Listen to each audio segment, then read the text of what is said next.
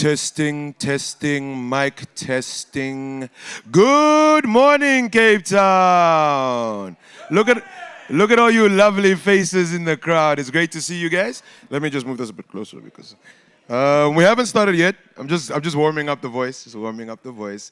As you are all, I hope, taking your seats and getting ready for what promises to be the greatest Bitcoin conference in South Africa. I would say Southern Africa because there is none on besides us right now. My name is Nikolai Shongarero, or Oken, as most people know me. I see most people are starting to pull in, so I'm just going to give them a couple of more seconds, not minutes, seconds. Jabu. Jabu, can you join me on stage, please, sir? So I'd like to introduce you to one of my current co-hosts, Jabu. Jabu, please introduce yourself. Hello, everybody. I'm Jabu, Jakes, Bitcoiner, been here for a while, slacker. I'm here for the people and for building stuff that others can't take away or tell you not to. It's what matters. Stoked. This way around is good. And just happy to be here, man, to share ideas and to bounce them around with each other. And we're building in the open source. This is open source building. We share, we grow, we learn from each other.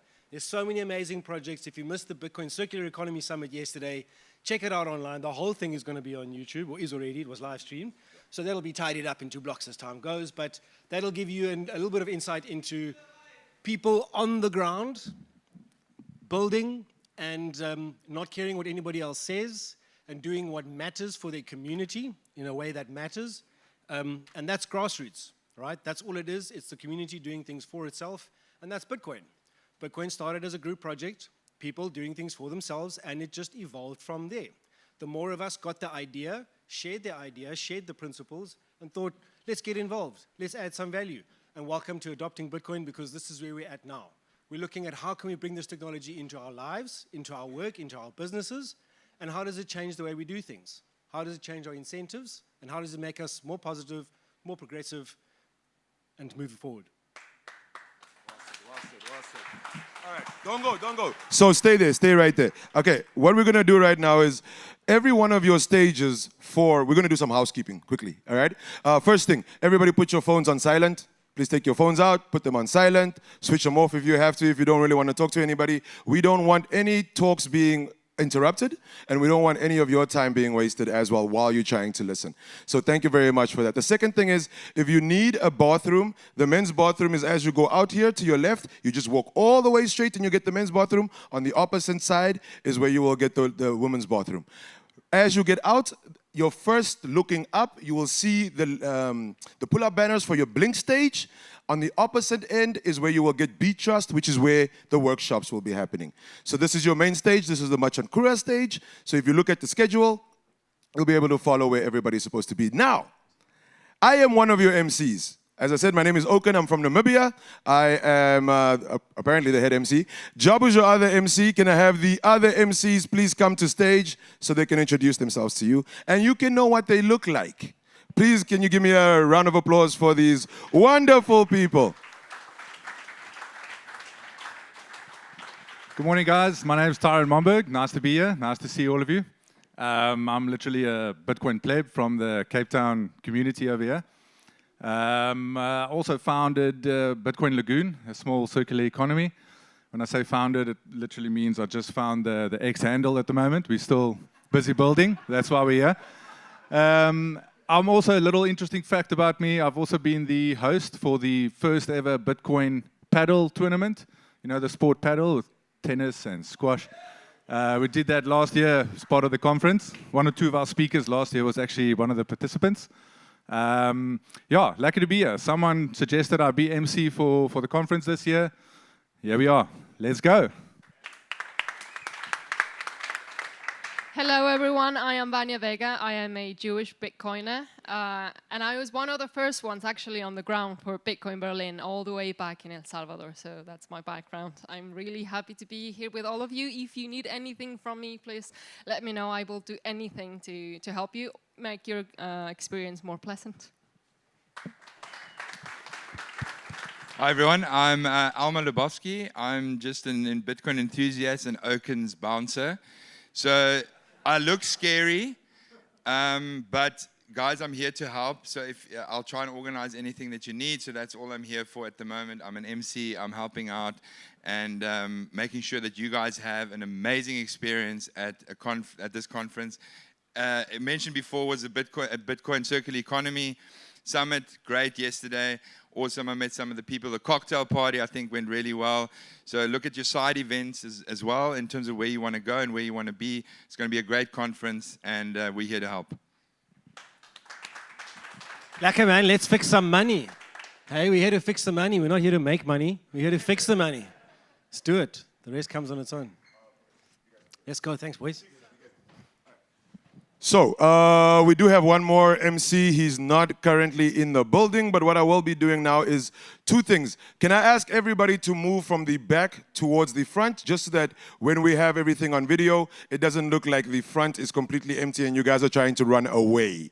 So if you could move closer to the front of, then people can slide in at the back easier and don't have to walk past you.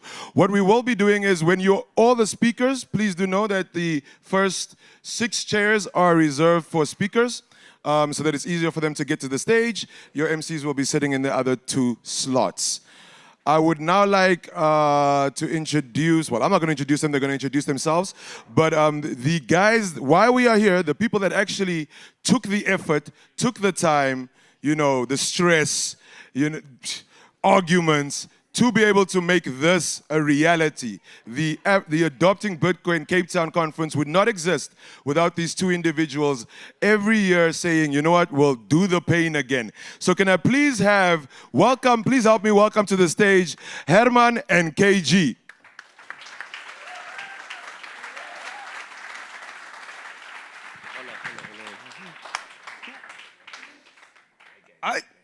So yeah, hello everyone. I think it's wrong to say the 2 guys because technically there's one more guy there who's sticking his head out called Max, right? Who's actually, this year's champion, right? And yeah. So yeah, to start it off, I have a few things to say, but not too much. First things first is thank you, and thank you very much for coming through.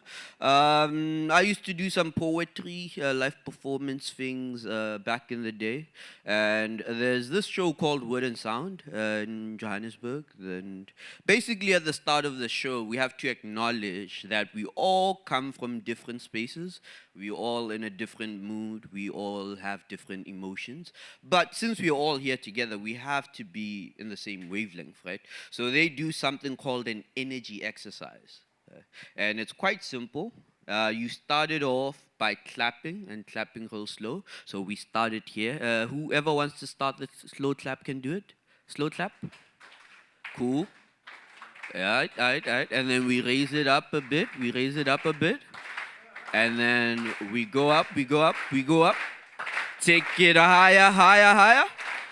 Make some noise! Stamp your feet! No, nobody stamped them? Okay, cool. So I guess we don't stamp feet in the Bitcoin space, but yeah. So yeah, that's the energy exercise, and yeah, I hope for the next day or 2, and well, it's a whole week because we're gonna go on the road trip later. Everyone is just sharing good vibes, good energy, great information. If it's your first time at a Bitcoin conference, basically feel free to talk to anyone in this room about anything, even another person who's here for the first time, because I generally feel like Bitcoin has a way of attracting great people, and yeah. So yeah, thank you, and I think that's about it from my side, Herman. You'll handle more formal things than I'm currently talking about. More formal? Yeah, cool. Sharp.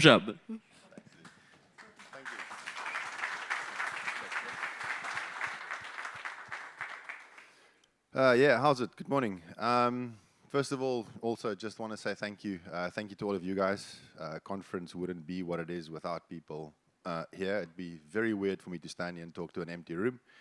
And thank you very much to the other people that made this conference possible, especially Max. Max is definitely the most important person. If we ever end up at an organizers meeting and Max doesn't show up, we don't know what the hell we're doing. It happened once where he had some issues and he ran late for 10 minutes. And for the first 10 minutes of that meeting, we sat there looking at each other, don't know what the hell, what are we doing? So Max really is the guy that pulls everything together. But yes, it was as a result of myself and KG coming back from El Salvador in 2022 and the experience at that Adopting Bitcoin conference that really motivated us to get this one going. And the fantastic experience about that conference was we also gathered in a nice air-conditioned room like this one. Everybody looked great. Everybody had their nicest clothes on. You know, if you wear makeup, you had makeup on, and we were there at the conference. Everybody's talking about these great ideas. And then what the conference did was, on the third day, they put everybody on a bus, and they drove down, and I mean literally down, because San Salvador is quite elevated, and so it's nice and cool. You know, in the evenings you can wear a bit of a blazer if you want to. They drove everybody down to El Zonte, and it was hot as a sauna, and everybody stopped pretending that they're trying to look nice because everybody was dripping with sweat. And the entire conference was there, and it was great because I got the feeling of like, well, this is what a conference should be all about. A conference should, there's no point us sitting here talking to each other about nice ideas if out there's not much happening. I mean, what's the point, right? So that inspired me to say, well, that's the kind of conference I would like to do. I would like to have a conference that brings reality here and then take people from here out to reality. So with that, there's a couple of things that you guys might not be aware of that's happening around the conference, which I'm particularly proud of. We've been doing the road trip for 3 years running. This year we made that way more professional, and it's sold out. We're fully booked for the road trip. That's I think 26 or 27 people going on a road trip after the conference to see real-life adoption, circular economies, including Kgothatso, which is the project we run, and a bunch of other circular economies, because there's a hell of a lot of real adoption happening in South Africa. We also had the first Circular Economy Summit yesterday, which is great. We had a lot of people on stage talking about their projects, people that wouldn't normally end up on a stage, but we gave them the opportunity to come and talk about their projects. So that was fantastic, and we'll definitely do that again. Other than that, yeah, I mean, it's been a tough year. We don't have the number of people sitting here that we had last year, but we have more people sitting here than we did the first year. So it's kind of like Bitcoin, I guess. 5 steps forward, 3 steps back. 5 steps forward, 3 steps back. And if we can keep that up, I believe we're going in the right direction. There's a few things I'm very excited about at this particular conference. We're going to have a talk by what I think is one of the most exciting Bitcoin companies in the world, Money Badger. They've had a massive year. And it's yeah. They've done some very, very, very real things. I mean, it is the most incredible experience to walk out to any one of a number of shops and just pay with Bitcoin. And the people behind the counter have no idea that you're paying with Bitcoin. And they don't have to change anything on their POS systems. They don't need any extra training. But I can live on a Bitcoin standard. I don't need to hold fiat. They've had a really, really big year. So I'm really looking forward to that. I'm also looking forward to a debate that we're having around privacy, and the institutionalization of Bitcoin, because that's personally one of the things I'm a little worried about. I understand that Bitcoin is going to become institutionalized, but I'm not sure we should lead. I'm not sure we should let the people who do the institutionalization lead that effort. I think we should have a say from a grassroots perspective on how that happens. It's inevitable, I guess, but we can perhaps direct the direction. And the other thing is, I'm really excited about the number of circular economies we have here at the conference, and I'll be talking about that tomorrow. As far as I'm concerned, circular economies are not the most important thing about Bitcoin, but they are where the rubber meets the road when it comes to adoption. It's one of the most effective ways I've seen of introducing people to what it is that it's all about, is take them out to a circular economy project, show them how people are earning in Bitcoin, saving in Bitcoin, spending in Bitcoin, and using it as everyday money. Without the need for stablecoins or intermediaries or anything like that, it's just peer-to-peer value exchange. So I'm very excited. There's a bunch of circular economy projects here. I'm obviously not going to ask all of them to introduce themselves now. We did that yesterday, but you'll meet some of them. And if you go to the Kgothatso booth, you can ask people there to point them out to you if you want to. These are really people that are worth talking to. And they're working on the grassroots level. You can't go much further down towards the grassroots than that. That's as grassroots level as it comes. Other than that, the only other person I really want to thank is my wife, who's sitting in the back. She's tolerated.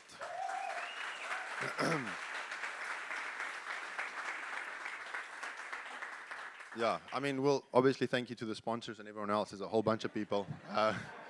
But the MCs will be doing those thank yous throughout the course of the day. I just want to say thank you to my wife. She's tolerated my obsession for many, many years, and we're still together, and our kids are still alive. And for anybody that's ever raised kids, you know that every year you think it can't become more difficult, and then the next year it does become more difficult. And that's what this year has been. Previous years have been as difficult as I can possibly imagine, and then this last year just became more difficult. So without her, none of this would be possible. Other than that, enjoy the conference. Hope to see you all here for the entire day and tomorrow. I know these are long days, but there's a lot of value here. And thanks again for your presence. Thank you. Thank you very much, Herman. All right, so we're gonna get started. I wanna tell you guys a quick thing. We're running behind time, as happens at all Bitcoin conferences. I'm going to try to have us catch up on time. We are going to go to a little bit even further back, because I feel, as KG said, you know, it's great when you're an artist and you've stood on these stages and you enjoy performing. Yesterday I did a poem because the guys needed a little bit of entertainment. Today I won't be doing a poem, but there will be entertainment for you by a very amazing poet.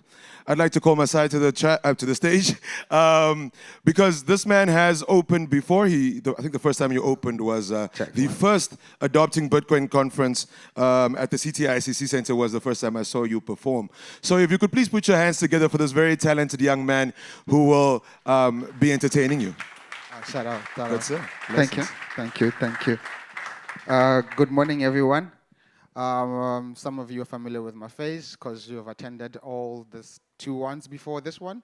And before I start with the poetry, I usually just take off my hat for dreamers like you. The type of work that you guys are doing, the type of imagining a different world, it requires a level of innocence, a level of childlikeness that a lot of adults, a lot of us might have lost along the way. You know, you sort of have to look at something that is rigid as almost clay-like. You know what I mean? Because you have to figure out how this thing that is rigid, how do you mold it? How do you transform it into a better future for all, especially when the very thing seems to be pushing against you. So when I was writing this piece, I wanted to transport all of us to a specific time, which one of the most difficult thing about opening for Adopting Bitcoin is that I'm performing in front of an audience from across the world. How do I find something that we all sort of relate to? But I sort of think I found it, this child wonderness. So please come with me to this very specific time of my life, to which I think we all share at some point. So it is my 12th summer. I am still twig-sized and wet bones with dreams not yet tainted by truth. I am gullible in my stride and I am careless with my teeth and youth to be young again. I'm in a classroom packed filled with restless rascals whose attention has long left the teacher's hand like sand slipping through her fingers. The minute hand is losing a fight against gravity towards the final hour, and the bellboy's hands are just itching. On the table, you can see paper planes, pens, pencils, snout, a head of a sleeping boy who had too much for lunch, carvings of engravings of declaration that Thabo was here. You can see graphite, gum, calculators, cards, coins, a carelessly curated chaos by the cunning and the curious. The teacher is hunched over a sea of papers, casually marking out our future, every tick and cross, and ingredients to the concoction we would later be. Look at us now, all marked and molded, shaped, sized, and submitted. A rumor breaks out at Group B. Like a murmur of mystery moves from table to table until a strong hush from a teacher slows it down. But not quite. The message is moved under the tables and flown over with folded paper planes by master craftsmen. Me. Everybody knows now. Andres, my friends, claim to have seen a black car that is parked behind the school. Maruping confirms this. Peter's doubt is quickly swallowed by Lebo's testimony. The teacher cracks her voice like a whip cutting through the noise. But it is too late now. The tables are swept clean in preparation. The beeping on the bellboy's watch signals a 10-second explosion. 10. He reaches for his bell and he heads out the class. 9. Me and my friend, we take off our shoes because we are convinced that running barefoot is somehow faster. 8. I wear my bag and I tie my strap around my waist. 7.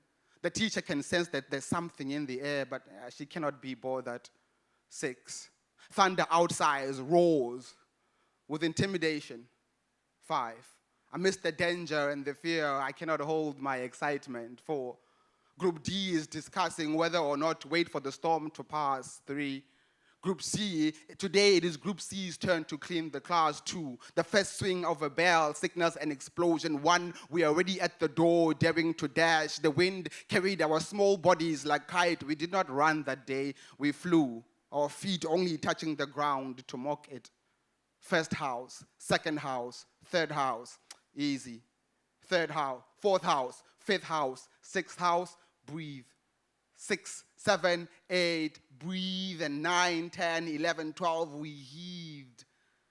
But we were fueled by fear and favored by youth. No myth of a black car would stop us. But something else was on our heels. Or to be more precise, it was above our heads. It announced its presence from atop corrugated rooftops. Wah! Like an army on our tails. Wah! The rain made it sound like hail. Wah! Home was only like 12 kilometers away. Wah! We ran, we outran the myth of the black car. We ran, we outran our innocence. We ran. Someone should have told us to slow down, but we were too busy running. We did not notice what we were losing. Well, the rain did catch us, though. We stood no chance. Boy, someone should have told us to slow down. Thank you. Wow. Yeah, thank you. Wow. Sure. I mean, Hit the power. yeah, keep clapping your hands. I want to Yes. clap hands too. That's Yes. that's the energy we want at There's this an energy, conference. yeah. That's the energy we're looking for. Underlying, The energy coming. you guys are giving is what we're looking for. So I've got goosebumps. You know. It's, hey, that was worth the time. That was worth taking some of your 5 minutes away from you, right? Now, let's all just breathe a bit, because what a poem. Sure, man.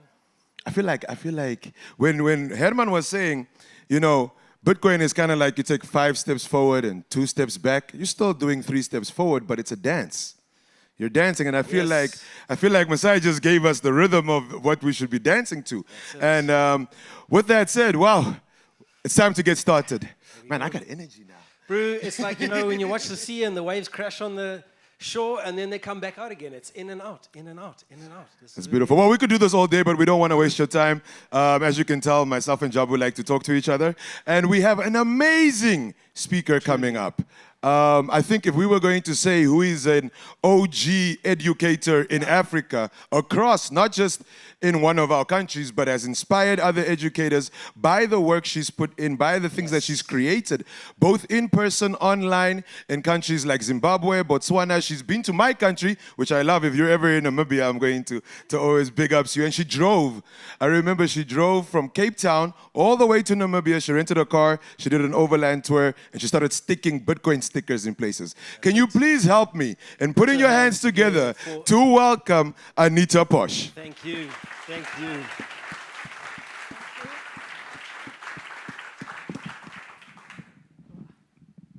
Okay, oops. Oh, no.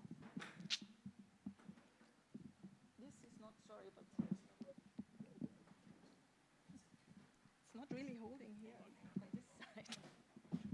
you do it, please? It's not moving. Yeah. Okay. Okay. Hello. Hello, good morning. Great to be here again. Lovely to see all of you. So, hello everyone, and thanks to the Adopting Bitcoin team for organizing this conference for the third time here in Cape Town. It's also the third time I was invited to speak, and I'm really honored to be here today. On the conference website, it says, okay, yes. As the state's decline leaves critical infrastructure gaps and with growing Bitcoin adoption, this conference is a must-attend to explore how Bitcoin helps people build resilient systems, replacing the failed centralized system. In my talk, I will address why this topic is important for each of us, especially now, and bring examples of how Bitcoin and related technologies are tools to build agency, stability, and bring dignity back into our lives. South Africa, like other African countries, is facing interconnected system failures, power cuts, water shortages, rampant corruption, and massive inequality. People blame politicians, politicians blame other politicians. But the main reason for a lot of the problems is the monetary system itself, that strips wealth from small savers and funnels it to those who already have capital. Debt-based currencies like the rand, US dollar, and euro give cheap credit to people with assets while locking out everyone else.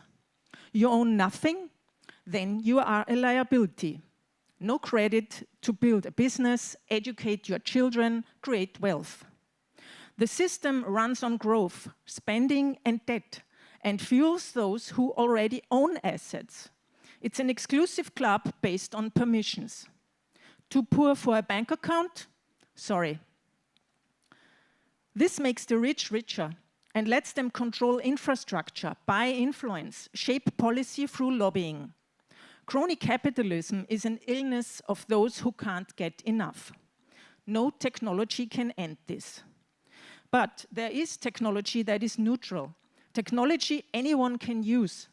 Technology from the fringes that enables people on the sidelines to regain agency over their lives, to opt out of a crooked system and rebuild their economic power. Forward-thinking people have opted out already. In places where banking has failed people entirely, or in situations where the government fails them, they are already using tools that don't ask for permission, building parallel systems that work. Only when people have agency and security can they be resilient in the face of change. Individuals and civil society are building these tools right now. Change is possible, as you will see. It's on us to grab these opportunities and rebuild our systems from the ground up. On January the 3rd in 2009, the Bitcoin network went online with the first public block being mined. Coincidentally, on January the 3rd this year, the USA under President Trump went to war against Venezuela to quote unquote run the country and make it great again. Just 10 days before, the USA bombarded parts of Nigeria to, quote-unquote, take out ISIS militants and protect Christians. I think these acts were just a demonstration of power. We can bomb anyone, anywhere. Additionally, Venezuela and Nigeria are rich in oil and natural resources. Trump also said, American dominance in the Western Hemisphere will never be questioned again. It's the usual interventionism that they sell us as in the name of peace, to install democracy, when in reality it's an imperialistic power grab financed with our tax money in our name. In essence, it is enriching the military and financial industrial complexes and their owners. So what can we do about this? Do we have agency? It doesn't seem so, looking at the big decisions that are being made. Military invasions for resources, corruption and kleptocracy, amassing power and capital for private advantage, disenfranchising and violence against women, people of color, queer people.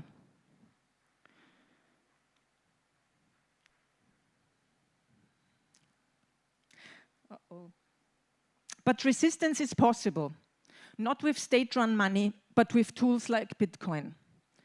Held in self-custody, it gives back agency to the people. Unlike state money, where the rulers decide on the rules and your money is at the mercy of banks and you need permission to spend it, Bitcoin is rules without rulers. Bitcoin is an exit strategy, and this is what it was made for.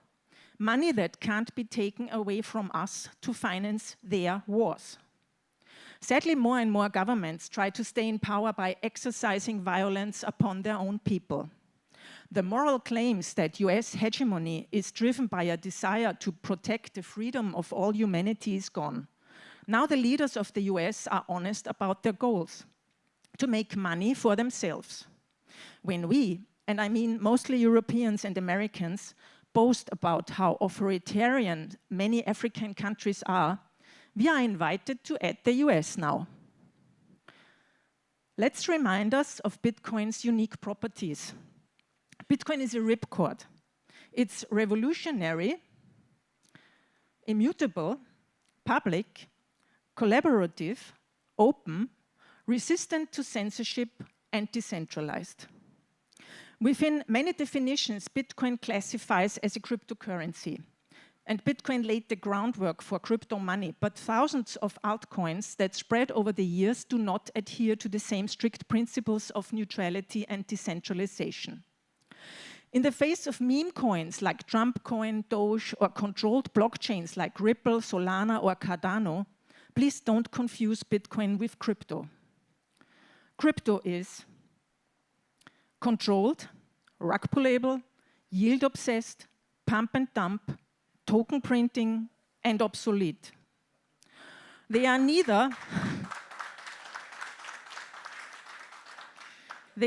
revolutionary inventions nor permissionless, neutral, or uncensorable.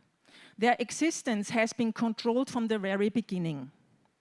Pre-mining offered advantages for an exclusive round of investors. Foundations and founders influenced the discourse around technical development and consensus. They are not the new or better Bitcoin. They are a ripoff made to enrich a few akin to a scam. Bitcoin's properties are the foundations of new tools that I have been testing in the last months, like BitChat. BitChat is an app that uses your phone's Bluetooth to send messages to people nearby. Each phone is a node in a spontaneous network. No centralized server, no mobile data or cellular services needed. Just a powered phone and Bluetooth. BitChat is public, collaborative, open, resistant to censorship, and decentralized. Why is this important? In March 2025, Zimbabwe's government throttled the internet to suppress protests. I experienced my first internet shutdown while I was there. Luckily, I had a Starlink receiver from Europe. So Zimbabwe licensed units were likely shut down too. Internet throttling on election days has become common in authoritarian-ruled countries. Under the guise of national security, governments stifle demonstrations and limit free speech. Uganda faced internet shutdowns during the 2021 elections already. Ahead of the recent election this month, opposition leader Bobi Wine was promoting BitChat to bypass government control. Following this, the Uganda Communications Commission warned that the government can disable BitChat, and after the election, the successful neutralization of the BitChat messaging platform was celebrated. But a technical neutralization can be ruled out with 99% certainty. But the government could have infiltrated the network with paid collaborators to control the message. The government could also try to block app stores, and I think this is what they did. But BitChat is available on alternative platforms like Aurora Store or GitHub too. So their celebrations are very likely just propaganda.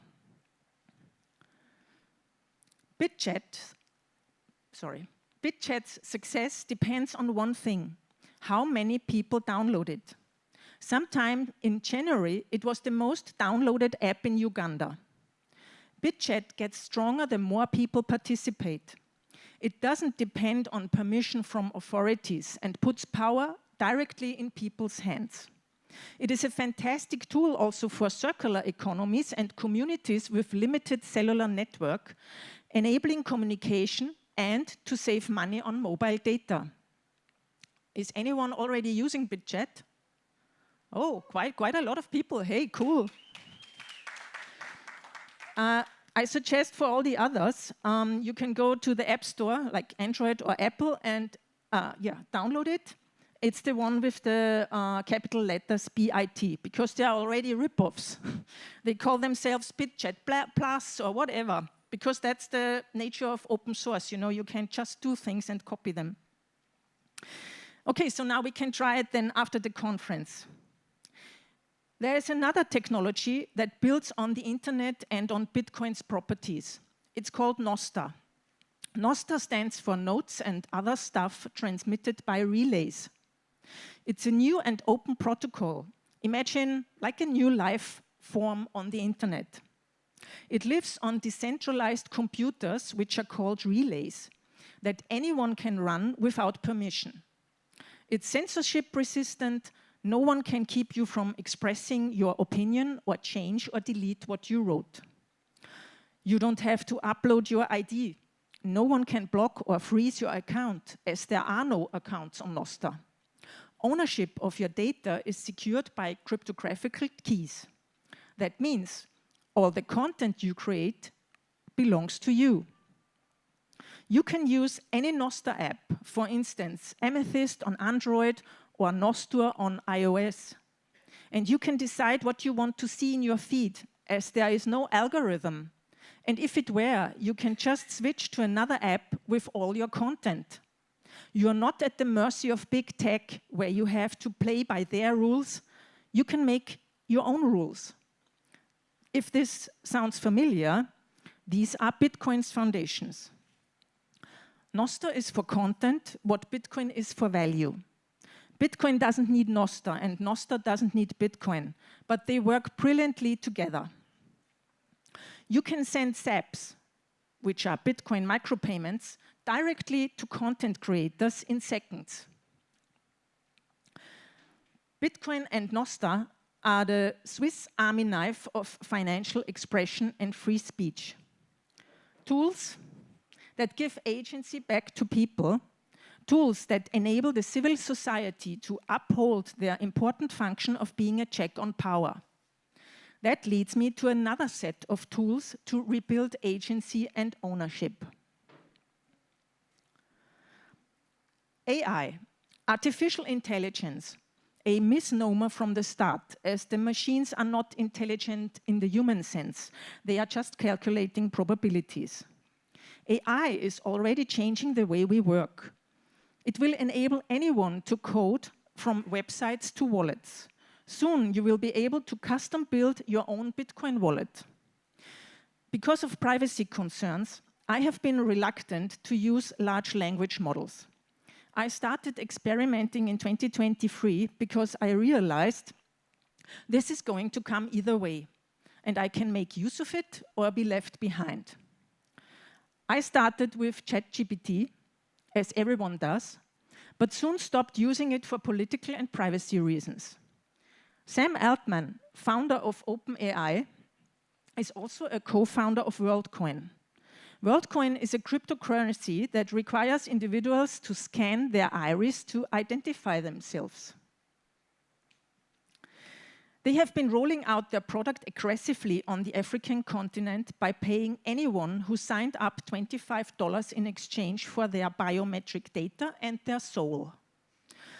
In Kenya, WorldCoin became the subject of a 2025 court case and was rightfully instructed to delete all data.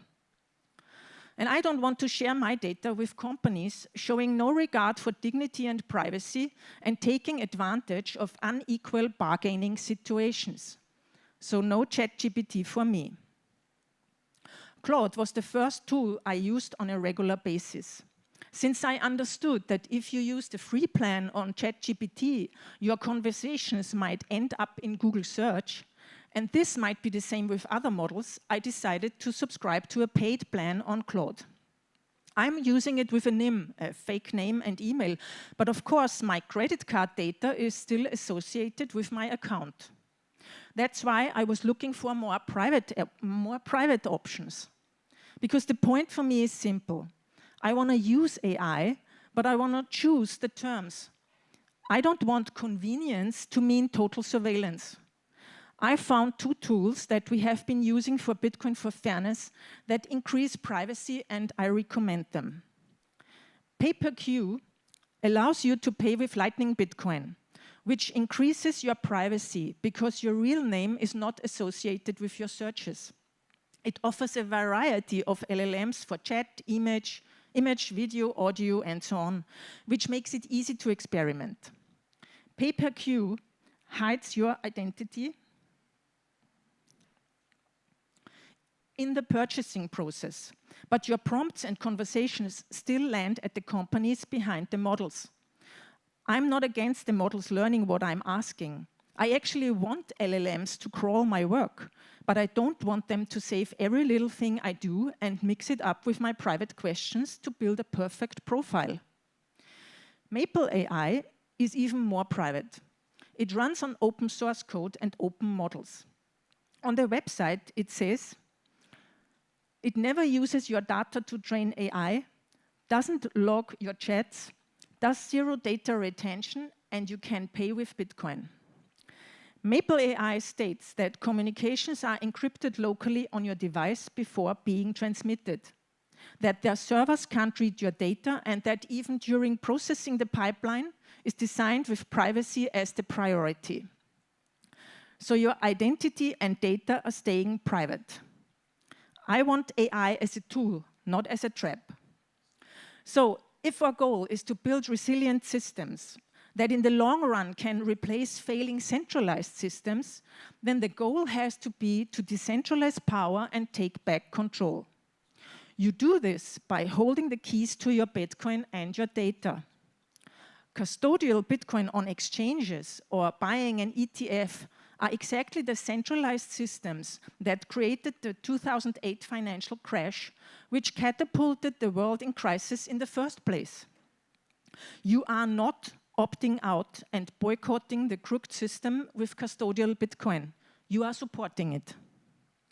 Bitcoin's uniqueness comes from the possibility to own it, its censorship, resistance, and neutrality.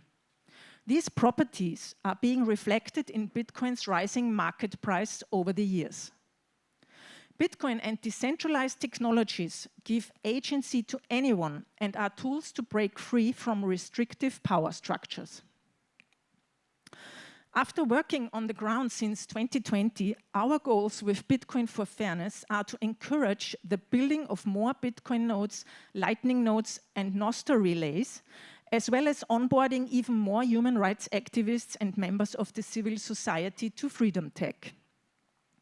We invite aspiring community builders and developers to apply for a Crack the Orange scholarship that 113 scholars have already successfully completed in 17 or 20 African countries. You can talk to my colleague Francis over there, filming, about how to apply. I'm excited to see some Crack the Orange graduates being speakers at this conference. They contribute significantly to Bitcoin adoption on the continent. With adoption comes centralization and more regulation. It's important to maintain Bitcoin's permissionlessness, neutrality, and censorship resistance so that anyone can own at least a handful of Satoshis to gain agency and control. It is time to opt out. If you want to stay informed on power, agency, and tools, please subscribe to my newsletter at anita.link/news. Thank you. Thank you, Anita. The first time I ever heard Anita speak was at the Africa Bitcoin Conference in December 2023. And ever since then, I've never seen her let up on sovereignty, technology, and calling out anything that puts any of those principles that we care about so much at risk. So thank you, Anita, for your work. We appreciate it. Where we've got Stafford Maisie coming up here. We all know who Stafford is. We should know who Stafford is. Those of us who are South African who've watched the business news talks online, we've seen Stafford orange pull some of the biggest names in business in South Africa. So we're very happy to have Stafford here and very grateful for his time. Please give a warm welcome to Stafford, who's going to talk to us about ABC and Bitmark and everything else. Everything else. Can I take that mic? I think this one. Let me take. Okay, there we go. Okay, awesome. Thank you. The last time I was here, I'm actually going to do a recap of some of the things we said the last time because when I got up on stage last time, remember I was putting up all the challenges that we were having in South Africa. And this morning, some exciting news happened, and I think we've done a lot since the last time. I'm seeing some familiar faces. Hi, everyone. So last time we were here, we spoke about a strategic Bitcoin reserve. Remember, we mentioned that. It was in the news. We made noise about it, etc. And we kind of had some rationale around it. IFWG, I put it up on stage last time when I showed there was a clause. Remember the Intergovernmental FinTech Working Group had actually published out guidelines that stopped companies on the JSE issuing out securities that were backed with anything crypto related, right? There was like it was outlawed. That was the last time I was here. There were no tools really that the regulators were using. We had a lot of regulation that was kind of open and friendly in South Africa and lots of changes, but the big challenge was no tools, right? And that's a big challenge with our regulators. So as much as we want to be free and as much as we want this like anarchist derivative, the point is that oh, must I speak closer to the mic? The point is that a lot of regulators, when they publish out these laws and things, then they actually need tools and services to manage this. And if they mature our industry, then Bitcoin adoption will flourish. The challenge that we have with Bitcoin adoption right now in the country is regulation, and this will grow up. We spoke about Bitcoin mining. I remember Karel de Jager got up, and he actually spoke with me last time, and he has that thesis where he got up and he said, if Eskom had mined Bitcoin from, I think, 2020 to 2025, January, they would have paid off their debt and they would have had about $200 million worth of surplus, and we proved that scientifically if they had listened, right? That happened. And there was no Bitcoin treasury company in Africa. Well, let's start from the top. So where are we right now? This didn't happen, but that's okay. I'm speaking a lot. So in my individual capacity, I engage with the South African Reserve Bank a lot about not crypto, Bitcoin. And this is a big challenge. The biggest challenge that we have in South Africa right now is that we've got crypto regulations. And what we need to do is articulate why Bitcoin is not part of that story, that it's actually separate. And this is an ongoing educational exercise and engagement. I love what the Free Market Foundation published this week. Thank you for putting that out. It was Bitcoin. You made it very clear. It's not crypto, it's Bitcoin. And I think that's so important. Because you cannot regulate properly if you don't differentiate between shitcoinery and the Immaculate Conception, right? You just can't. There is only one digital commodity. There's only one asset without an issuer that's digital in the world today, and that's Bitcoin. And if you don't see it that way, then you really struggle with regulation, because then you allow the gates to open up. So example, when we engaged IFWG, Warren Wheatley's in the room here, Karel's in the room, Vian's in the room. These are people that have worked jointly with me to engage the JSE, FISCA, SARB, IFWG, etc. And what we managed to do is actually get this changed. So now companies on the JSE can actually issue out securities backed by crypto. But here's the challenge, and this is where the hand clapping is to pause. The challenge is they took the clause away, and now it's crypto. And that's not what I wanted. What I wanted the clause to change to was that if you issued out a security and it was backed by Bitcoin, then that's okay.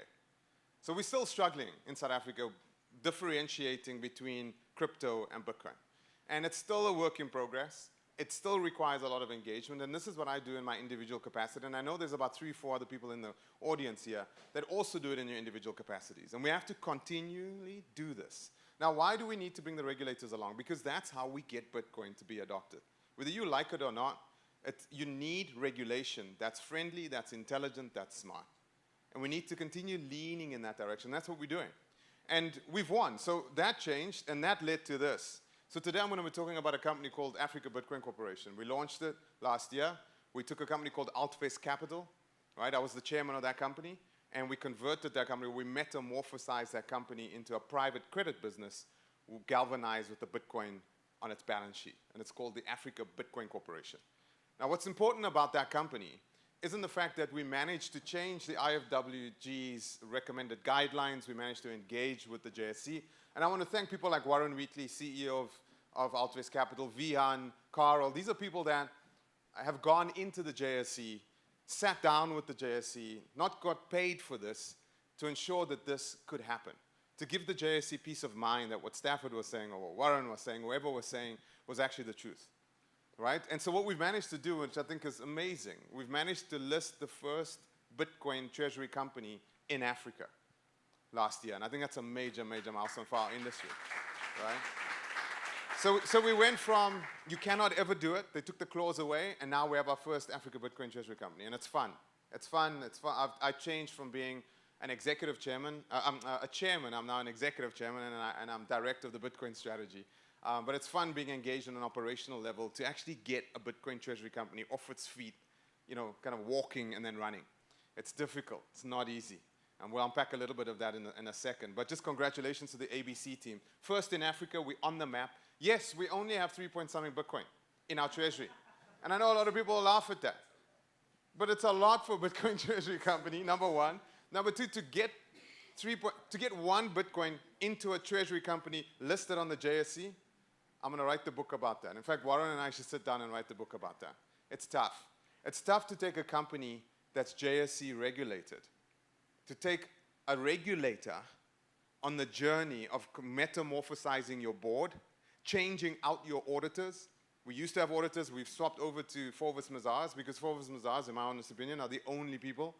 If you're going to do any crypto auditing and governance checks, they're the only company, in my opinion, because they've got the skill sets and the competency inside. Right? If it wasn't for one gentleman in here, and I'll call him out, if it wasn't for Vihan, I don't know if we'll be able to do this with the JSC, especially the novelty of some of the things that we're doing. Because we're not just taking Bitcoin and shoving it on the balance sheet and then waiting for the price to go up, like every other Bitcoin treasury company out there. There are also shit Bitcoin treasury companies, just like there are shit coins. Right? There's people that just hoard Bitcoin, and they're just waiting for the price to go up. Ours is a little bit different. Right? We're doing an impact story around it. We believe with our Bitcoin, we can actually have an impact, not on BTC yield only, but on human yield. And I'm going to talk about that in a second. So that's really, really cool. So that company's come about, but it's tough, guys. It's not easy. It's regulation. And so if you try to do things with your Bitcoin, then you need people like Forvis Mazars in the room to oversee you, to report back on you, etc. To change your board into folks that have the competency from an audit and risk perspective to understand what you're doing, to buy your first Bitcoin in a custody manner that's truly secure, cold storage, multi-jurisdictional, internet. You want to go through that journey? That's why we've only got 3-point-something Bitcoin. And so, but what we've done is we built the substrate. So from here, I'm very excited about 2026. Okay, I have to be careful. It's a publicly traded company. I'm not encouraging you. I'm not doing anything forward-looking. I'm just very excited about where we are. So that's been huge. Tools for regulators. I think Carl is speaking today. Silver Sixpence, incredible company. Definitely one of the top companies in the world when it comes to reporting and analysis of crypto, multi-blockchains, multi-wallets, etc. They've built out an incredible tool set. That tool set is now being adopted by the South African Reserve Bank, and that's a good thing. Because now they have the ability to look in, and they need to have the ability to look in. And we need banks to have the ability to look into CASPs.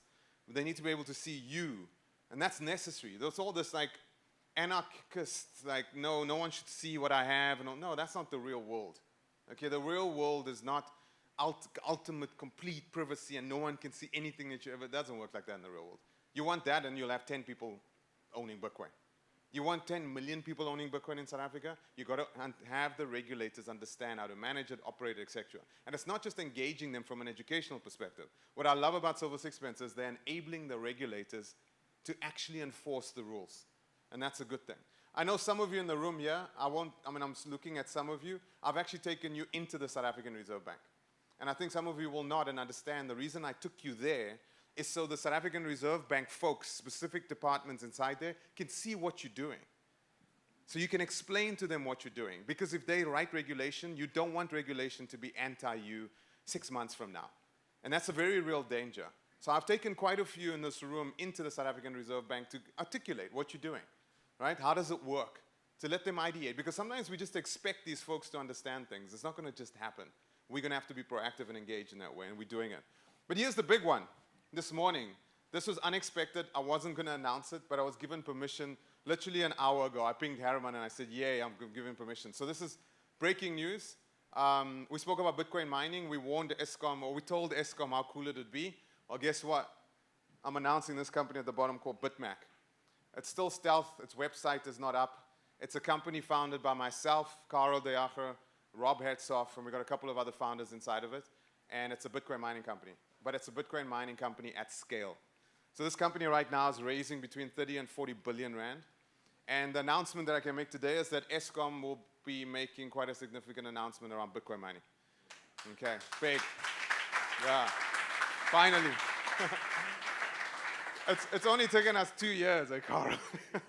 It's taken us 2 years to get them over, but we finally got them. Okay, so we're very excited about it. I can't tell you exactly the details around it, but I can tell you it's hundreds of megawatts in the short term, and it's gigawatts in the medium term.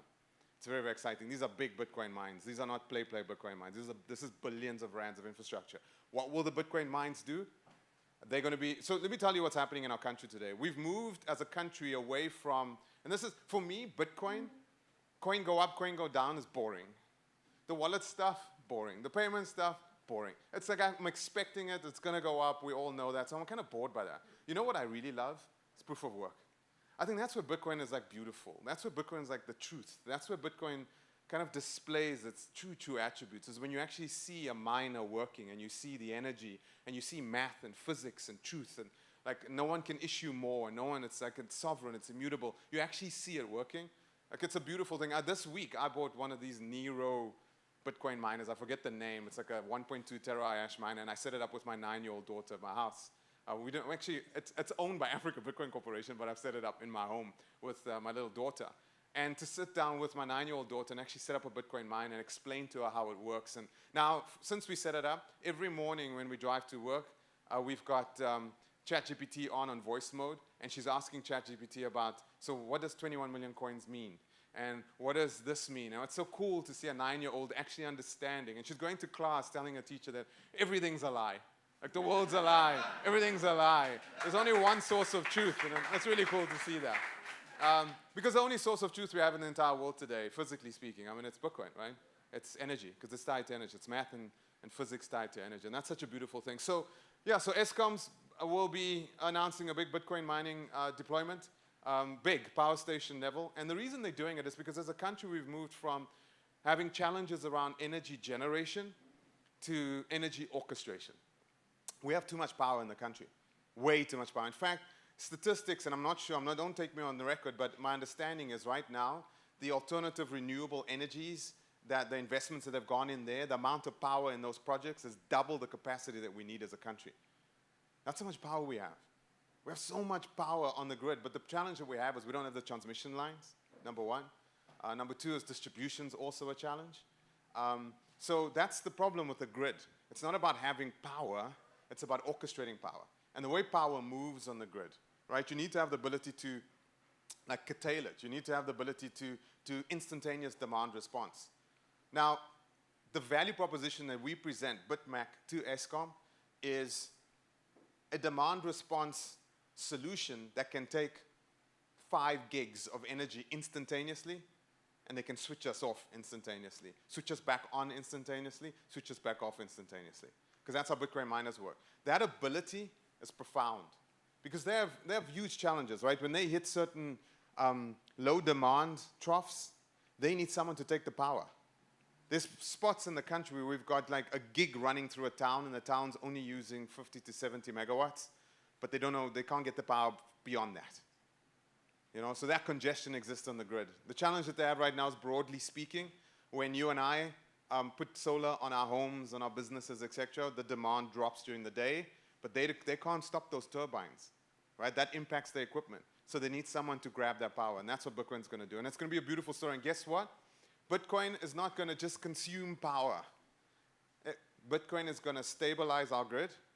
Bitcoin is going to allow a monetary angle to finally personify so they can build out the necessary transmission lines and infrastructure. It's going to mature our grid. we're already seeing Bitcoin miners performing well in the United States. That's why the hash rate, I don't know if you've seen the hash rate over the last few days, has dipped 20 to 30%. That's a beautiful thing because in the United States, all those people heating their homes, needing like warm air cons, etc., because of the cold snap over there, the Bitcoin miners just shut down, so the hash rate went down 20, 30%. Because we have that ability to do that. You can take us offline, and you can bring us right back online. You can throttle us in real time. Now, the beautiful thing about this is it matures the grid, it stabilizes the grid, but it also makes the grid ready for the hyperscalers. Hyperscalers, when they put in infrastructure, the big challenge that we have with hyperscalers, they throttle energy use. So when they're doing inference compute, right, the energy signature is horrible. It looks like that, right? It's not stable. So Eskom doesn't like a hyperscaler attached to its grid. But when we put in these Bitcoin mines, you know what comes right behind us are the hyperscalers. Why? Because they can put their compute behind the Bitcoin mines. The Bitcoin mines give them a stable energy signature coming towards them, and they represent a stable energy signature towards the grid. So when they power down, we power up.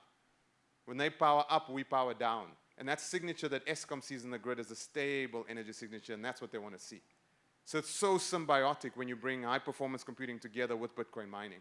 And the nice thing about high-performance computing, guys, they pay a lot for power. Because in the world right now, we don't lack data anymore. We don't lack compute anymore. What do we lack? We lack electrons. Right? So the world's hungry for electrons. AI needs electrons. So what we can do now with Bitcoin is modernize our grid, stabilize our grid, and enable our grid to spawn these new generation of services and foreign direct investment, which is so exciting. So we're talking to the biggest Bitcoin miners in the world to partner with us, and through them, we're talking to the biggest hyperscalers in the world. And that's fun, right? And this is what Bitcoin can do for a country. This is what Bitcoin can do for a nation. It's not just freedom around payments and cross-border stuff and owning your wealth and all that. Those things are critical. Those things are important. But what it does from an infrastructure perspective is profound. And I'm very excited. So that's an announcement today, and we'll keep announcing. I want to say so much more, but I don't think I should. Hey, I think I'll leave it there. But it's very, very exciting. In fact, next week we go to a major power station. We're going to see where we're going to deploy inside of it. And it's so exciting to see the Eskom engineers excited about something. And you know what? When we came along and told them about what we can do, they were like, bullshit. It's like, no way. What, you can just like take 500 megs of power? Do I just give it to you? Yeah, and then I switch you off. Yes. Like, they don't understand that, right? I mean, a smelter needs, at minimum, I think 4 hours to 4 days of notice to shut down a smelter. So when they need the power, they call AMSA, they call Trans Alloys, they call all these companies, say, shut down, we need the power. Those guys, at best, is a 4-hour notice, right? But it's usually like 3 to 4 days, and then then they get the power back. Now, they can get the power back in a nanosecond. That's extraordinary. And they can give us that power in a nanosecond. They can switch us on and off like that. That's extraordinary. So we're very excited. We'll be deploying PV solar plants with it. So in the day, we'll do that, and at night, we'll do like off-peak stuff. And if you want to talk more about it, Carl's here. So if you guys see him in and around, I may have to fly out later, but he's around and ask him stuff about it. It's really cool. And hopefully the next time we get up, we can actually have someone from Eskom and we can show you a deployment at the next Adopting Bitcoin conference, all right? Well, that's fun. So we've announced that. Next slide. Let's talk about the first Bitcoin treasury company in South Africa. Okay, now, this is very, very important because this is not just a Bitcoin treasury company. We took a private credit business. Now, what's a private credit business? A private credit business like Altvest was before. It still has the private credit business called ACOF, Altvest Credit Opportunities Fund. That issues loans to emerging businesses in South Africa, and now Pan-African. So what we do is we go to large capital allocators. We go to pension funds, etc. And we create a fund, and that fund gets deployed to SMMEs who would never have been looked at by a bank. A VC will definitively not look at them, but they've got all the elements that our analysts believe will scale. Right. So we're helping, and what I love about the business at its core, it helps, and it's skewed towards helping Black African female entrepreneurs. And it's quite extraordinary to see what these women are building. And all they need is for someone to understand how they work. Now, we've got someone on our board. His name's Gigi Alcock. Read these books. He wrote Carsonomics. He's written quite a few Carsonomics books. And he guides a lot of the thinking around engaging in this sector. Now, imagine when Warren and I sat down, what the beauty of the core was what Warren had built, right? I came along. I was chairman of this business, working with him and building it out. We've raised, Warren, what do we have under management right now? That's 150 million? 500 million. So we have so R500 million of private credit capital to deploy into SMMEs. What's amazing about the company is its loan book. It's thousands of jobs. It's incurred already. It's 3 years old, JSC listed, and its default rate is 0.08%. That's extraordinary. That shows the work that the analysts do to truly verify the businesses that they fund, number one. And number two is it shows how investable our economy truly is when you take a look at the entrepreneurs that we have. The latent demand for people that want this money, Pan-African, is about 350 billion US dollars. That's how big the total addressable market is. Now, could we raise capital? Let me give you the story. I'm jumping slides, but I think it's better for you to look at me than just look at slides. We'll get to the slides in a second. Now, the biggest challenge with a private credit business is when it raises its capital from pension funds, it's what they call its average cost of capital, or its cost of capital, is 12 to 15%. So it then puts a margin on that. So the loans that you see in South Africa today, one of the cheapest is around 18 to 20%. It's usually 20 to 30% if you want a loan. That's if you do it in the fiat way. But guess what? If you take Bitcoin and you build up a balance sheet of Bitcoin, you can do a loan to value that is very conservative.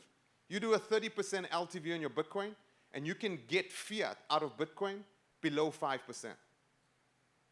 You take the 5%, you shove it into the private credit business. You have a mandate that says for every 2 that you put in, I put in another 8. Suddenly the 2 million that you get out of 3 Bitcoin becomes 10 million that you can deploy into an SMME. Then it feeds back up into the Bitcoin from a profit perspective, and it builds the Bitcoin back up again. That's the model. That's why Saifuddin Amus joined our business. We personified what he wrote in the Bitcoin standard and the fiat standard. We're bringing fiat to its knees by galvanizing our balance sheet with Bitcoin. We're the first Bitcoin treasury company in the world that's a private credit-based Bitcoin treasury company. We're the first Bitcoin treasury company in the world to do what we're doing with Bitcoin. Michael Saylor takes Bitcoin and he attacks with digital credit. We take Bitcoin and we attack with private credit. That's the difference, right? In his market, he's got low yields, but lots of capital. In our market, we have high yields, right? But very little capital. So what we need to do is take the Bitcoin and translate that Bitcoin conservatively into impact through our private credit business and then feed it back. This is novel. It's incredibly impactful, and I can't wait for the scale that you'll see moving forward. So let's take a look at it, who we are. So we listed right now, South Africa JSC. We did the Namibia Stock Exchange, and the reason we did the Namibia Stock Exchange to prove that we could do dual listing. And our plan is to go, if you look further down, we're going to be in the UK, Botswana, Zimbabwe, Uganda, Nigeria, Eswatini. So these are markets that are ready for us to dual list on their stock exchanges. Okay, and they have mandates, etc. USA, we did a presentation this week. In the USA, was it this week? We did a presentation on OTCQB, and the reception's been amazing. Warren and I are getting on a plane, I think, next week, and we're away for the whole of February, and we're literally just fundraising on the East Coast of the United States, meeting with large capital allocators. They've never seen anything like this, and the cool thing is we de-risk Africa for them. Because when they buy our equity, we convert the equity to Bitcoin. The Bitcoin goes into the private credit engine. They get exposure to all that demand without the Africa risk, which is really, really cool for them. And now our plan is to globally list. So we're in Frankfurt now. We're in the US now. We'll be in London soon, in the UK, and onwards we'll go. So what we're doing is Pan-Africa listings, Pan-International listings, combining the two from a liquidity perspective. So the substrate is slowly building up. We're very excited about it. So this is our balance sheet. Now, the two things that I spoke about already, take a look at it. That's our average loan rate. So if you lend from us, there's some of you in this room that we've lent to, right? There's emerging businesses, startups in this room that have done debt equity from us. And that's the lending rate over there. That number is important. The other number that's important is, where is it? Did it disappear? The number down there, 0.08%. That's our default rate. But take a look at how expensive it is, right? But if you take that and you bring Bitcoin along, then Bitcoin breaks the back of that, which is extraordinary. And you can go off and lend against that at less than 5%. And it changes the game completely. And that's our game, right? So massive SME funding, 350 billion pipeline. Banks don't serve our SMEs. Investors globally are looking for yield. That's why Michael Saylor's STRC is so popular. Why? Because there's yield starvation in developed markets. Like in Switzerland, yields are low, like real low, like they're below 3%. You go to Japan, the same. You go to the States, they're below 10%. We present yields in Africa between 18 and the low 20s easily. And you can still do those lendings at those rates. So big margins there. This is how it comes together. I like this slide, but I like the slide that comes afterwards. The team built this slide. It's really cool. The Bitcoin Treasury Company, the core operating business, and you see how synonymous they are. But this is the one. I'm going to end on this one. Take a look at that. It's kind of our iceberg. On the top is our Bitcoin Treasury business. This is how we'll do the traditional Bitcoin Treasury thing. We will sell equity in an accretive manner based upon our MNAV, right? And we'll take the proceeds from that and we'll build out our Bitcoin balance sheet. And when we build out our Bitcoin balance sheet, we will do a very simple thing. We will take that Bitcoin, we will do an LTV of 30%. So if Bitcoin drops by more, if Bitcoin went down 80%, we'll still be fine. The entire business doesn't care about the Bitcoin price. Where are we getting the money from? The liquidation rates on those loans is in the 80s.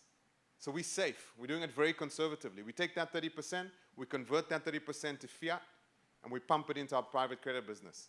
And we fund SMMEs that are double securitized, and boom, that profits feed back up and again. And that's what you see happening. You've got the private credit business at the bottom. Now, what's important about this is the following. That's step one. And this is what very few people understand. Step one is taking Bitcoin and bringing fiat to its knees, step one. Step two is enabling those SMMEs to do Bitcoin bonds with us. So we want to, hopefully sometime this year, issue out loans to SMMEs that are like BitBonds, hybrid loans. So if you take 5 million Rand from us, we'd like you to take the 1 million Rand and buy Bitcoin and hold it for the term of the loan. And if you do that, we'll drop the interest rate a little bit on the loan because you're securitizing your loan. And we're enabling you to be our Bitcoin hodler because after time, we'll split the proceeds of the Bitcoin 50-50 with you. See, we're orange pilling SMMEs. Also, what we want to incentivize those SMMEs to do is accept Bitcoin in their businesses. It's part of our challenge. We want to work with Money Badger. We want to work with all these companies to come along and educate these SMMEs around Bitcoin acceptance in their businesses and savings in Bitcoin, right? And we want them to take their Bitcoin, and this is another product that we've built. We announced this product last week, or this week, or last week. It's a Bitcoin yield product. If you've got Bitcoin, you deposit your Bitcoin into our treasury, we'll give you 3 to 5% yield if you're willing for us to hold on to it for 3 to 5 years. So if you got Bitcoin and you want your Bitcoin to grow outside of just money go up and hodling, we'll give you 3 to 5% on your Bitcoin, but you've got to keep it with us for 3 to 5 years. We'll give you 3 to 5% and you keep it with us for 3 to 5 years. Okay, we've just announced that. So you Bitcoiners out there, if you want additional yield on your Bitcoin, please feel free to contact us. But the point here is, and I'll end with this, is this thing on the far right, is human yield. As much as we driving for Bitcoin yield, Bitcoin per share, MNAV and all of that, the key thing that we're driving is human yield. And what we've determined is 1 Bitcoin raised in our balance sheet equals 5 African jobs. And we'll keep tracking that. If you go to our analytics page, you'll actually see that it tracks human yield. Thanks so much for your time today, everyone. Thank you very much. Put your hands together for Mr. Stafford Massey over there, guys. He's put me in a lot of trouble in Namibia. I get a lot of phone calls and they ask me, what is this that's going on in this listing? And I'm like, guys, we'll have to give you a little bit of info later. So anybody that wants to have any questions, please do find him and do ask him all questions about Bitcoin yield and yield on Bitcoin. So we are running a little bit behind. I will be taking some of your break time so that we can catch back up. But at the point in time, I'm going to ask both Carl van Wyk and Carl de Jager to come up, and Fluffy Pony. We're going to have a talk about privacy, security. These guys are experts in things that people think I'm an expert in. I just like to read and talk a lot. So they will be the... You only need 3, right? Yeah.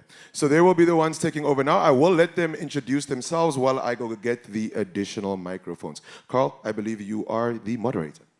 That's right. My name is Carl. Thank you for attending today. Welcome to all of our guests, local and international.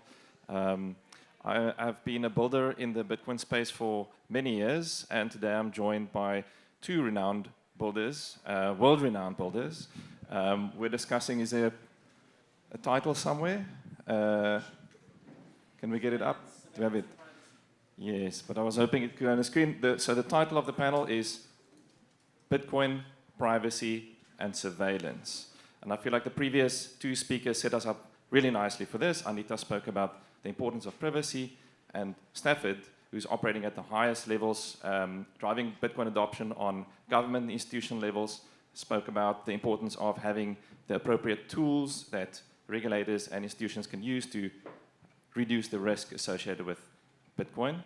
And so just before I introduce our two panelists, I'd like to root us today in the soil of South Africa. And I want to quote from our wonderful Constitution, specifically the Bill of Rights, section number 14, which states,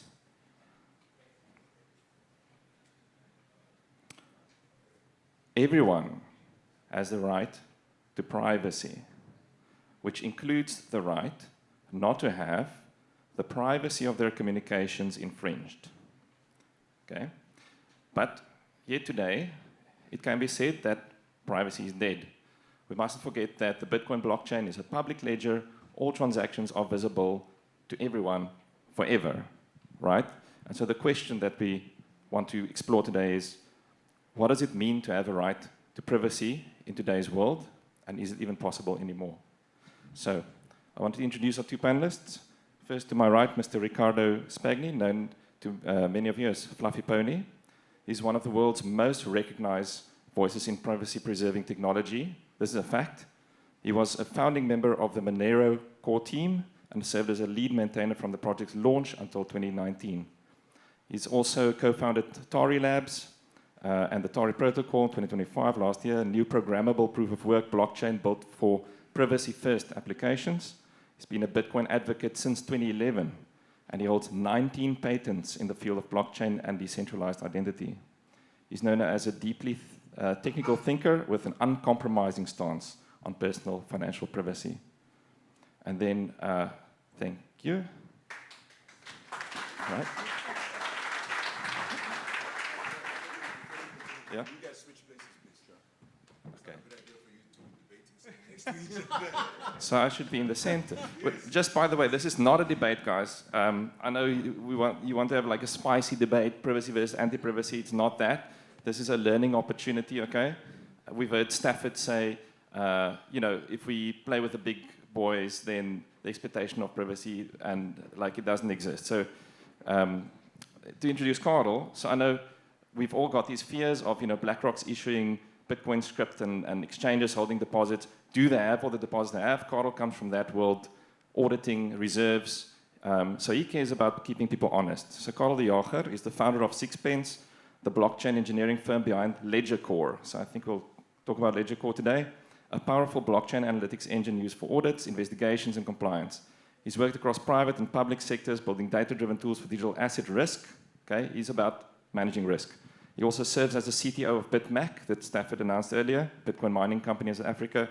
Carl works closely with regulators and institutions and brings a practical lens to the challenges of privacy, transparency, and security in Bitcoin. Let's have a hand for Carl as well. Thank you. Right. Okay, guys, thanks for joining me today. I'm going to pass the first question to Riccardo here. So question number one. Is financial privacy a human right or a laundering loophole? Why is privacy important to you? And more broadly, should individuals have the right to use untraceable money, even if that sometimes includes bad actors? Yeah, thanks for having me, and great question to start. So I think privacy isn't about having something to hide, it's about having something to protect. Whether it's your family, your medical records, your salary, and that's just financial privacy, obviously.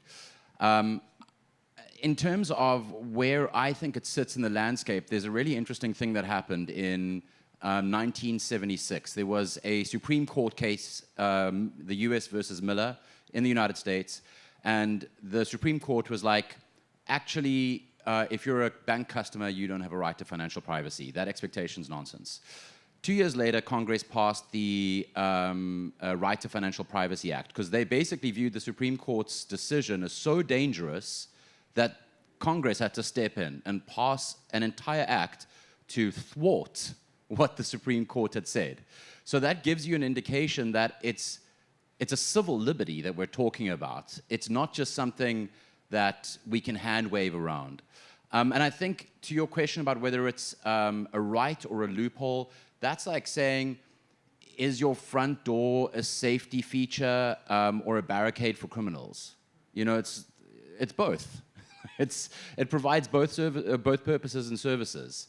And so I think that where we land now in terms of whether people should have access to private money, should have access to private transactions, is viewing it through this lens.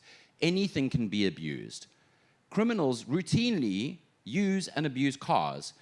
Terrorists drive cars into crowds of people. Criminals use cars to go and commit thefts. Should we ban cars to prevent the abuse of them? I think we'd all struggle to have gotten here today if we did. So that's the way to think about it. It's important that it exists. And good old-fashioned policing is the counterpoint to the abuse, not providing ever traceable currencies. Okay, thanks for that strong answer. Good, strong start.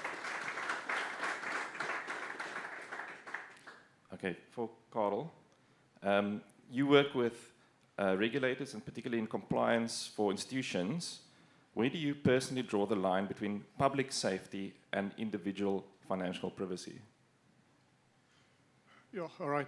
I just want to start by saying, I know you've split us, but you know, Ricardo and I actually share similar trauma, having been the victims of a very tragic boat accident many years ago. But in any case, so I think, you know, what you said there, Rick, is actually, I mean, spot on.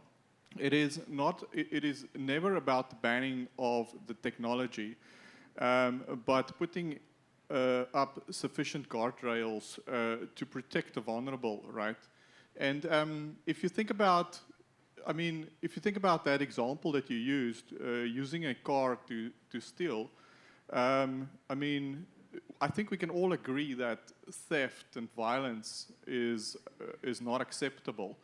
I know that there's a whole spectrum of things that you can do, which is probably up for debate about whether it is morally, legally acceptable or not.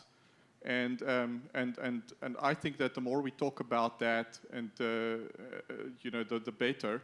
And it is not for me as a blockchain analytics expert to determine whether any of those things are right or wrong.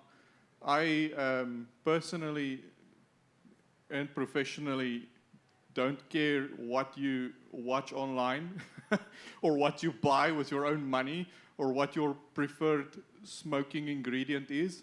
Like, you know, that is up to you. But I think we can all agree that if you steal, if you scam, if you hurt someone else, that is morally wrong. So that is exactly where I would draw the line, as at least personally, as to what should be right or wrong. And then lastly, as a analytics company serving many of these professional institutions that adopts Bitcoin and crypto, we try to at least take a position where we would only provide them with information. So you have to realize, maybe this is also an opening statement, that Bitcoin is a public ledger, like you said, Karel. It is a public ledger, right? And transacting on a public ledger carries some degree of risk. And especially if you are unaware of that. And what we do is we read those transactions and we provide it in a very readable or understandable form. But we don't tell our clients what to do with that information. That is ultimately up to them. Like I said, I draw the line at theft and violence, personally. That's where I'll tell someone that you probably need to take action. But anything other than that, it is up to their policies of what they want to do with the info.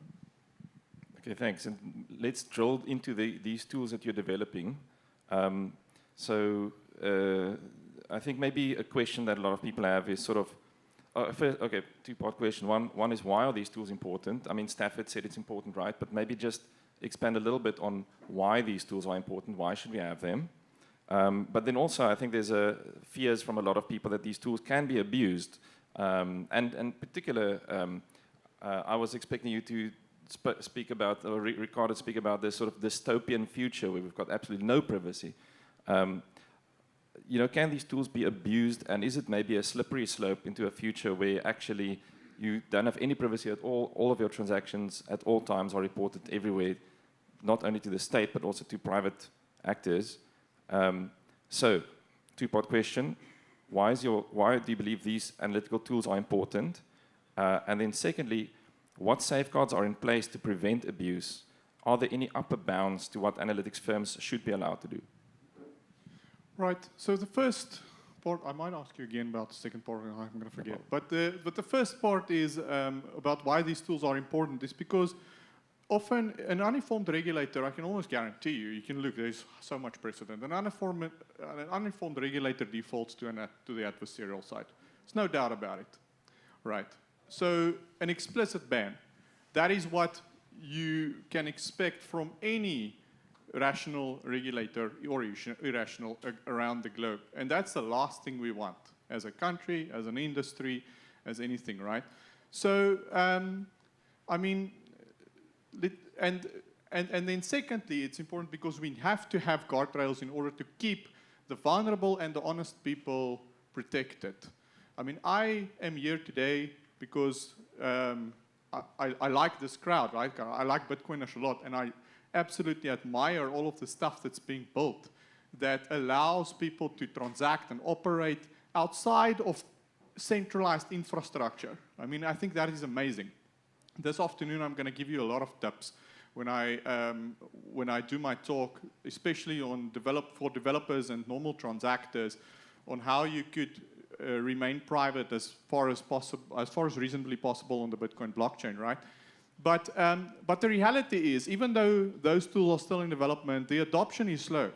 That's incredibly difficult to get adoption for that, because you obviously trade off user experience, right?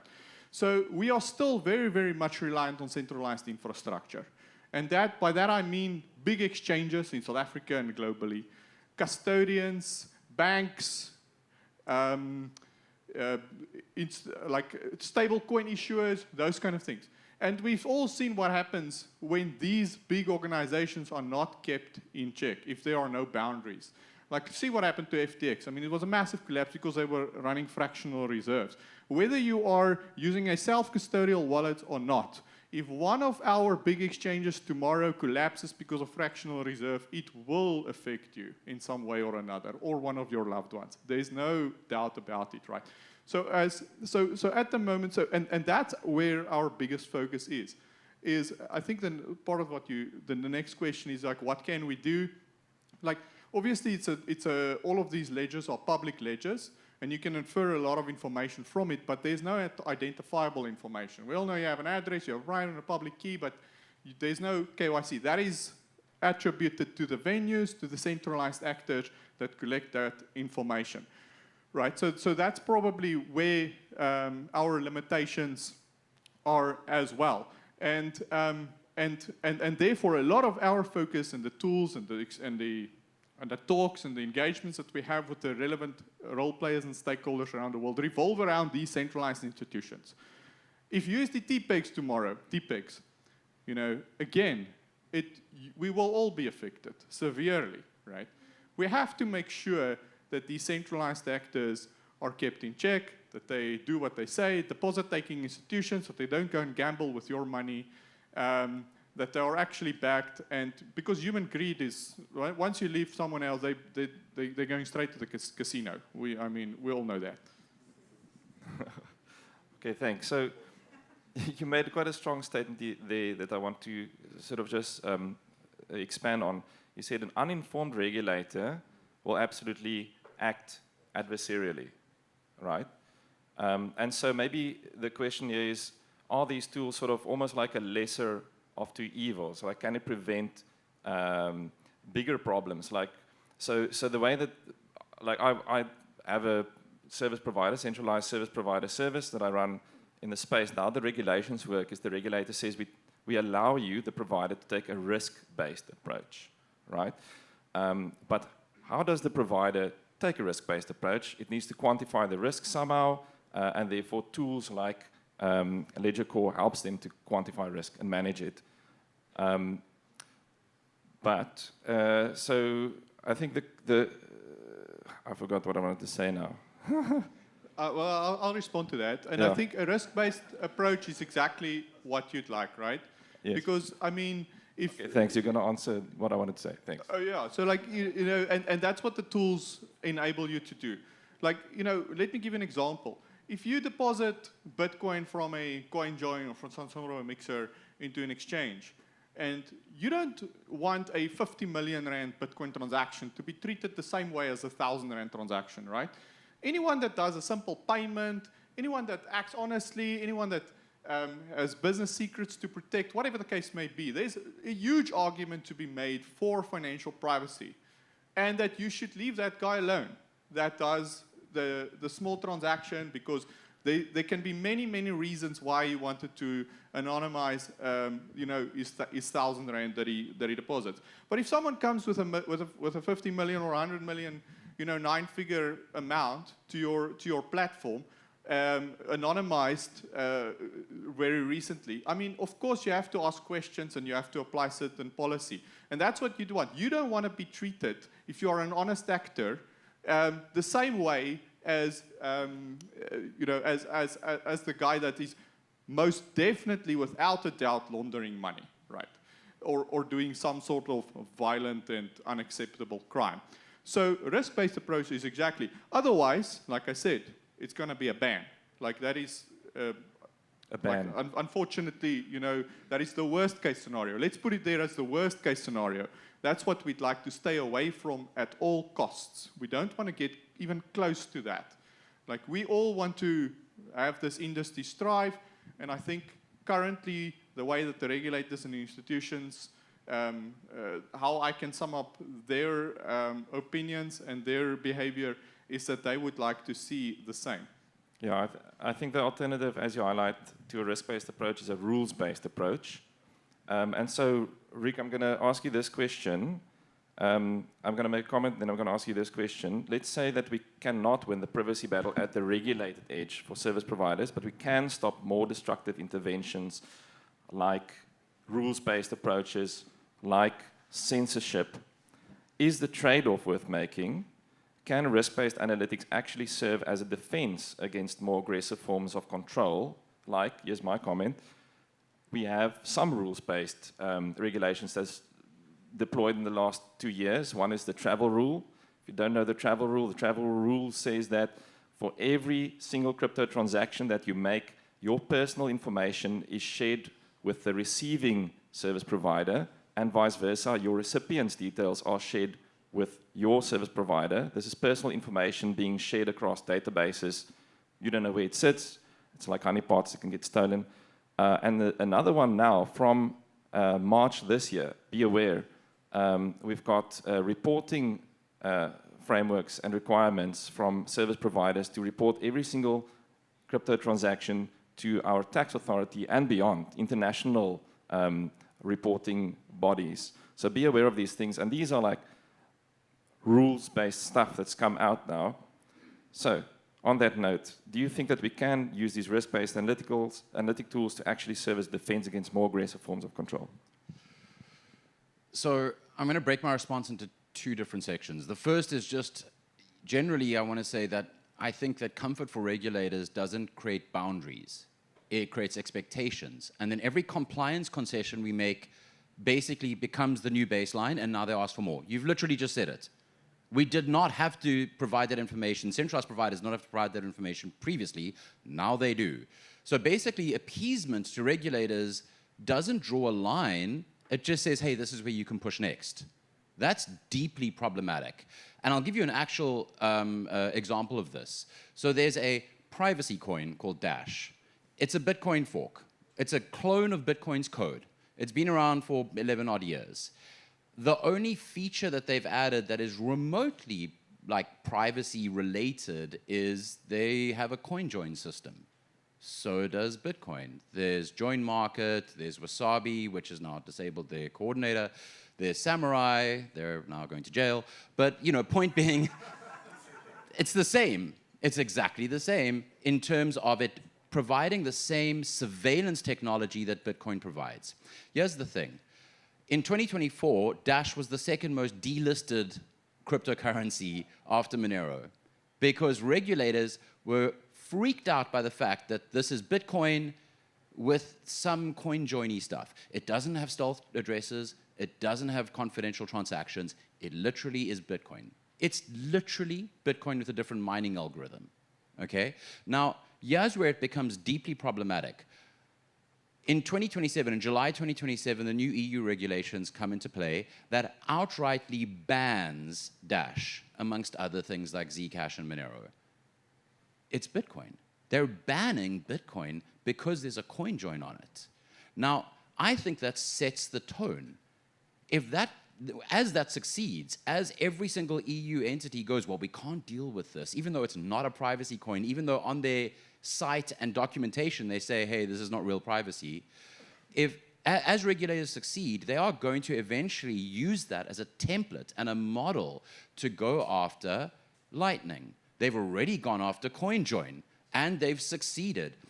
2 days after arresting the Samurai developers, Trezor abandoned their CoinJoin integration. Wasabi shut down their CoinJoin tools. Like, this is frightening stuff. Now, I think the challenge here is that we need to think about, like, what happens next. And I simply don't see a scenario where regulators go, oh, well, you know, we've got a degree of comfort. If only the tools were, like, you know, gave us more information, we'd have more comfort. Because they do have a tendency to revert to that hostile state. They do have a tendency to go, you know, we managed to shut down these tools, but now these other tools are cropping up. And so what are we going to do? Well, we can't keep playing the game of cat and mouse. So we're going to just shut everything down. We're going to just ban things. That's not an ideal outcome. Now, the second thing I want to say is about blockchain heuristics technology in general. And this is a big concern that I have with it. And I'm not going to go into all of the bad things that Chainalysis have done because they're just a bad company and, frankly, shouldn't exist. But even if we take it that Carl's company is a good company, and you know they're only providing the data, they're not making judgment calls. You know, like in World War II, you only say the Jews live in that house. You don't make a judgment call. Even if we do that, there's this really interesting analog. So many, many years ago, and this is real science, the scientists realized that you can take two hairs, like pieces of human hair, analyze them under a microscope and see similarities and go, these two hairs came from the same person. And they call it hair mice, whatever it is. Okay. Now, that eventually became a crime scene analysis tool, and the FBI used it. The FBI loved it. They were like, oh, you were on scene because we found a hair, and we plucked another hair from your head, and it matches under a microscope. This is before DNA analysis.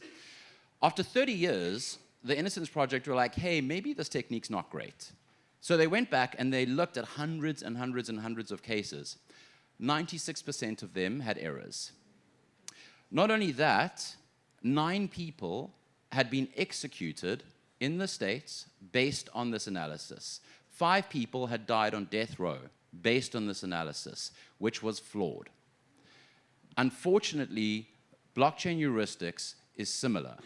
It's the TSA of security on blockchain stuff. The difference is, thank you. The difference is when the TSA go, maybe you're bad and it's a false positive and they're patting you down and making you bend over and cough and whatever they're doing, you miss your flight. That sucks. When the FBI's hair stuff screwed up, you got executed. When blockchain analytics screw up and there's a false positive, your funds are frozen. You can't pay your rent. Your family starve. These are not great outcomes for junk science. We need to do better. And appeasing regulators is kicking the can down the road, and eventually Bitcoin's going to get the same treatment as Dash. That's not an ideal outcome. Can I respond to that? I want to respond to it. Sure. So I think that there's a lot of nuance, right? I mean, if you feed me 3 beers, I'll probably tell you that I think KYC is fundamentally wrong. So I think to a degree, I agree. And the reason is, I actually have a lot of data. I've studied it some years ago about the number of banking, the percentage of the world that's actually banked, and the reasons why it's so low compared to, like, for instance, mobile phone, smartphone adoption. And it all comes down to KYC. And the fact that the majority of the world actually don't have a proper identity or a proof of residence, and therefore they cannot get a bank account. So I fundamentally actually agree. I think that what you mentioned, the travel rule and all of that kind of stuff, identifiable information, I think it's redundant, to be honest with you. I think that we can get away with proper analytics tools and monitoring on-chain activity. You don't need one KYC document ever, because you can get enough information to be compliant to global watchdogs, the FATF, the World, all of these, World Bank, all of these regulatory authorities, without KYC. Now, that's a bit of a wild idea, right? And I don't think that we'd get there with at least get that message across to an acceptable level with our authorities now, but it is maybe a slow process, and maybe one day we can get there. So, and then also to respond, I think, yes, it is important to know that blockchain heuristics is a probability game. And it is very, very clearly stated in all of the analytics companies' terms and conditions. And any good lawyer, I've been in a situation in court where I actually had to fight for that what a channel analysis report actually concluded was the probability was too low for the court to accept that. So I was actually an expert witness in a case where I argued that exact point. So it can go both ways, right? So I think that, again, we'd like to keep the institutions responsible. I think and we need tools for that. There's no way. Like, we cannot give our exchanges a free range to just go do whatever they want. That will be fatal. But when it comes to individuals, there's a big nuance. There's a lot to be said about it. Okay, cool. So one thing you just said is that blockchain analytics is a probabilistic thing, right? And so maybe if you're sitting here thinking, I don't want to take that chance, I want to do more, as much as I can, to maximize my privacy. And as we've heard now, Bitcoin privacy kind of sucks. Everything's visible on the blockchain, and all of your identity information is being reported by centralized service providers. So let's get a little bit technical, not too technical, but briefly, because I still want to leave some time for Q&A, start thinking of your questions. Ricardo, what are options then? So year to date, okay, well, should we consider privacy enhancements to the Bitcoin protocol, or will it then get banned? Is layer 2 enough for Lightning? Does this offer us enough privacy, or will that get banned? Or should we consider switching to another chain, like Monero? Year to date, Bitcoin is down 32%, while Monero is up 55%. So what do you think? Well, I'm certainly not going to advocate for switching to another chain. I think there are use cases where people will want to do that, and they have to decide for themselves based on their personal risk model, based on their personal threat assessment. Technically, it becomes really challenging. There's going to be a point where we're going to have to make changes to Bitcoin's protocol for quantum resistance. And at that point, there might be the opportunity to put something like confidential transactions in, which hide the amounts that are being transacted. I think it's very unlikely that we get to change fundamental things like transaction graph tracing. I think that stuff like wallet closure analysis, where you can see the change outputs going back and thus validate that multiple addresses belong to the same wallet, I think that will continue to exist. And that's fine. I think the ship has very much sailed for well over a decade in terms of adding much into the core protocol. And I think even post-quantum stuff is going to be very challenging. We're going to face a lot of pushback from users who are non-technical, but read a blog post and have asked ChatGPT and go, Bitcoin needs to ossify and have no changes. We'll have to fight that battle when we get to it. But beyond that, to your question about L2, I'm very excited about things like Arc.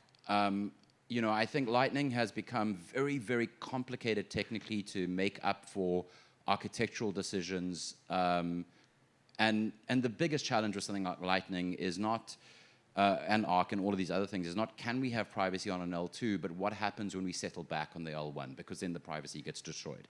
So, you know, if you have a payment channel open with Starbucks and you're paying Starbucks every day for 3 years, and eventually you close that payment channel because you move countries, then sure, we're going to see that you paid Starbucks like for a lot of lattes, hazelnut oat matcha lattes, and that's not great because ultimately it gets revealed on chain.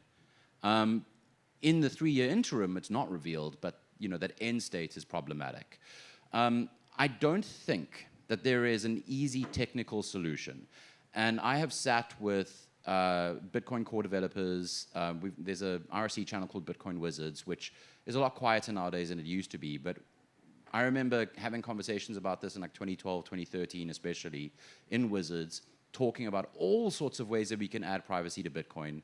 Some of that materialized in things like confidential transactions that Blockstream added in Liquid, but ultimately they did it in Liquid because they couldn't do it on chain.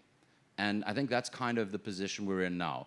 Any truly powerful and strong privacy tools that can be applied on chain end up getting put into other chains, whether it's Liquid or Monero or whatever else. And so, you know, your personal threat model ultimately dictates where you move. I do know that, and this is just a personal observation, I don't think that anyone should hold Monero as a store of value. I think that it has a lot of value as a medium of exchange, but I personally think buy Monero if you have a use for it, but Bitcoin has a much stronger probability of becoming a strong store of value, but Bitcoin is not a good money, and that's okay. You know, it is more akin to gold than cash, and I'm fine with that. You know, I mean, I've been a Bitcoiner since 2011. I don't have an issue with, I don't expect Bitcoin to be more than it is, and I don't think we should try and force it to be more than it is, especially when we have opportunities to leverage technology elsewhere. Thank you. That's a great answer. So let's see. We've got some minutes left. If there, Jabu's saying, guys, no. But I just want to allow for maybe 1, maybe 2 questions. Is that okay? Okay. So we've got a question there from the back from Ricky. Do we have a microphone, or should I bring this one? Okay. Thanks. While the microphone's going there, I just want to say it makes me very sad to hear Ricardo, somebody I greatly admire, saying Bitcoin is bad money, because at Money Badger we're trying to make Bitcoin money. But going away today, I think we'll then look at adding Monero. Maybe we'll switch to Monero. No! So, yeah. Guys, so I don't have a question. I've more got a statement. Sorry, it's a bit against the rules here. But I think that saying chain surveillance is good for Bitcoiners is like saying mask mandates and vaccine mandates will protect you from COVID. Okay. So can I maybe say something? I think the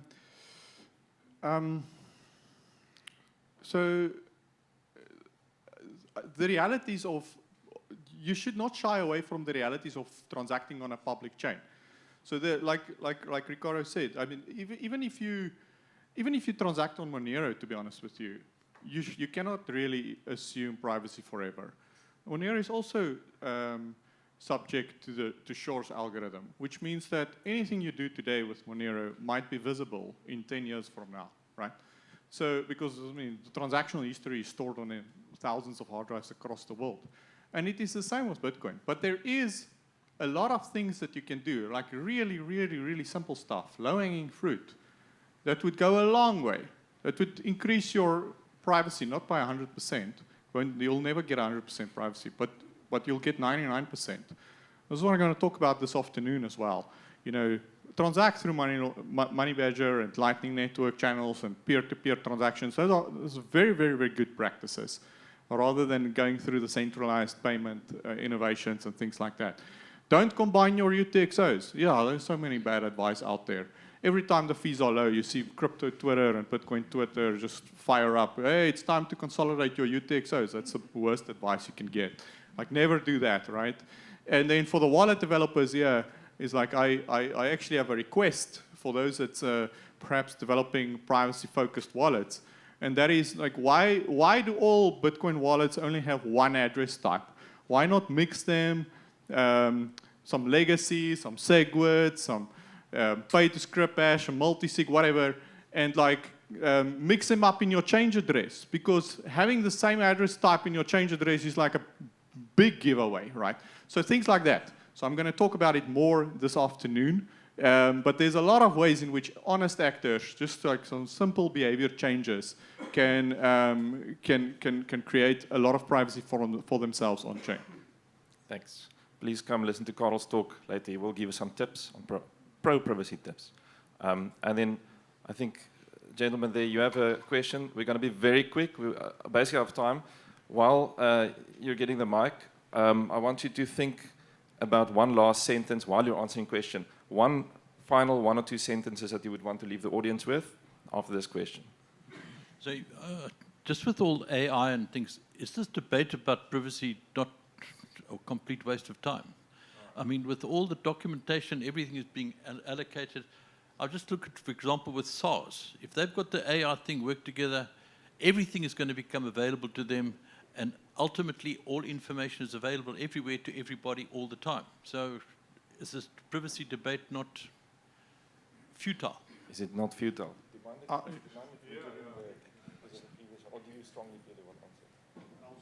Quickly, yeah, I 100% agree. I mean, how many of us are wearing smart watches and then we're worrying about our 10 Rand transaction that can be traced, right? I mean, all of our data is here, like big tech, we have Gmail accounts. It's just crazy. So I agree with you. It's like, yeah. So I've used some AI analytics tools in Maltego and others. They're largely atrocious. AI hallucinates things. Even when you're using low temperature, well-designed tools, they still have a tendency to make a set of assertions and conclusions that don't make any sense. We're going to become increasingly reliant on them, and there's going to be a point where an AI is going to conclude something, it's going to put someone in prison, it's going to go to court, and it's going to be proven as being nonsense. And we're going to then reluctantly rely a little bit less on them for some of these things. AI is not a all-seeing eye. It is, at least in its current form, a thing that auto-completes based on training data. It's a very powerful tool. 95% of the code I write right now is written by AI. I haven't written a line of code manually in months. And so I'm not going to sit here and pretend it's not a powerful tool. But it is not some sort of secret thing that it has superhuman capabilities. And even if we do reach AGI, it's not going to have access to every piece of information on the planet. A lot of our information is well siloed. Now, that's not true for everything. And organizations are increasingly being punished where they take a lackadaisical approach to this. But I will give a big kudos to Apple for taking a very pro-privacy stance when it comes to the way they handle your data, when it comes to, and you've got to take some steps. You know, if you turn on like the advanced protection in iCloud, if you turn on the end-to-end encryption for your backups. These are steps that you can take to protect your information, even though it's being stored centrally by a company. But there are laws like HIPAA in the US, and a lot of these organizations are US-based. They're forced to comply with it. They're forced to protect your data because, frankly, you can't protect your data. You're not good at it. Information wants to be free. We're all pretty bad at it, and that's fine. I go to a great deal of effort to segregate my data, and I'm still not good at it. So I think it's really, really important that we understand and recognize that even though organizations are forced from a regulatory perspective to do that, we have to take some steps. But AI is not some, it's not a sci-fi thing. It doesn't have the ability to pierce the veil. It doesn't have the ability to see what the guys are trading cash for on Long Street. It has upper bounds to what it can do, even if it's tapped into security cameras and all sorts of things. And we need to leverage those upper bounds as individuals and corporations. We begin to take back some of the privacy we've lost over the last decade.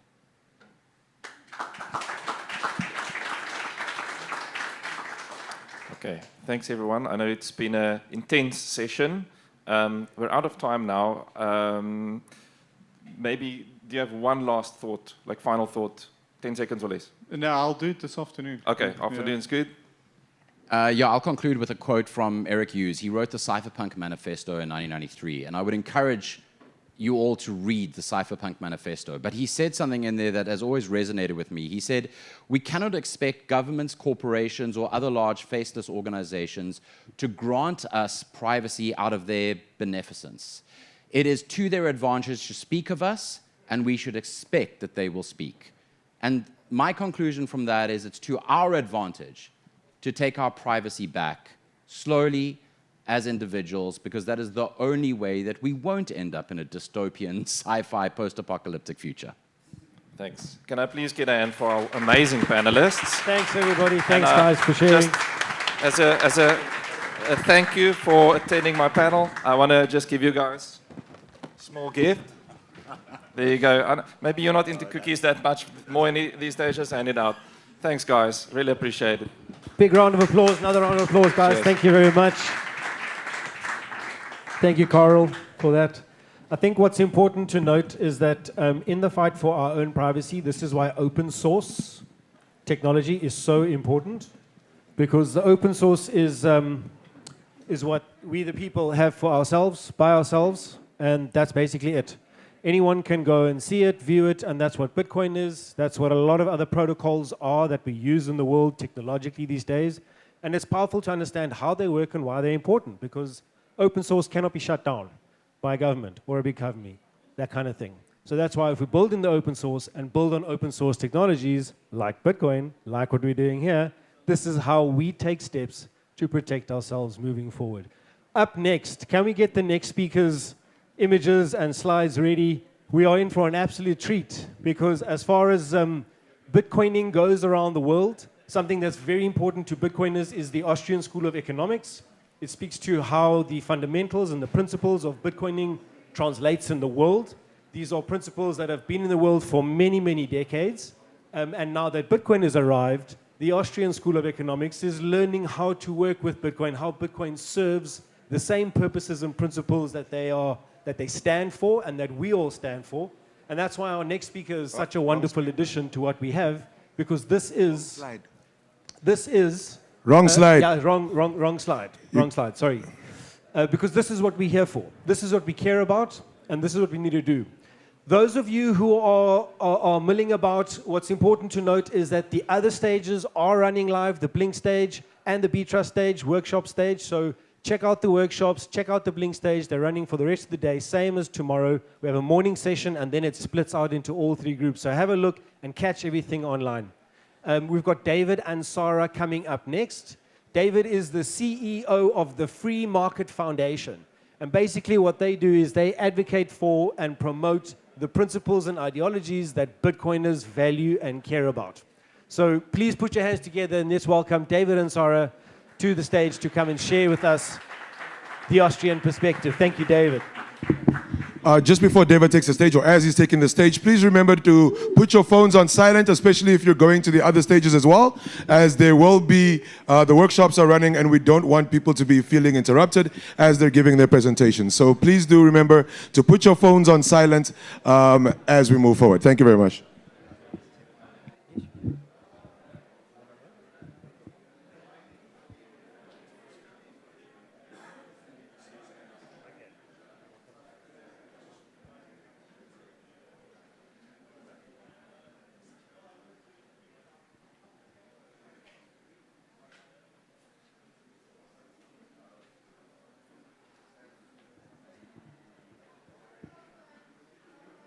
Thank you very much, Jabu Jux, and thanks to everyone for attending this session. So, I am with a think tank that has been operating in South Africa for 50 years.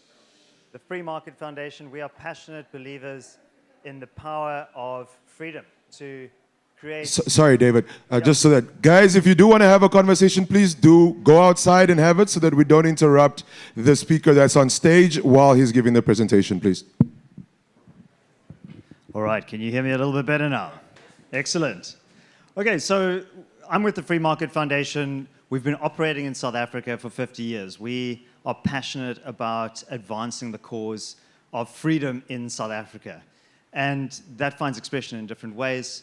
We do a lot of research, a lot of advocacy, a lot of engagement in the media at events like this to spread the message of the importance of individual liberty. And what does that really mean? That's what are the ingredients of a free society of flourishing individuals?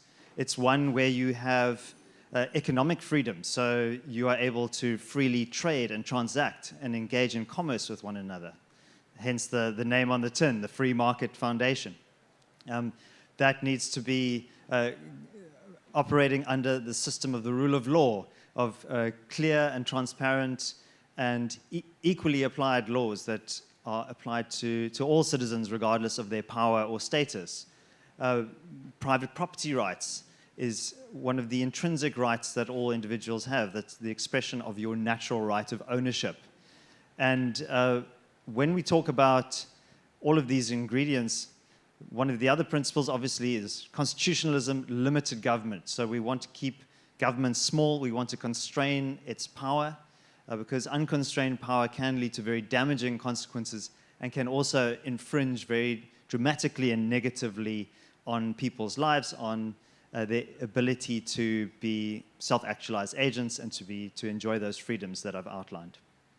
So when we think about those principles, I think sound money is really one of the foundational principles of economic freedom. So myself and my colleagues have been busy with the Liberty First series of policy papers. We've been writing papers on all of those themes that I mentioned, on deregulation, on freedom to trade internationally, on constitutionalism and private property rights. But I was tasked with writing this paper on sound money, and it's called State-Proof Money, the case for Bitcoin adoption in South Africa. So I want to go through this principle of state-proofing and why it is that you should state-proof yourself. So when we think about this idea of state-proofing, and we think about the relationship that South Africans have to the state and the particular context and circumstances of government in South Africa, I think we have an unusual paradox here in South Africa, which is that the state is very big, it's very expansive, and it's taking on more and more functions, and it interferes in the daily lives of individuals, of firms. We heard earlier from some of the speakers about the extensive regulatory requirements that are imposed on the economy. And at the same time, and my view is that a lot of those regulations are not just the product of inefficiency, they're actually often hostile policies, and they are inimical to the principles that I outlined earlier. So if you think of a policy proposal like expropriation without compensation, that is a direct affront to the principle of private property rights, of your right of ownership, that the state can be empowered to seize your property against your will, use its coercive power to take control of what is rightfully your asset. Black economic empowerment, our institution has been very critical of it as a policy that distorts free exchange, that goes against the principle of non-racialism and equality before the law. And so when we look broadly at the policy framework, our contention is that policy is fundamentally hostile to freedom in South Africa. And I think freedom is intrinsic to you. It's not necessarily something that you have to ask the government for permission for. There is a contestation that is occurring there based on power dynamics in a society. So the paradox is that the state is at once very powerful and very expansive in its reach, but also the state is failing in its fundamental duties. And we mentioned, Anita shared an extract from the blurb for this conference that infrastructure is collapsing, the reticulation of electricity, water, and so on.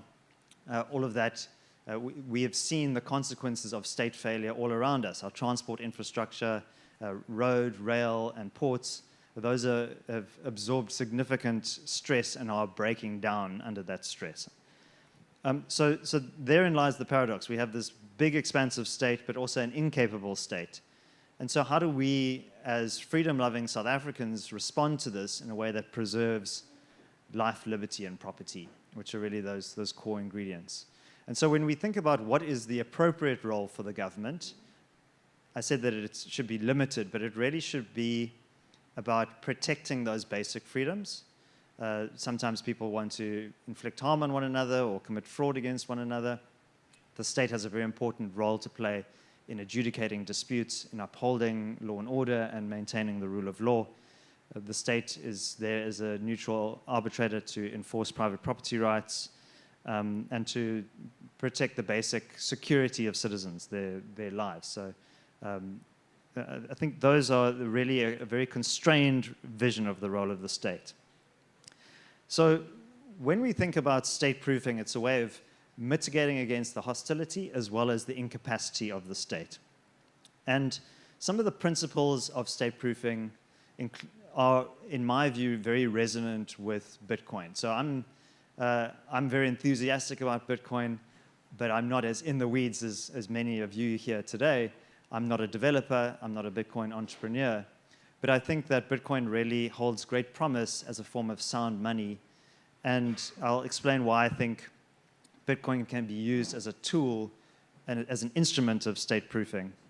So one of the features of South African politics and the political economy more broadly is that we have very extensive tendency towards centralization and control in the hands of politicians and bureaucrats in Pretoria. And that, in my view, is the cause, the upstream cause of a lot of the failures that we see manifesting throughout our society. You have, in many respects, a socialist policy orientation, which is highly redistributive, very critical of private property rights, and sees the state as the leading actor in the economy, pulling all of the levers and determining the allocation of resources and how people should behave in a society. So really the opposite of what a free society should be. And so one of the principles of state-proofing as a corrective to that is to say, well, actually, we want much more decentralization. And as Bitcoiners, you'd be very enthusiastic about the concept of decentralization, but I think it applies much more broadly to the political and constitutional architecture that we have in a diverse, plural society. So in a decentralized system, one of the benefits of that is that it diffuses power down and out. And if you think of a country as vast and complicated as South Africa, basically the size of Western Europe, is a highly heterogeneous society, many different ethnicities, cultures, languages. There's an urban versus rural divide. And so each of these social localities have their own unique problems and challenges. And my view is that local actors are much better positioned to respond to that complexity and those challenges. And I think since 1910, the formation of the Union of South Africa, the basic underlying premise has always been that Pretoria will decide and that its diktats will emanate out throughout the rest of this unified territory, and that will set the trajectory of the country. And we had, basically since 1948, we've had only two political parties. Well, there's the GNU now, which has changed that dynamic, really operating from the center. First the National Party in 48, and then the African National Congress in 1994.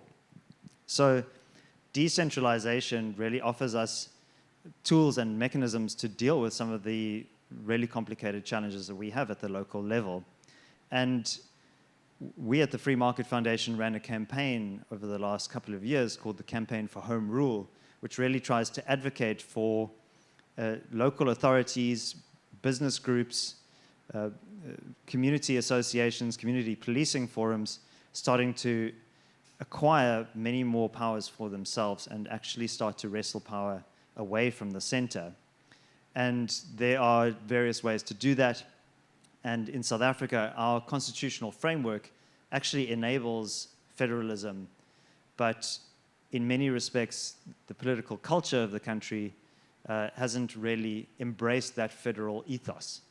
And there's still very much a tendency, in my view, that you need to seek permission in order to act locally. And I think that is a mindset that we need to change. We need to embrace much more of a permissionless model, and one where we understand that the state, particularly the national government, is neither omnipotent nor omnipresent, and that actually there are a lot of gray spaces in between where individuals, businesses, and communities can start to fix the many problems for themselves. If you just think of, for example, a derelict park in your area, there are many groups that have come together voluntarily to clean up and finance and tidy and maintain a public park. That is a public good that benefits the people in that community.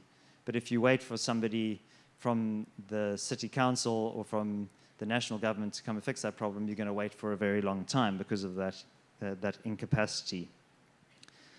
So decentralization is also far more accountable, far more transparent, and really gives you power at an individual level to have more agency and control over these problems. And when we think of how we apply this to money, I think that Bitcoin has many of these state-proof qualities. It's permissionless, it's censorship resistant, it's immutable. And when we look at institutions of state like the central bank, I think there is a tendency to assume that these institutions are durable, inevitable, well-governed, judiciously led. And, you know, Carl earlier said if you put 3 beers in me, he'll tell you he wants to abolish FICA. But yeah, if you put that many beers in me, I'd say I want to abolish the central bank, the SARB. But it is... But yeah, you know, I can drink as many beers as I like, but the SARB will still remain the next day and I'll have a hangover. But it is an institution that enjoys widespread credibility, and I think South Africans would be right to celebrate the announcement at the medium-term budget policy statement last November that said that South Africa is going to target a lower inflation rate, moving from the 3 to 6% band down to a firm target of 3%. Lower inflation is something to really aspire towards. But we also have to be realistic that in the South African context, many state institutions have been well governed for a time and then been captured. So state capture, you know, we're looking now at the Madlanga Commission. So the entire security apparatus and intelligence networks have been infiltrated allegedly by criminal networks. That is one of those core functions of the state that I mentioned earlier. If some of these allegations prove correct, that's very worrying for the state of justice and law enforcement. SARS has been captured in the past under Tom Moyane. So, and we have legislative proposals from the likes of the economic freedom fighters in terms of amendment legislation, private members' bills that have wanted to end the private ownership of the SARB. That's a fairly anomalous characteristic, but that sends a signal, I believe, that of a impatience with central bank independence. I think if you had to nationalize the SARB, it wouldn't necessarily change its constitutional mandate, but I think it would send a signal that looser monetary policy is a targeted objective of strong political actors. And it's not just the radical EFF. This is a formal policy proposal adopted by the African National Congress at its December 2022 policy conference.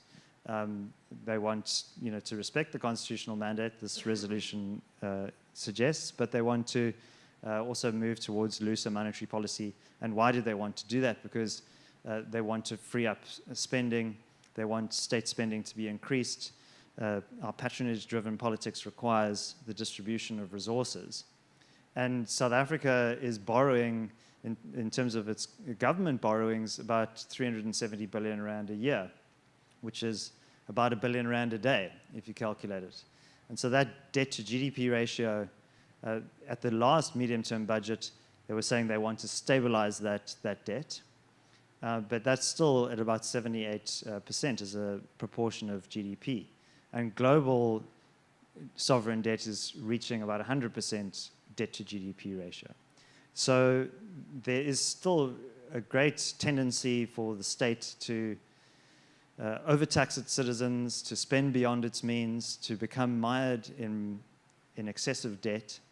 And I think that this represents a systemic risk to South Africa's economy and to the lives and livelihoods of individuals. And so in the introduction, Jabu Jakes was mentioning that we at the Free Market Foundation are proud adherents of the Austrian School of Economics. And we have a big portrait of Friedrich Hayek, the great Austrian economist, hanging on the wall of our library. And I'd encourage you, if you're ever in Johannesburg, to come visit us at Northwood's house and peruse some of our collection, which Jabu has done. And Hayek's great insight was to say that money is not just a way of exchanging value, it's also a way for information to be disseminated throughout a market and for people to communicate with one another. And his great skepticism of government action, I think, is something that we try to bring. He says that the curious task of economics is to demonstrate to man how little he knows about what he imagines he can design. And I think there's great humility in that. And the tendency to centralize and control is a much more hubristic approach that contains great risks and concentrates risk.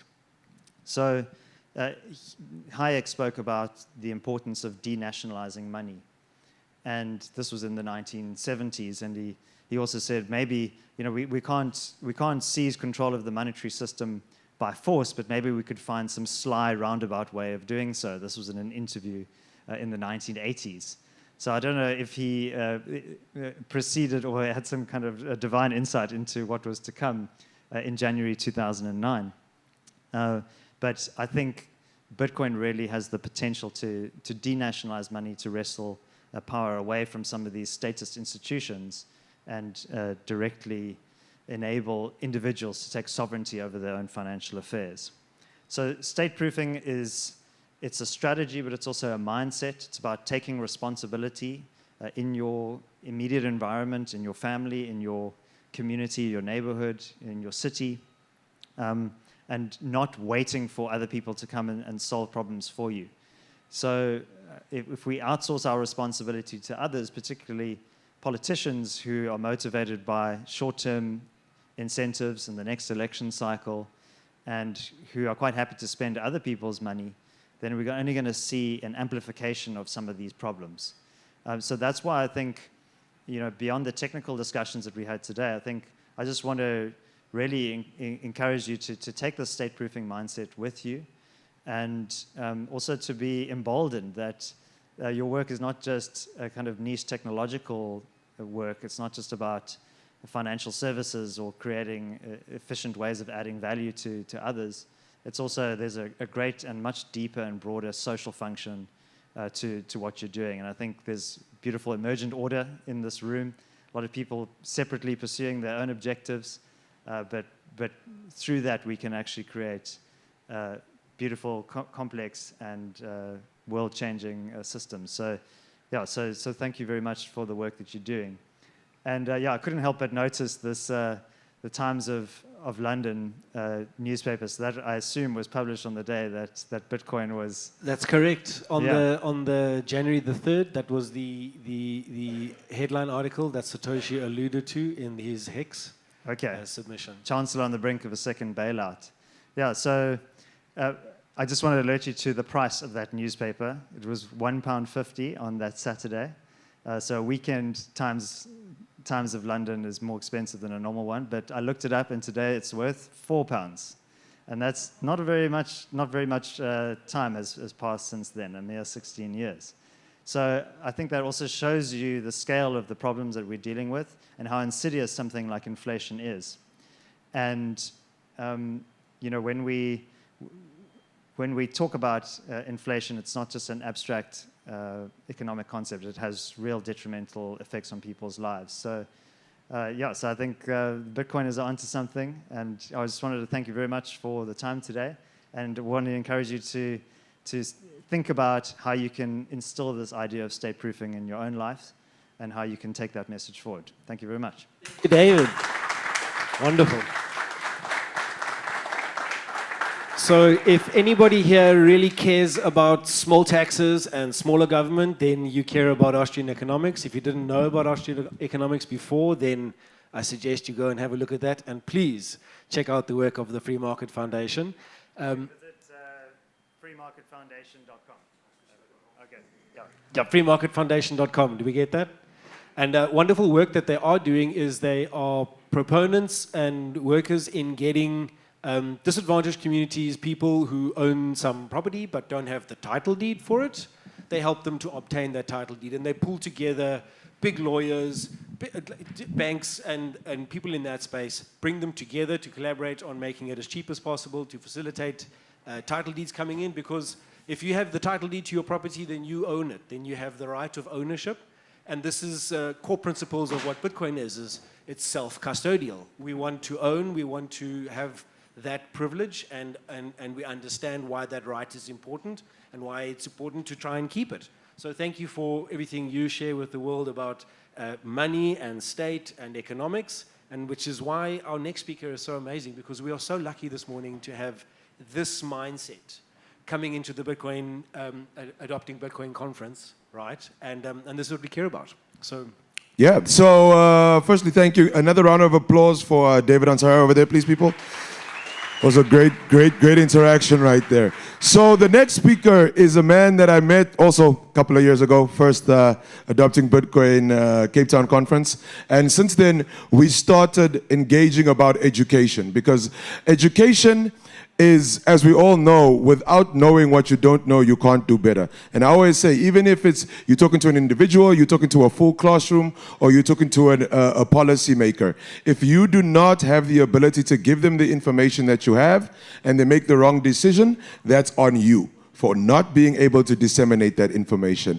And as an educator that has ran a couple of cohorts in Namibia for the specific institution, if we'd like to call it that, I'd like you to ask you to help me welcome Joseph Tsetek to the stage, who is the lead of Trezor Academy. Joseph. Thank you. Sorry? Yeah, I should have some slides. Yeah. Joseph's got a book on sale downstairs. It's called The Separation of Money and State. Yeah, that's right. Separation of money and state. That's what we need to do. That's what we're doing here. So, Trezor Academy. Last year, I was here giving more of a motivational speech why we're doing what we're doing, why we're doing Bitcoin education across Africa, mostly Africa and Latin America. So this year, I wanted to do something else. And that's like a little update what we've been up to over the past 12 months and what we are about to do in the next year. So, yeah. So what is Trezor Academy? It's a Bitcoin educational program by Trezor, the company, but it's a non-profit educational program by the company that aims to foster Bitcoin adoption and Bitcoin understanding in the global south, or a term I'm liking even more nowadays, global majority, because that's what it is. So, and how we do it is with a very local, decentralized approach, a Hayeken approach, if you like the previous speaker hinted at. That's very important because we look for local Bitcoin educators like Oken here, like Mike or Josh over there, who can explain Bitcoin in the local context for their peers in the local community. So we need Bitcoin to be understood in local contexts, local languages, using local tools, like for example, if we're talking Kenya, then learning about Tando, and it doesn't make sense for people, for example, in South Africa to learn about Tando because that's just very local. So that's what we do, that's our program, that's the core part of Trezor Academy. I look for local Bitcoin educators and we run like physical Bitcoin meetups with these people. But the second part of Trezor Academy is also establishing strategic partnerships with programs that are already running and already have their own thing, like, for example, Bitcoin Dada in Kenya, because they do specific kind of Bitcoin education for women only. And we don't really know how to do that. So sometimes it's better to just basically sit back and support these initiatives that already are established and do a great job. So we partner with initiatives like African Bitcoiners, like a Pan-African Bitcoin education, Bitcoin Dada, Bitcoin Kids, that's a book by Cameroonian author Nzonda Fotsing. You can check out the book at our booth downstairs.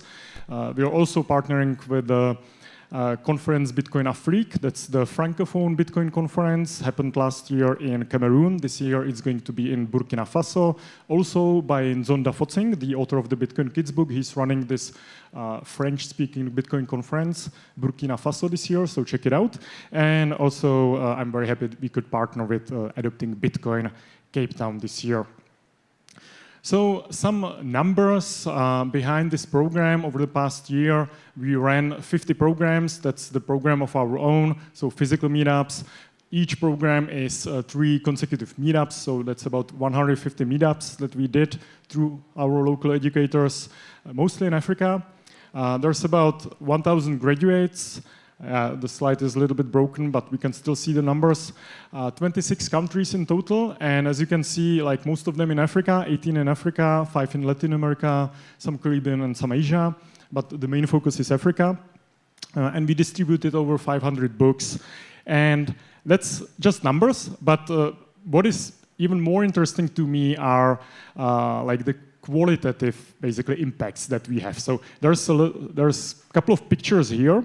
I was very happy that we could bring a couple of our educators to Prague in October when there was like a new product launch of the new Trezor device. So we could bring Nzonda, the author of the Bitcoin Kids book. We could bring Belly from Burundi, Brendan from Uganda, and Linda from Kenya. And we had like a very nice,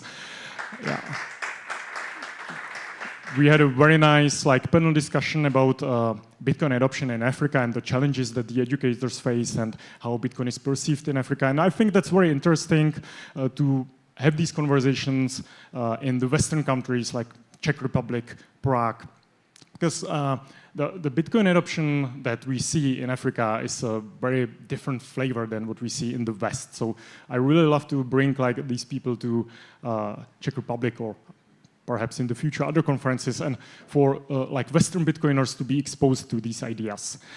Beside the panel that we did, I'm very happy we could translate my book, The Separation of Money and State, into Swahili, a language that's used, for example, in Kenya or the eastern part of Africa.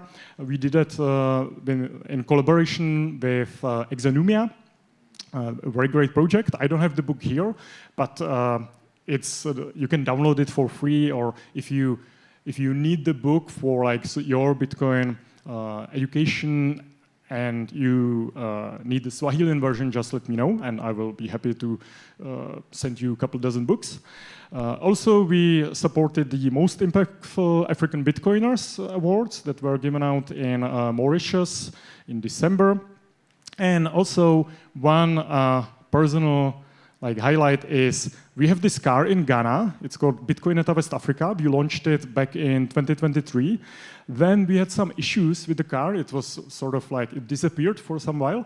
And in the end, we found it again. And it has a new operator now. And it's operating around Kumasi in Ghana. So if there's if there's Bitcoiners from Ghana, reach out, and maybe we can have the car coming to your community, and it's very impressive if you see it in action.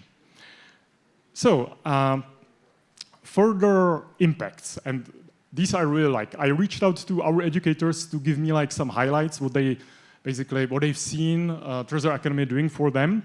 So I selected 4 of those stories. The first one is the impact on the educators itself, because I'm really happy to observe that the Trezor Academy program started to empower strong individualists, strong characters like Linda here. And she's from Kenya. She's been our Trezor Academy educator for a couple of years now. We did quite a lot of cohorts together. And so she says, with the academic support, I've grown Bitcoin education around my university. What is really great, she could secure backing from other initiatives or companies like Blink, seeded Bitcoin clubs around the country, around Kenyan universities, and began onboarding women to accept Bitcoin. So that's a very nice story. A little bit broken, but I will read it through. Another very interesting story is Dal from Burundi. It's a French-speaking small African country, and we run Bitcoin education there with BTC Schule and Free Tech Institute. Beli from Burundi is here at the conference as well, and so they had a student at the Trezor Academy meetups called Dal, and he says, after completing the 3 courses, I began my career in the Bitcoin ecosystem. He's currently a contributor to the Plan B network, where he translates educational content into Kirundi, the local language used in Burundi. And in addition, I have created a small local journal through which I share the latest Bitcoin news. So this is really interesting because, of course, we empower the educators like Linda, but we also empower the students like Dal here, who through the program and through getting to know about Bitcoin in the local context, started his career in Bitcoin, which otherwise would probably be, I imagine, hard for someone in Burundi. And he basically is spreading this local approach further because he established a local journal that's giving out Bitcoin news. This is great. This is precisely what we want to see. Another great story is from Botswana. This is Nae, the salsa instructor. Josh, our Bitcoin educator in Botswana, likes the salsa dancing. And Nae, she's from Cuba and living in Botswana. And she needed to send funds to her family in Cuba from Botswana. And as you can imagine, this payment corridor is probably non-existent. It's probably impossible to send fiat from Botswana to Cuba. Maybe it is in some way possible, but you would be hit probably with crazy fees and crazy delays. So, and this is a really great story because Josh, our educator in Botswana, reached out to Forte, our educator in Cuba, and they discussed how it could be done. And Forte recommended the LN peer-to-peer bot on Telegram, through which you can do a remittance over the Bitcoin payment rail, and the family of Nay in Cuba can receive some support from Botswana. And what's also even more interesting is that Nay now prefers payments in Bitcoin for her salsa classes, because that way she doesn't even have to convert the fiat, what do you have, Botswana Pula, right? She doesn't have to convert it to Bitcoin first. So it's a very nice incentive for her to start earning Bitcoin. And yeah, the last story is from Kibera. You can see Ronnie here around the conference as well. That's in Kenya. And there was a nice shift of perception in Kibera. And Kibera is like an informal settlement in Nairobi. Very, very poor environment, I would say. And so a lot of people in Kibera had this impression that Bitcoin is just a tool for the elite, for like a middle or higher classes to save in, to speculate on and stuff. And Treasure Academy tries to dispel these misconceptions about Bitcoin. So as Ronnie says, through practical contextual education, Bitcoin was reframed as a tool for financial resilience. And what I would love to see, Ronnie says, Treasure Academy functions as a powerful bootstrap mechanism for Bitcoin circular economies, which, like, this conference has a very strong focus on circular economy. So it's great that we actually seem to be contributing to that. So now someone might have the impression that, yeah, it's nice, just a couple of stories, but there's 1.5 billion people in Africa. But in the immortal words of Linkin Park, it starts with one. This all started with one person, one individual, Satoshi, who planted the seed for all of us. So what we do in Treasure Academy, and what I think like every Bitcoin educator basically does, is planting these seeds from which like the local Bitcoin economies and Bitcoin circular economies grow. So I believe what we do is quite important in this aspect, and that's why I chose this approach of sharing the individual stories. So what do we plan for 2026? Still a couple of minutes left. It's going to be exciting because right after this conference, we're doing the road trip. I've been coming to these road trips since 2 years ago, and each of these road trips really opened up my eyes to what actual real Bitcoin education looks like on the ground in poorer environments like Bitcoin Akase, but also in the affluent environments like Bitcoin Vitsent. And I think it's very important for people to experience that, to see how Bitcoin adoption actually works in practice in various kinds of environments. So we're doing this trip. I'm proud to say that we could sponsor that. So there's going to be like a really nice Treasure Academy logo on the bus. And if you can't make it, we have our videographer, and we're going to shoot a little documentary, and we'll share all the footage with Herman and the Adopting Bitcoin Cape Town team, so they will use it as they see fit. So you will see these stories as well. Right. So what we're also doing this year is supporting Brendan from Uganda, who acquired the Starlight School in Uganda. So we're just helping out Brendan to further develop that school. It's a great story. Follow him, Bitcoin Kampala Uganda, or Orphans of Uganda. And I think he's still about to have his talk today or tomorrow. Check out the program and just be sure to hear in Brendan's words what he's doing in Uganda. Another thing that was kind of missing from the African Bitcoin ecosystem is a podcast that would focus just like on all the stories around Africa. There's been a couple. I know Jesse has a Hash Rate Up podcast that's more about like the mining side of Bitcoin. There have been like some tries in the past to have like some Pan-African Bitcoin podcast. So I hope this one will work, and I believe it will, because it's being hosted by Citrus Trade from Nigeria. And these guys have been doing Twitter Spaces for some time now, quite popular ones. So we are supporting the Bitcoin Around Africa podcast. And I just saw on Twitter that the first episode is dropping in a couple of days. So make sure to follow them and check it out.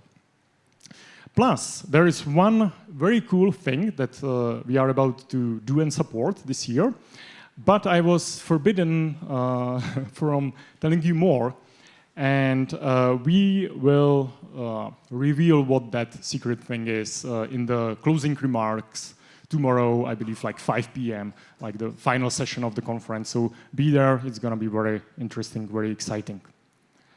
So, yeah, if you think that what we do here is interesting, whether it's like the meetups that we do or the partnerships we establish, get in touch. We are looking for on-the-ground Bitcoin educators and also the projects to partner with, whether it's podcasts, books, probably we will do another like translations of various books, or educational initiatives that are already established. This is just our Twitter account, but the DMs are open, you can reach out.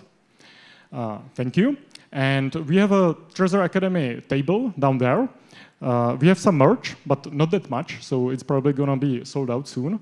But you can go there and you can buy a raffle ticket. We are doing like a lightning raffle where you buy a ticket from your Lightning wallet, like Blink, and then we will draw the prizes both days, 5:30 p.m., and you have a chance to win Trezor devices. We don't have any other devices here besides the raffle ones, so you have a chance to win the new Trezor devices, Trezor Safe 5 and 3, and also the books and some merch and stuff. So yeah, make sure to stop by our booth. It's manned by 2 girls from Soweto. Michael here brought 2 of his students from Soweto. So yeah, just make sure to stop by. And thank you very much. Thank you, Joseph, and thank you for all the merch inside our bags. Those of us who checked inside our bags, there's wallets inside there. There were a whole bunch there, so that's also Trezor hardware wallets. So appreciative of that. Our next speaker coming up is a guy by the name of Russell Lamberti. Russell, I see he's in the audience here. He's going to make his way up. What I want to say about what he's been doing, which is quite amazing and interesting, is if you think of NGOs operating, it's quite hard to secure and operate funding, get funding, keep going, and a lot of major NGOs who work in the space, Russell's peers and Solidarity's peers, you'll find that funding is always a problem. Now, something these guys have managed to unlock is additional investment portfolios, and so they're actually active about how they secure their own future, not just looking for handouts and those. So Russell also wrote a book in 2014, which speaks to and talks about what happened in Zimbabwe. So those of us who are from South Africa or from Zimbabwe understand what happened there in hyperinflation. So this man knows what he's talking about in this space, and we're lucky to have him here. Thank you very much, Russell, for joining us. Thanks, Jabu. Appreciate it. Well, good morning, everyone. It's nearly the afternoon. Perhaps this afternoon. Good morning. So great to be here at this conference. And I just wanted to say, man, how about that gold price? How about that gold price? Just come back from the Gold Maxi conference, and the guys are talking about when Lambo and all these kinds of things. Bitcoin's languishing, boys. But no, it's a fascinating time, isn't it? Bitcoin performance over the years is incredible. Gold and silver playing catch up. It's really a fascinating tale of structural monetary and political dysfunction, isn't it? So very, very interesting times. What Dave and Sarah failed to mention, which was not his duty to do so because he also doesn't really know this, is that I've structured this talk really as a kind of part 2 of his talk. We sort of were coordinating prior to this, and so he spoke about state failure, the importance of state-proofing yourself against state failure, and that's actually very much it's an important aspect of what we do at Sakelige. Sakelige, for those of you not from the country or whose Afrikaans is not terribly good, Sakelige means business league. Sake is business and Liga is league. And we're a league of businesses with the primary goal to restore economic order amid state failure and harmful state intervention. Our goal is to fend off what amount to attacks by the state on business communities through the mechanisms of either policy and legislation and regulation, or through malicious action that is unlawful, outside of constitutional bounds, or simply through incompetence and failure. But my talk today is less about state failure than it is about what happens when states don't fail.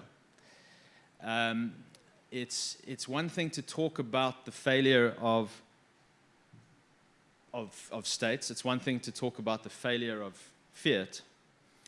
And indeed, the huge adoption that we've seen for cryptocurrencies over the last 15, 16 years or so is testament to that. But the dollar's still around. The rand is still around. The rand hasn't failed. In fact, the Reserve Bank recently lowered the inflation target, and officially at least, whether you believe these or not, inflation is actually coming down. States and their mechanisms and their apparatus are very powerful. They can be very entrenched. When I spoke at this conference 2 years ago, I reminded the audience that for not just years, not just decades, but for hundreds of years, we've vested enormous amounts of power into what we might think of as what we call the state, or what we might think of as the territorial central state. So much so that it becomes a ever-present and pervasive theme of what we talk about. A few talks ago, there were gentlemen seated up here on stage talking about essentially how we have to deal with states, with state regulation, with state meddling in our financial and monetary freedom. And that's only one aspect of how states can use their authority, the power that's been vested in them, to exert tremendous amounts of power over their populations. So I wanted to start off by talking about the malicious but effective state. You see, even weak and incompetent states can mount sustained and effective attacks on productive society. Weak states can actually be very vicious states.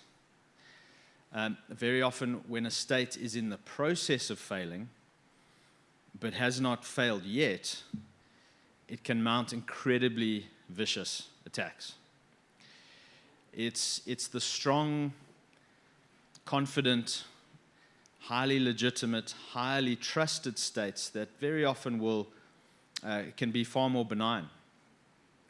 Now, so we talk about failed states, which is a very, very extreme form of institutional and kind of authority breakdown. We might talk about many aspects of failure in South Africa, but one thing we can't say is that in totality that there is a failed state. There is a state that is failing in many areas, losing legitimacy, feeling threatened, and but nonetheless still has the capability and the capacity to lash out. And this leads us to a concept that I won't dwell on for very long, but it's something like what I think it was the theorist Sam Francis called anarcho-tyranny. As states get weak, they lose the ability to regulate and to have authority over difficult spheres like crime, disorganized and organized crime,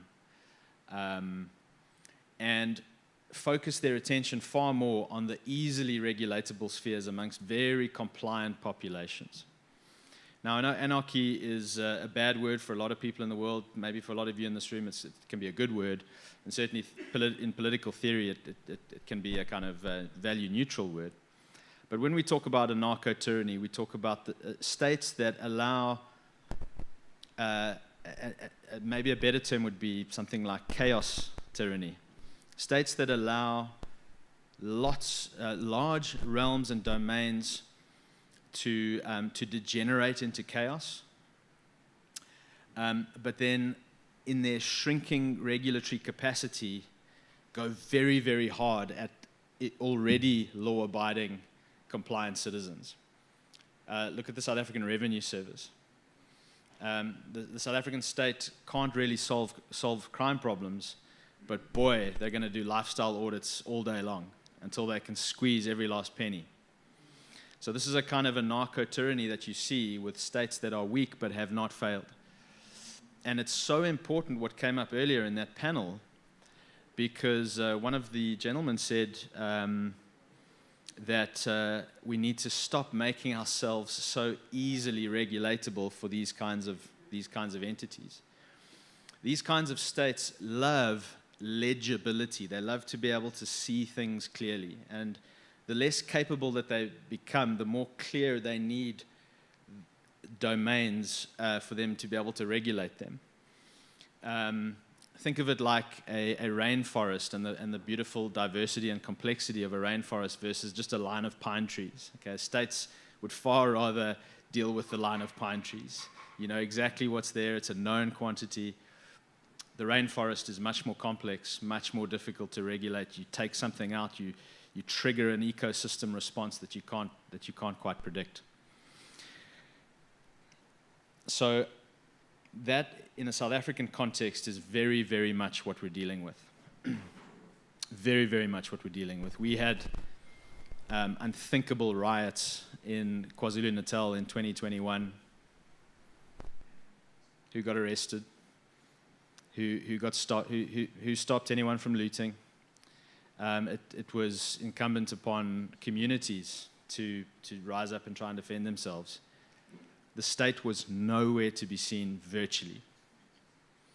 But boy, SARS were doing those lifestyle audits. That's a narco-tyranny. And states like this can mount general attacks on their population. The National Health Insurance Act that's been passed, for example, would be a general attack on private healthcare. It would seek to essentially ban private medical aids and institute a single monopolized state medical scheme. Okay? So regardless of your race, color, creed, language, background, your private medical aid, the state is trying to target that to get rid of that. And that is something that Sakeliga is taking on, which I'll speak to in a bit. States can also do targeted attacks. The racial policies of this government are targeted attacks. The racial policies of the previous government were targeting specific people from the population. The Employment Equity Act specifically targets certain people, males, white, Indian females in certain contexts, and says, you can't have this economic opportunity. You can't get this job at this company. You can't own this much of this business and still get a license or still do business with the state. So we have targeted attacks in South Africa. They're often race-based. But states can choose any means and any mechanism to undertake targeted attacks as well. So when you're dealing with the malicious state anywhere in the world, you need to understand that it is seeking to mount an attack, either on your bank account, on your business. It is trying to squeeze you out or gain an advantage over you so that you will pay more and more tribute to that state for your right to live and operate freely. So how does Sakeliga's strategy, what is our strategy against these attacks? Well, this is very much a core part of what we're doing. We think that business in this country, the business community, and the economy is under both general and targeted attack by the state. Entrepreneurs are people who are very good at planting and cultivating seeds that grow. But they don't always get a good read, or they are not always able to solve the problem of toxic soil.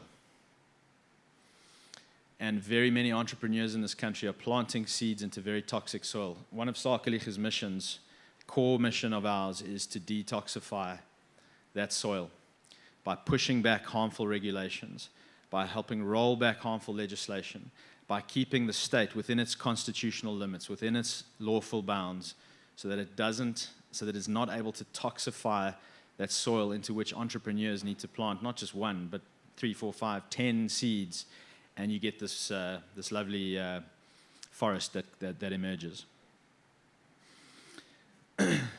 So another way you can think about it is if you've ever watched American football, there's the guy running with the ball and everyone's trying to kill him, basically.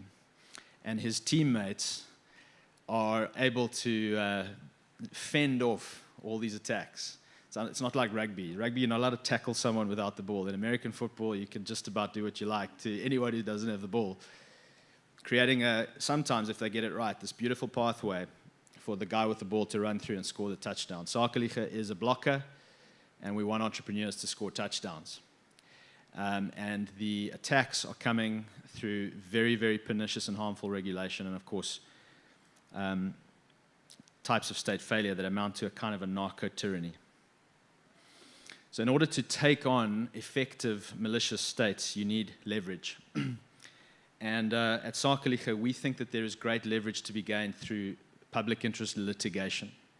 Now, the court system in South Africa is not perfect, but it is also not entirely dysfunctional. There are very many capable courts and very many capable judges, and we have a constitutional order that is still functional enough that we can use the court system to push back very effectively against the overreach of state power.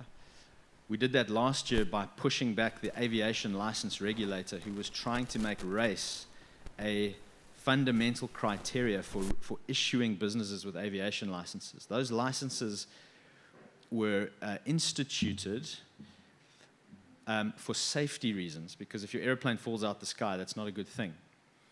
So once you tick the boxes on safety, you should get your license issued. They were trying to tie that to your race. We used litigation to push that back, got a very emphatic court order that regulator may not do that, and we've empowered hundreds of aviation businesses to continue operating. That is the kind of impact that you can have through well-structured litigation. And why it offers leverage is because an organization like Sakelige can confront a 2 trillion rand a year organization, known as the South African government, on a level playing field in a court of law. And if we put together a good case and good papers and the court accepts that, the state has to answer that case. And if the state does not answer that case, it will go on the unopposed roll and we will win that case. And so we force a very large entity to essentially negotiate with us through a structured, legitimate mechanism called the court system on issues of public interest. The ability for businesses to operate and thrive. Secondly, we live in a very fluid and evolving international order. And Sakelige is able to be a provider of insight and information to foreign trade missions and various embassies from around the world as to how to navigate and themselves help shape what is going on in the South African environment.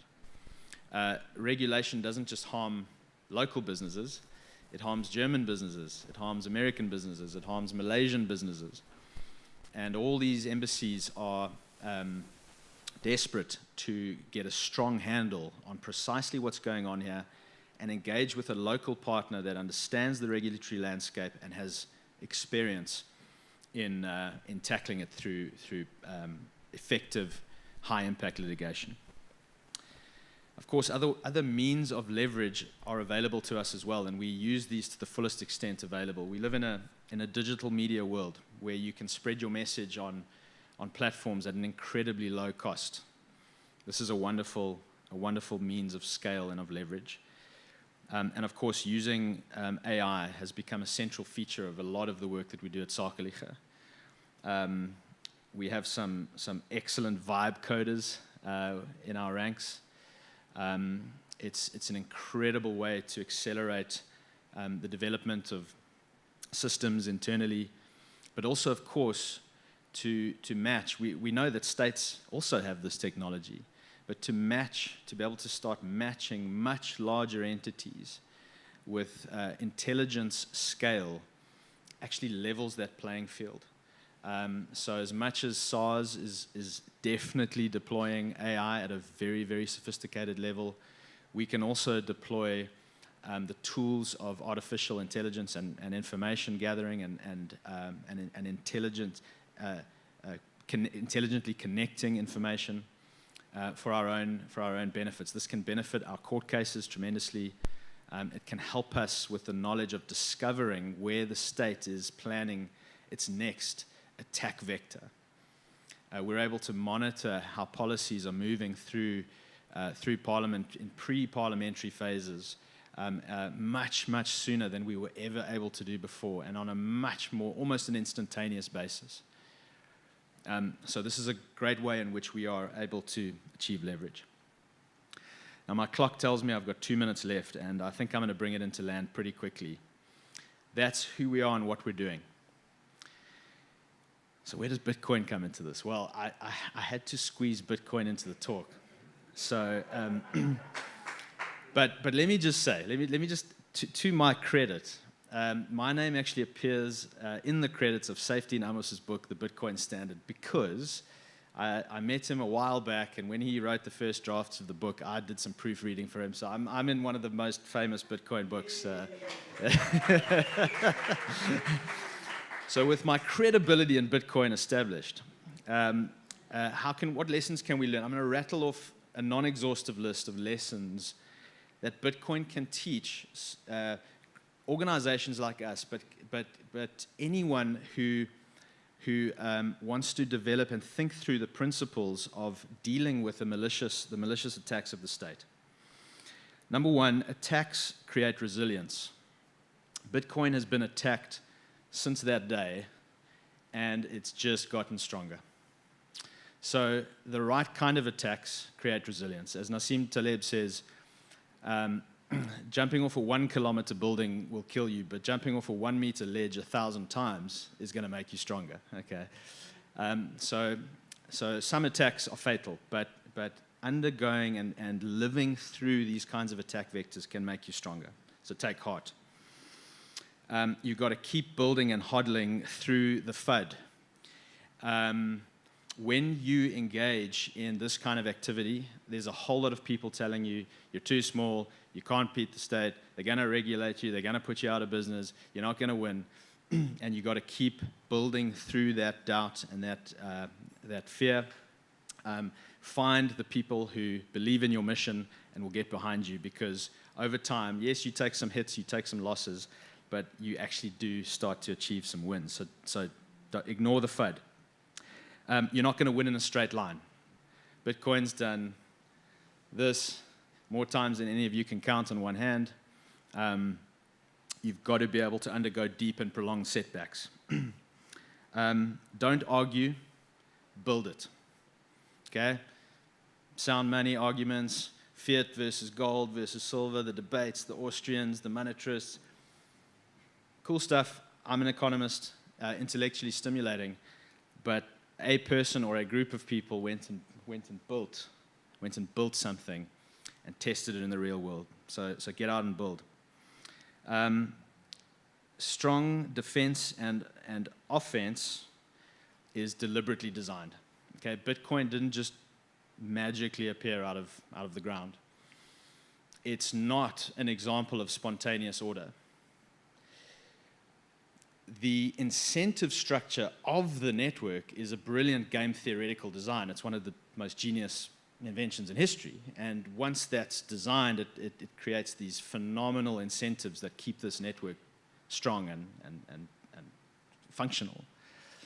But it is code that someone thought about and wrote and built, and the whole network and that whole infrastructure around that is a deliberate design. So we need to think deliberately. We need to think about scalability. David spoke about state-proofing earlier. You can sink a borehole, and then you are kind of state-proof to some degree from mismanaged water services. You can stick a solar panel on your roof, but that's not scalable. It's maybe necessary, but scalable solutions require kind of institutional capacity. Okay, you want to be able to be state-proof at scale. A coal power station, privately built, connected to towns through private networks, is non-state scale, decentralized scale, state-proof scale. And then you've got to know how to identify your early supporters. There were early adopters in Bitcoin, and then you've got to be gracious to the late supporters. Okay? Some people are buying their first Bitcoin in 2026. Don't ridicule them. All right. Welcome them on board and get them going. Final comment. Bitcoiners, this is from me back to the Bitcoiners. We've taken the lessons. Let's come back. Bitcoiners tend to be leave-me-alone libertarian types. Okay? I have a huge soft spot for that type because that's a big part of my DNA. But you may not care about power. You may not care about exercising authority. But power and authority care about you. You know that famous old saying, I don't care about politics. Well, politics cares about you. So don't shun authority. Consider what it means to truly build and cultivate and practice and exercise the power to be resilient to state attacks, to neutralize state attack vectors, and to exercise authority over domains that are crying out for order. Okay, so that is a rallying cry, I suppose, to think beyond your individual self, the guy who just wants to hide away on his farm with his boreholes and his bitcoins and his guns, and thinking how you can scale your efforts and take authority back over the domains that the anarcho-tyrannical state is busy destroying. Thank you, ladies and gentlemen. Thank you. Thank you, Russell. Where can we get a copy of your book? Yeah, my book is called When Money Destroys Nations. It was about the terrible Zimbabwean hyperinflationary collapse, and it's on Amazon. So look up When Money Destroys Nations with my name next to it, and I'll get a few dollars of income from your sale. But it's a book about what happens when states destroy money, when they really go on the attack in the monetary realm. If you think the dollar's been debased, if you think the rand has been debased, you ain't seen nothing compared to Zimbabwe, Venezuela, and various other countries in mid-century when the state really grabs hold of that domain and destroys the currency. Are there any questions? We can't do questions. We're over time. Okay. Can't do questions. Thank you very much. If you got a question, I saw we can chat downstairs. Come find him afterwards. Thank you. Thanks very much. Thanks for letting me go a little bit over time. Thanks, guys. As someone who lives in a defunct small-town municipality, I appreciate the work you're doing. Thank you very much. Thanks, guys. A hand of applause. Our next speaker coming up is an absolute treat that's going to take us into lunch. Right. So from this, we're going to break straight into lunch. Dr. Laban Mwansa is going to talk to us about Bitcoin mining in Southern Africa, I believe. And I mean, if you haven't yet stuck your head deep into Bitcoin mining and at the infrastructure layer, how it changes and how it enables the proliferation of new energy generation projects, then do yourself a favor and pay attention to what this man has to say and what many other African builders are doing, companies like Gridless. And yeah, that's the main focus of Bitcoin mining, really. So please put your hands together for Dr. Jawar. Are you going to use that one? Or do you want to... This slide.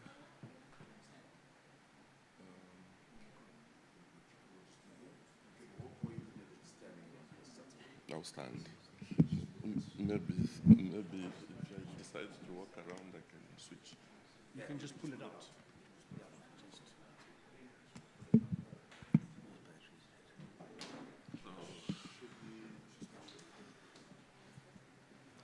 change the slides here.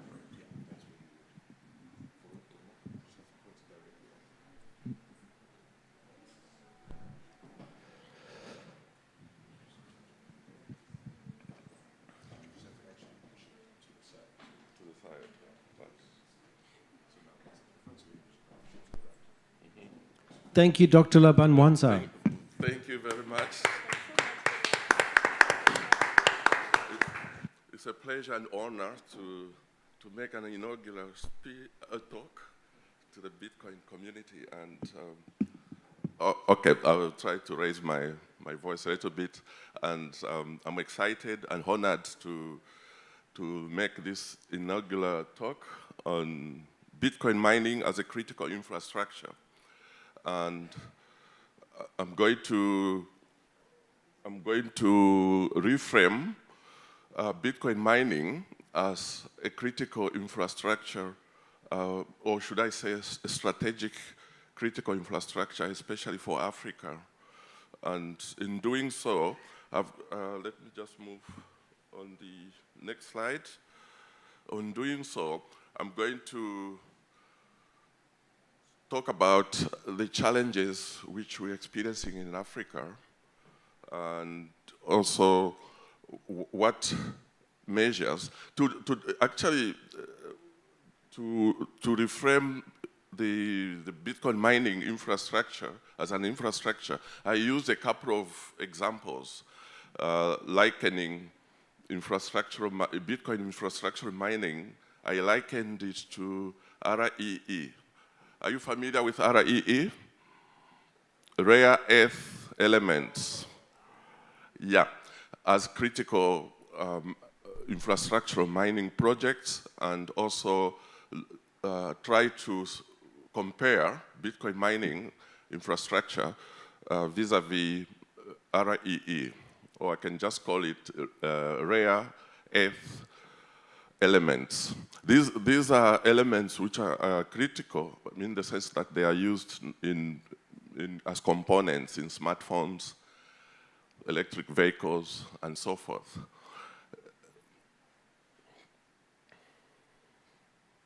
And then I will also share some examples, practical examples on the Robito corridor. I'm not sure whether you've heard about the Robito corridor project, which is connecting 4 countries, DRC, Congo, Angola, and Zambia. It will be a corridor for the transportation of mainly the rare earth mineral elements. And this infrastructural project, I'm likening it because it is pointing to physical mining. What we have in Bitcoin mining is actually digital mining. And if you see on the slide, it tells a story. This is likened to what you would see when you're talking about rare earth mining elements. So you see that this type of infrastructure is energy intensive. And obviously, to decommission such an infrastructure, you need also energy in the extraction. What I would say is the difference here is rare earth elements extracts minerals from the earth, and Bitcoin mining extracts Bitcoins from energy. So in short, I think I will argue that you are exporting energy digitally if you are doing Bitcoin mining. And this is to array the notion which many people have that Bitcoin mining is a speculative activities, and not knowing that Bitcoin mining forms, we can argue that it's part of the infrastructural strategic role which it can play, especially in Africa, where we've got 54 countries and 54, I think, currencies. Now, so it is also correct to say that in Africa, we are not resource poor. In Africa, we are monetization poor. Do you agree with me? Yes, that's reassuring, because Africa is endowed, blessed with a lot of minerals, a lot of strategic assets which can be monetized. But more than often, you find that Africa exports raw materials, and then by the time exports to the outside world, where the raw materials is converted to value, like we can see on the slide, flare gas, which can be a source of energy. And moving forward, we can, yeah. I wanted to show this one.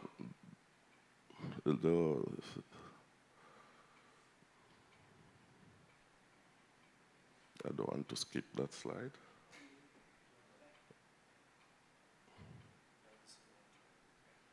Back, yeah. Thank you. So this one is showing the raw materials which we can find in Africa. Africa is endowed with a lot of raw materials, and what we lack in Africa is monetization of the raw materials, especially energy. And I can also argue that energy for export, it means that you can establish Bitcoin mining infrastructure at the point of energy generation, and then you convert the energy into Bitcoins, which is having a global value.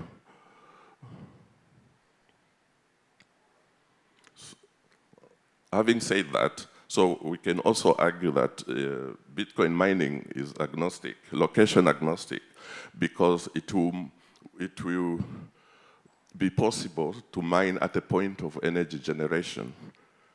It converts surplus power to global value and deployable in months, not years. How? This slide is showing one of the modular containerized network.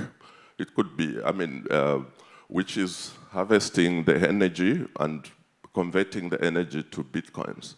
So, and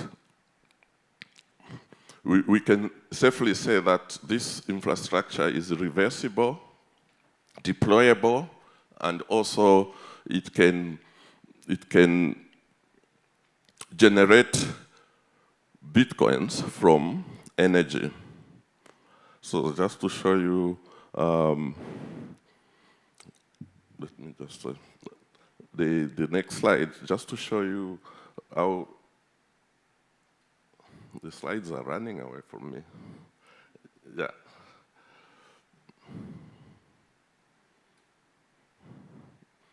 Yeah, so this is an ideal kind of energy generation, and it's showing the value chain that energy is generated either by solar, hydro, and then converted into value within maybe a country. But again, if you say we export energy, you need the infrastructure, transmission line, physical infrastructure, which when you do Bitcoin mining, you will not probably need transmission lines, which costs because you can mine right at the point of energy generation. Now, Bitcoin mining is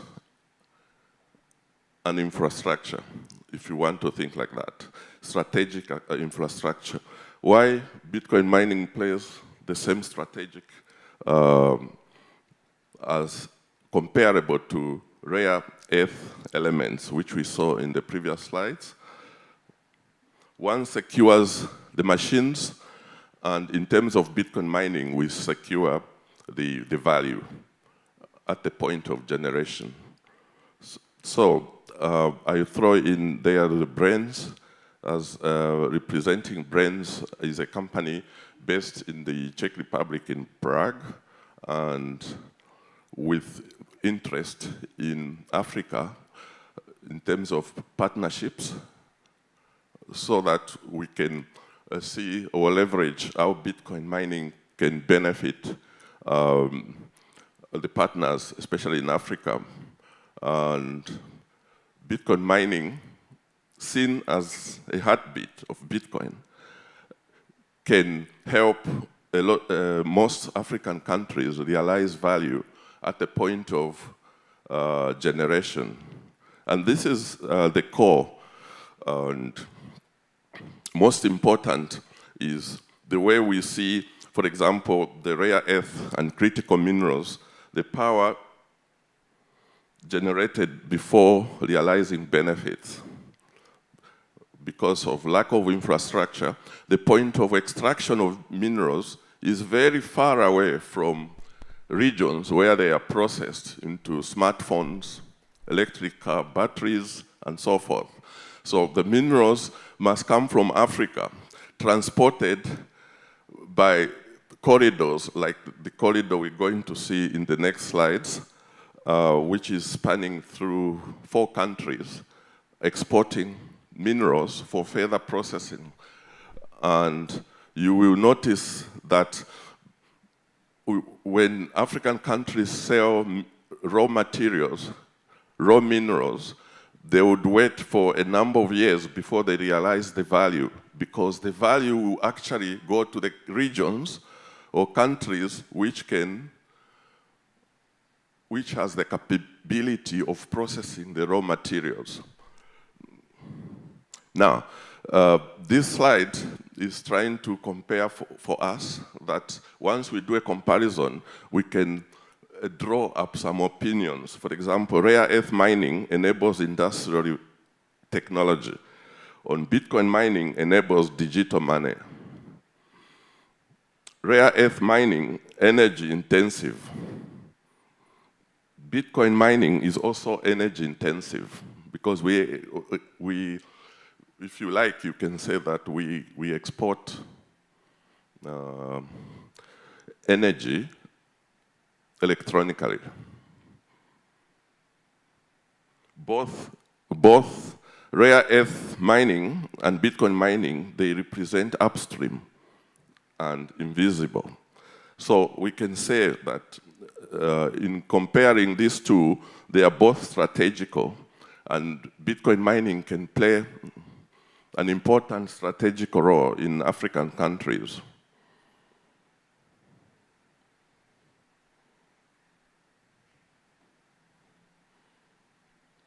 This is an interesting project, and it spans into a multi-billion capital infrastructure project, which is being done by 4 countries, called the Robito Corridor. And this corridor is being prepared to transport rare earth minerals to regions where they can be processed and converted into value, which is then imported back to Africa. So, strategic logistics investment accelerates mineral exports, limited local processing. Processing in the countries where extraction is done is very difficult. And this is actually the map showing the corridor, which has been at the moment in construction through rehabilitation. It's not really a greenfield. It's a greenfield. Some parts, for example, connecting the mineral-rich copper belt of Zambia, connecting it to the Robito Corridor, to DRC, then Angola. Robito is a port in Angola, but mainly this is being financed by the Americans, the European Union, and I think some African banks. But again, if you think about it, what is going to be transported? raw minerals, raw materials. When is value going to be realized? Value will be realized only in countries which have the capacity, technical capacity to process rare earth minerals. And this is one major difference, or if I want to argue that Bitcoin mining will monetize right in Africa and then produce global value, which will be essential to help the countries, especially where we monetize surplus energy and get value immediately. Yeah, this one is showing also the connected countries on the corridor for this envisaged extraction of minerals. And at one point of argument is we at Brains would like to have partners in Africa where we can extract Bitcoin from energy at the source of generation. And African countries will be able to realize value immediately. The conversion is happening, and this is an advantage. Or what I can say is digital as compared to what you're seeing on the corridor there, because of the transportation involved, and also we can see that there's a missing layer there, okay? Because before exporting energy, we can monetize energy, and at the point of generation, digital value before physical shipment. We know that even mining, physical mining needs energy. Diesel, hydro.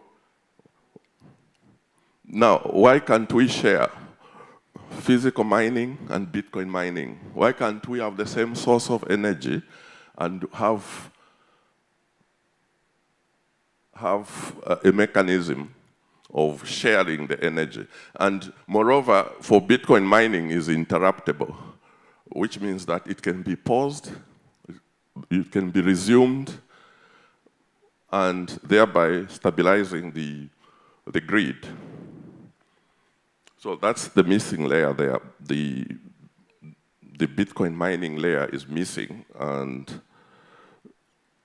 looking at this stack, this one is representing the source of energy, the fuels, fossil fuels, petroleum, gas, hydro, solar.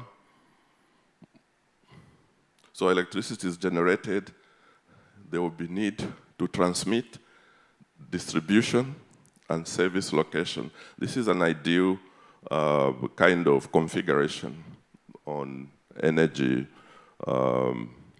stack. I like this slide because this slide is showing you an automated port, a port city like here in Cape Town. We have cranes lifting containers, and first of all, the ships are coming to dock.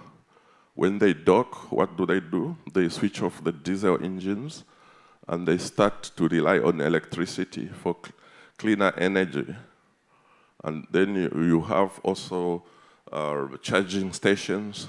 What are they using? Energy. So what can we say about this slide? It's showing us that we need energy can be the source, which can be automated, and we have there a sign of Internet of Things, automation, coordination. Now, if you look at this infrastructure and compare it to Bitcoin mining, with Bitcoin mining also we have ASIC machines which are mining, and also automation, which means that the containerized data center doing Bitcoin mining can also join network.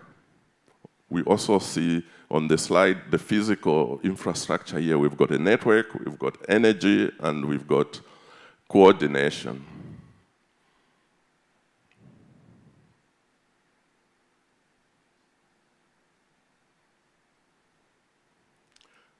this brings us to the concept of dual-use infrastructure model. One energy asset, industrial mining, can coexist with Bitcoin mining. And also the notion that when we're doing Bitcoin mining, we can tap on stabilization of the grid by use of surplus energy. On the left side, you've got energy systems, which today could be coal,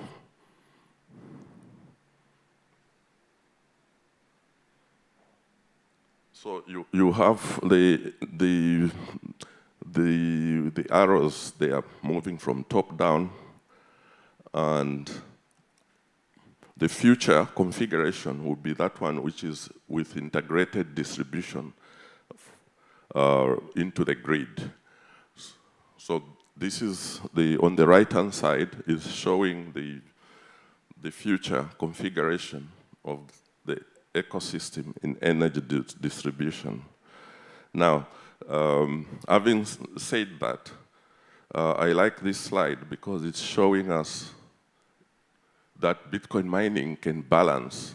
It can balance the usual reuse of infrastructure model. For example, if generated power is over-generated, and if you look at the middle there, you see something like a fulcrum, right?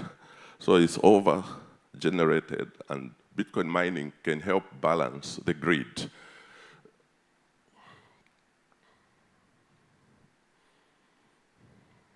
Just re-emphasizing what we are saying.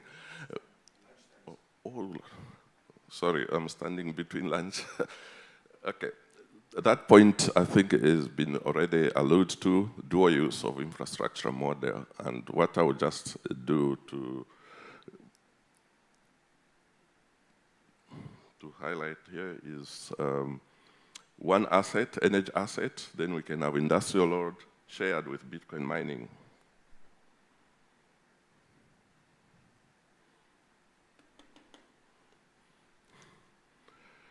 Yeah, so most of these points have been alluded to, why Africa matters, why it matters for Africa with abundant energy, and monetization is the key.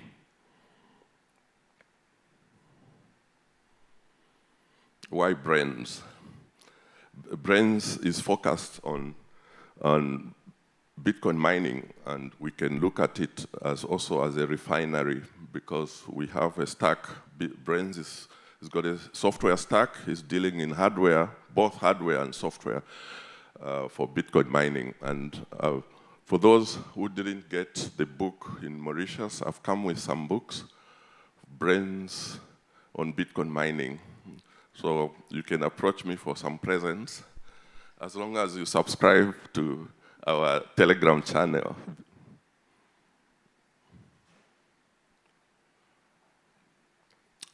The Brains Manager, you have, I can see, I still have plenty of goodies there to share. So the software for those, do we have people doing mining here?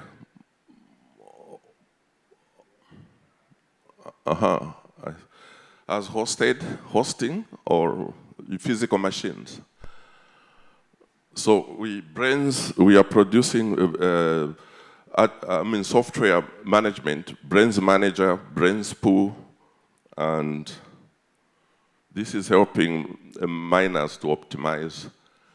It's more comes in like a refinery. It is sitting on top of the mining to optimize. You get more Bitcoins from less energy. And this is a new product. You can buy Bitcoin hash rate. You can borrow the hash rate and use it. And you can visit our Brains website and subscribe.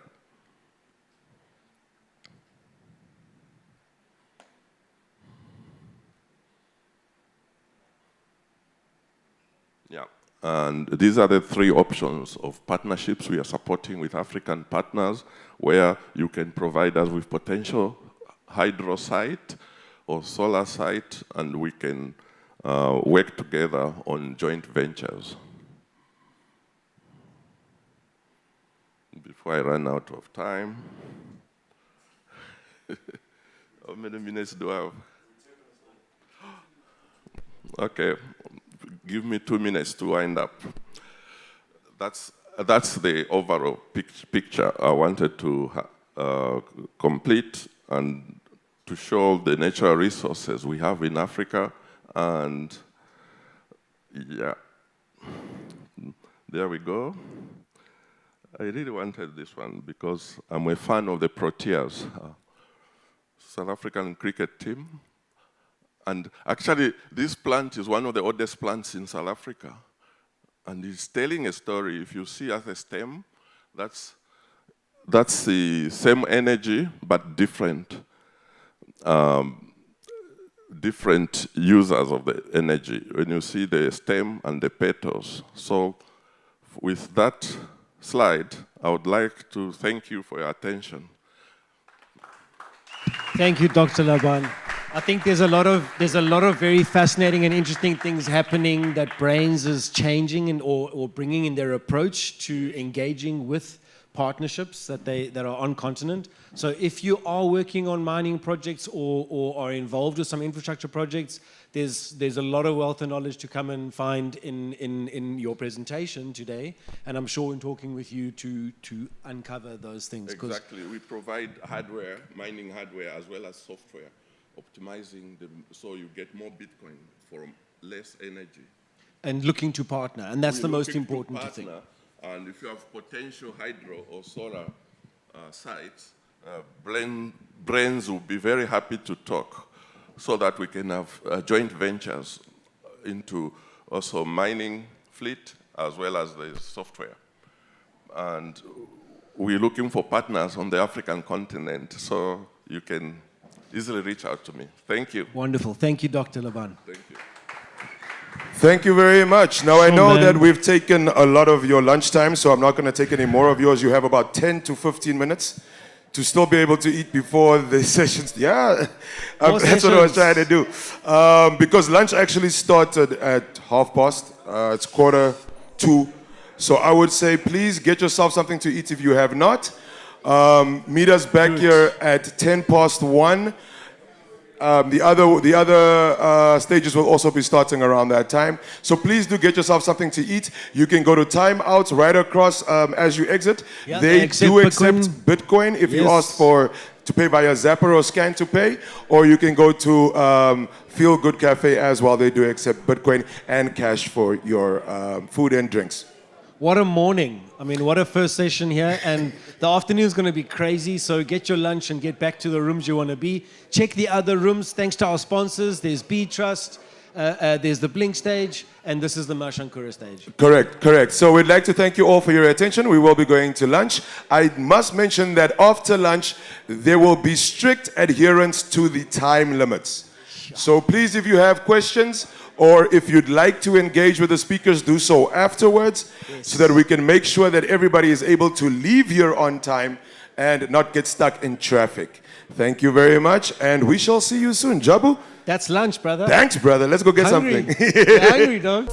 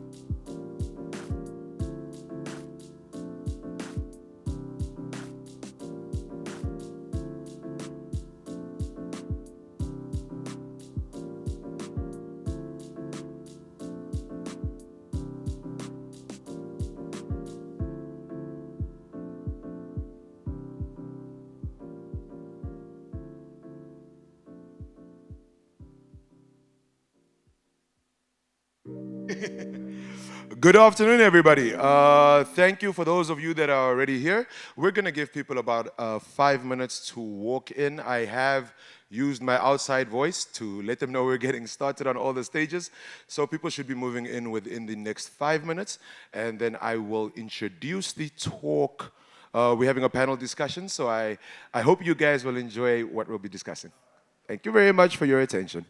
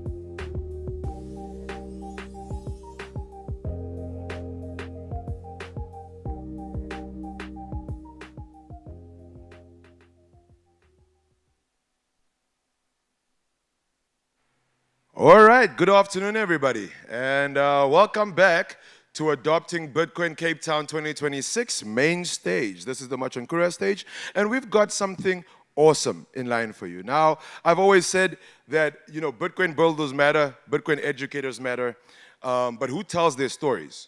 Who continues to be the voice for the voiceless and the seen for the unseen?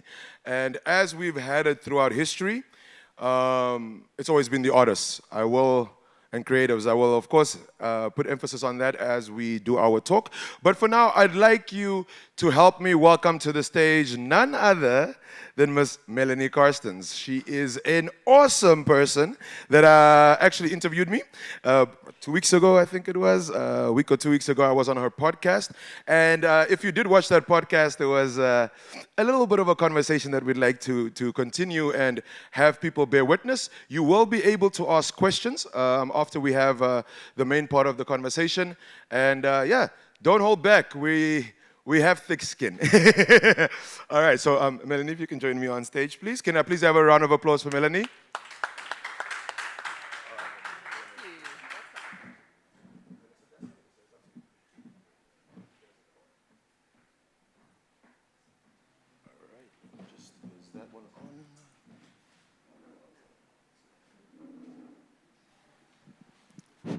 Okay. Let's Hi. do you want to use this one maybe? I think this one No, might be. Can everybody hear us right? We're good? You can see us Testing. correctly? Awesome. All right, Melanie, firstly, welcome to Adopting Bitcoin Cape Town. Thank you. I'm glad to have you on the stage as somebody that has worked with creatives before for a big part of your life, and also seen the pitfalls, struggles, and accomplishments that come with being an artist in general or a creative in general, and especially within a space like Bitcoin. So just to start, if you wouldn't mind just giving people a little bit of a background on you and why you're on stage with us today. Cool. Hey, everyone. Thanks for being here to listen about art. I am Melanie Carstens, and I have worked in music and fine art for the last 2 decades. My husband is an artist, so I've got first-hand experience with it. And I now currently have a podcast. I've been writing about Bitcoin and Bitcoin art for about 4 or 5 years, and talking about it on my podcast, interviewing people and so on, Awesome, awesome. So before we get started on the artist point, I just wanted to, just for a little bit of background, what led you to Bitcoin? How did you fall down the rabbit hole, as we say? It has to do with my work in the art industry. During COVID, we sort of saw the halt of the $30 billion music industry. I felt it firsthand because my husband, as I said, is a musician. And prior to that, I'd been fighting with Sony Music. My husband was signed to Sony Music UK. So I'd been fighting with them, legal battle for about 15 years. So I've got a lot of experience in it, and I read a book called The Sovereign Individual, and it just inspired me, this idea that you actually could own your art. My husband's music, he can't leave it to our son because he doesn't own it. Sony does, never will own it. I just became excited about the fact that artists could actually own their work, and then they could sell it peer-to-peer rather than have all these middlemen between it. You know, galleries take up to 60%. Artists, I mean, you'll know, because you've worked in the music industry, we're looking at the labels taking up to 80, even 90% once it goes through Spotify and the labels and so on and so on. So these guys aren't making, literally when I say any money. And so when the music industry paused and touring paused, you just saw, you know, the most successful artists in the world. They just couldn't earn any money. So that's what inspired me about this. And I think my sort of experience in fine art as well, and understanding how that moves through substrates from cave art through to where we are now digitally, as you said just now, it tells our story, it holds our human evidence. So it just became really obvious to me that if this is the most important invention of our time, the most important thing in what is happening to us as a race, then we need to put art on it as well. Okay, here comes the interesting part of the conversation. Like I said, this isn't a debate, it's a conversation, and the conversation is about to take a little turn. I did tell Melanie not to hold back. When we were on her podcast, she brought up the topic of Bitcoin ordinals, and she was gracious enough to let me push back without giving a retort on her podcast. So today is where we're going to hear that retort. Melanie's not going to hold back on why she thinks ordinals is a great way for artists to be able to own the rights to their creations, and how to safeguard that by putting it on chain. And then I will go and have a conversation around that. But please, Melanie, please state your case. Unleash me. Look, it is a complex question, and it's really difficult now because we still sort of trying to understand the money. You know, how can you sort of invest your money in art when we're still trying to understand what this is that we're building? So I understand that it's a sort of a difficult topic for me to talk about and for people to understand, but I think we got to understand first what is art. And why it's important. We've both said it numerous times. It's our human evidence. It tells our story. We've been creating art since the beginning of time. We've been inscribing our stories on cave walls. We've been creating pottery, jewelry. It's why we don't just have lumps of gold. You know, it's a cold piece of metal without jewelry. That is what gives it its story. You know, pottery, architecture, even the story of Satoshi Nakamoto is art. You know, it gives us that warm, fuzzy feeling about Bitcoin. So that is why art is important. Why do we want to put it on Bitcoin? Because if we don't tell future generations that this was the most important thing? If we put it on a side chain or a layer 2 or some other thing and we just call it an NFT, then did we trust Bitcoin? Are we telling people that this wasn't the most important thing of our time? This is going to tell Bitcoin's story. And so that is, I think, why it's not I mean, these questions are all put to me. That's why I can ramble on for a long time about it, because people also say to me, I mean, it's a JPEG, just right-click save. You know, that's like saying, well, the Mona Lisa is just some paint on a piece of material.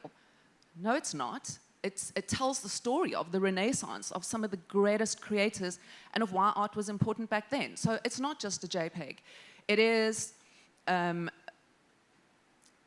it's like I said, you know, not just paint on fabric. So those kind of things, I think, bring or are a kind of the early starts of an understanding. It is a really complex question. And I can go on and on about it. I do write about it, so yeah, I don't want to sort of labor the point too much, but I can see I love it. I do see that. And for the most part, I agree with you on the importance of being able to safeguard our art, our technology, our advancement through life. I think where we differ on it is the cost. So there's, like everything in life, there's a cost to what we do and what we store. And again, so let's move a bit back into context. When we, as Melanie so rightly said, artists go throughout this life. When COVID hit, most of the people that you knew as millionaires and all this, they were making no money. And why is that? Artists don't actually make money off of music sales. They make money off of touring and merchandise. That is where your bulk money comes from. Now, why we say you don't really make money off of the art, off of the album sales is, as she said, how much does Sony own? The record label that's attached to Sony, your manager needs to get paid, your publishing, all of these things come out of the artist's cut. So how much do you actually get off of the music you've released and how much can you retain? So I do get what you're saying in the safeguarding aspect of it. But as I said on your podcast, and this is where my pushback comes, when we talk about ordinals are existent on layer 1 Bitcoin.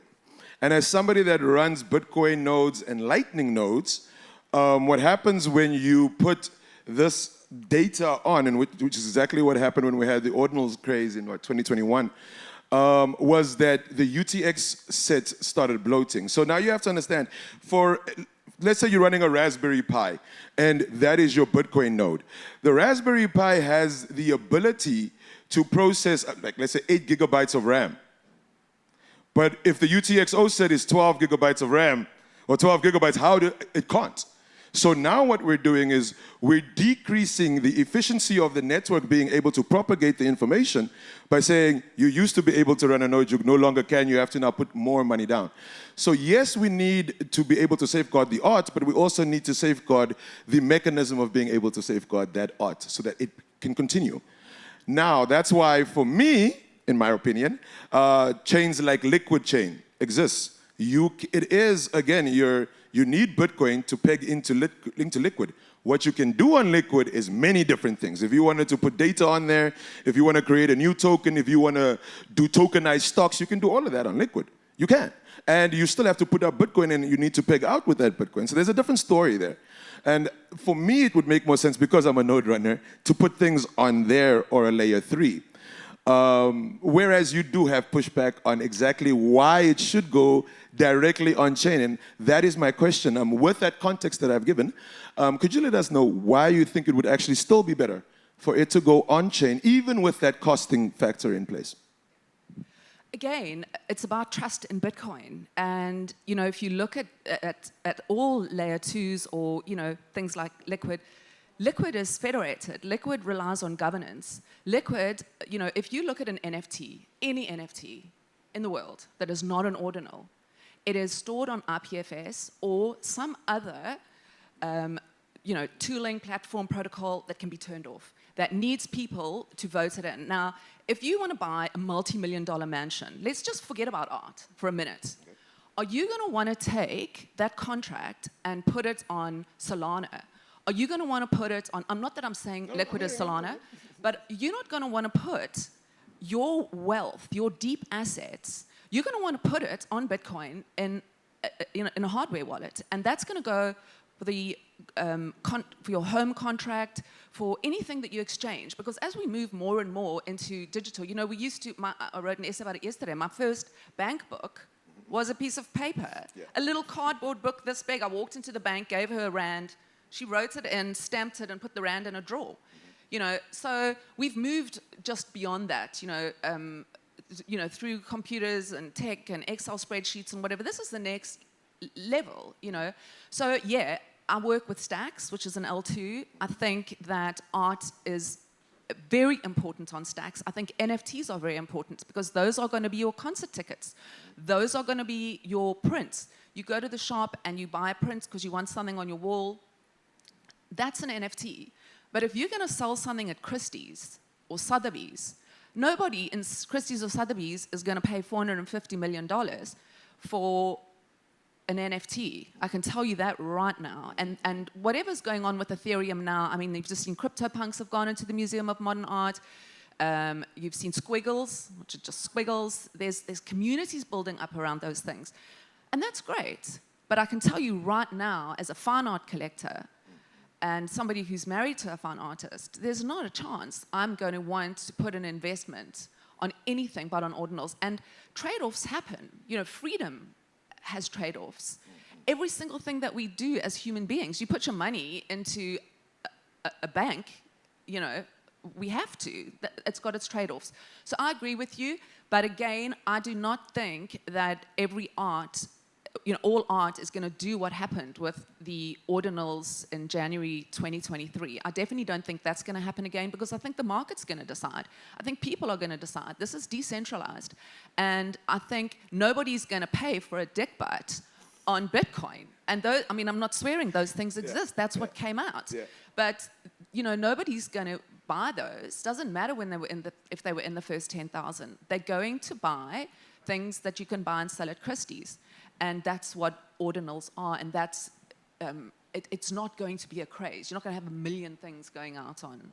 Okay, and then on that topic, I know the only pushback, or the first pushback you're going to get from most people in this crowd, is if I were to have an ordinal of my title deed for my house, and my house gets repossessed, who owns the title deed of that ordinal?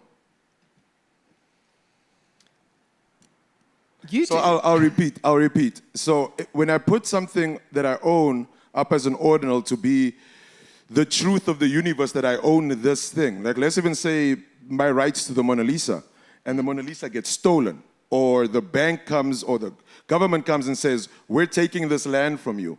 I still, on Bitcoin, am the owner of this land, but I no longer have access or any ability to get onto that land or utilize that land. Do I still own it then if I just own the ordinal to it? No, I think the technology is still very young. You know, the way I think about it, we're still in 2010 in Bitcoin when it comes to art. You can't sell art on Bitcoin or Bitcoin when people are still, like I said just now, trying to even understand. We're still trying to talk, this is what we're doing. We're trying to tell people that Bitcoin is great. Now I'm trying to say, well, hang on, buy art with your Bitcoin. People are just going to be like, what? So I think what's going to happen in terms of putting metadata inside and layer 2s, I think you can now, some artists are doing it because file sizes are so tiny on Bitcoin. So people are going to want to say, okay, you know, if you've got an ordinal, that ordinal is going to have to be sold or taken from you for that person to own that property. So how we do that, I don't know.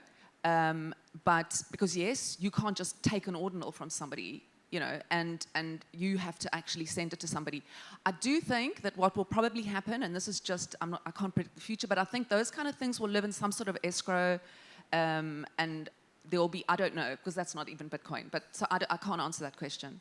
No, I get what you're saying. It's just, it's a thought process. It's just a thought exercise to say, you know, it needs work. If I own this water, and I put this on chain, and I say, Oaken owns this water, and Herman comes back from there, smacks me in the head, grabs the water and runs with it, I still own the rights to it on ordinals, but the water's gone. So, and I think that's a thing that for a lot of artists, comes into the fray is, firstly, as you said, I don't understand the full technology, but at the same time, I want to be able to earn and find my place within it. How then, as an artist, again, because it's a thing of saying, hey, I'm going to make all this money, you have rights to my music, and then the record label comes and says, yeah, we're going to do all this, and you don't get anything anymore. So I think that you are correct in the sense that we need to find a way to safeguard our artists and to make sure that they are able to truly own their art. I do, however, think that an artist being able to do that shouldn't be a cost to the developer running the software so that he can do that. And as I said, with 3 years ago, 4 years ago, everybody was told, just run a node, just get a Raspberry Pi and run one.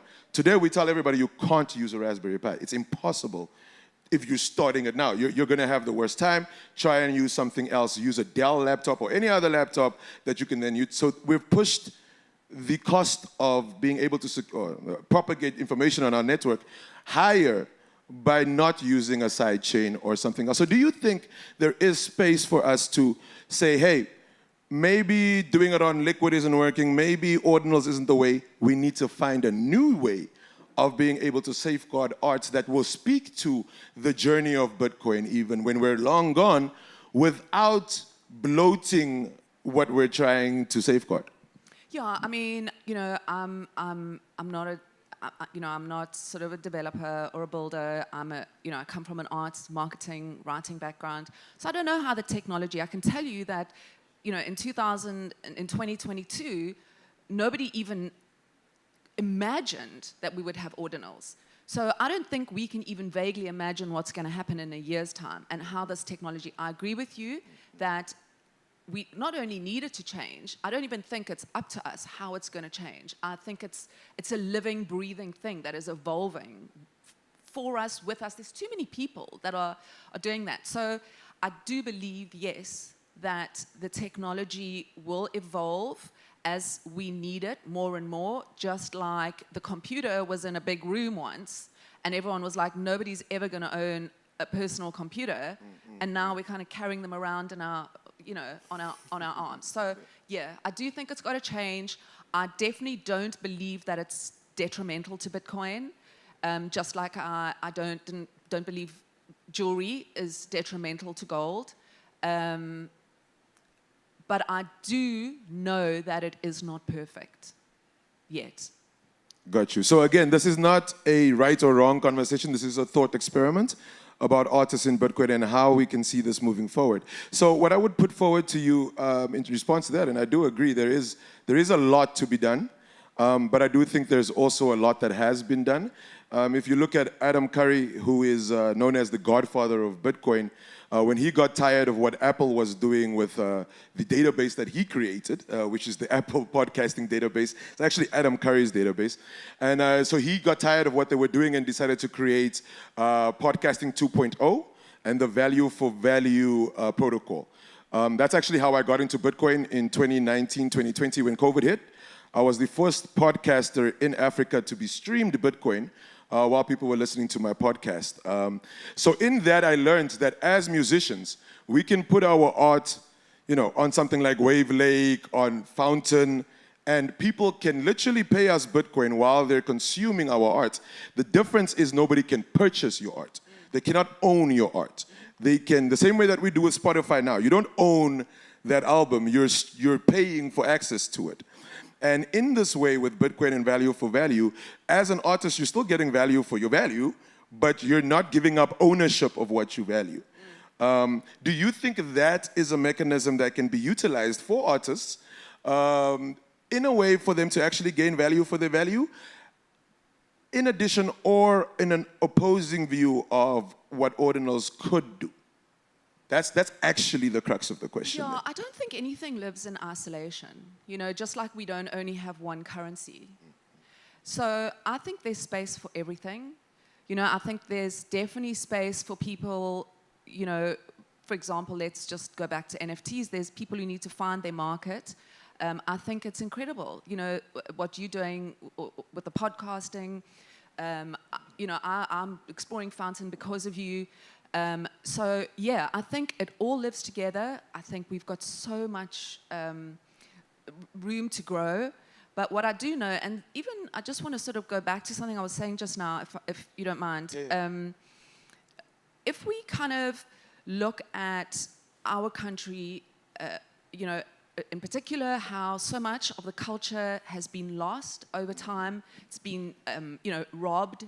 It's been forgotten because it was oral. If you look right now, you can go online and have a look. They've just banned Animal Farm in America. They've just banned Brave New World. You know, it gives me gooseflesh. This is what they're doing. They're just saying, Trevor Noah's book just got banned in America, in schools. So this is, they're just deciding for us that our stories are gone. You know, what does that do for us? So that is my deep passion about, you know, they just can't wipe it away. And somebody who's lost so much to the powers that be, who has lived her life with somebody who doesn't have any sovereignty, it's important to me. But I do still believe that there's space for everything. And I do believe that with Bitcoin, that is the beauty of it. It's the most decentralized thing. It doesn't matter, you know, it's not like crypto. It's not something that, you know, can be owned. You own your own Bitcoin, you know, it belongs to you. And I think it's the same for art. So I think it's all important. And I think we are here, you know, these people here are so important. And, you know, and I'm so grateful you're even listening because, you know, and I hope this touches you in some way because, you know, you all consume art every single day of your lives. There's music, there's, you know, you look at your phone, you're looking at pictures, and they're not benefiting, you know, the people who create this human evidence. I do like the way that you phrased that. I can't actually push back on that one. And because you did phrase it so well, I have decided that we're going to open up the floor, because I know some of you have comments for both of us, not just for Melanie, because I do like the way that you phrased the fact that there are, I mean, there was a time that people said Lightning was a ridiculous thing to think about on Bitcoin. And now people are building ARC and building, you know, layer 3s because Lightning exists. So I think it is a conversation that definitely needs to be explored more.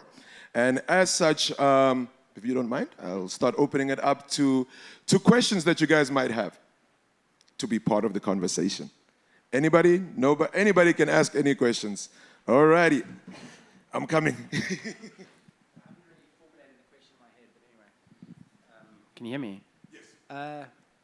So in the Bitcoin standard, I'm towards right at the end of the book, he talks about decentralization and use cases of Bitcoin and how as Bitcoin has really only succeeded for the peer-to-peer money use case when you look at it. And so anyway, my question is, so you're talking about decentralization and putting your art on Bitcoin, and you mentioned when someone, how do I phrase this, when someone, you said when someone takes ownership of your art, but that all stays on there, who owns it, right?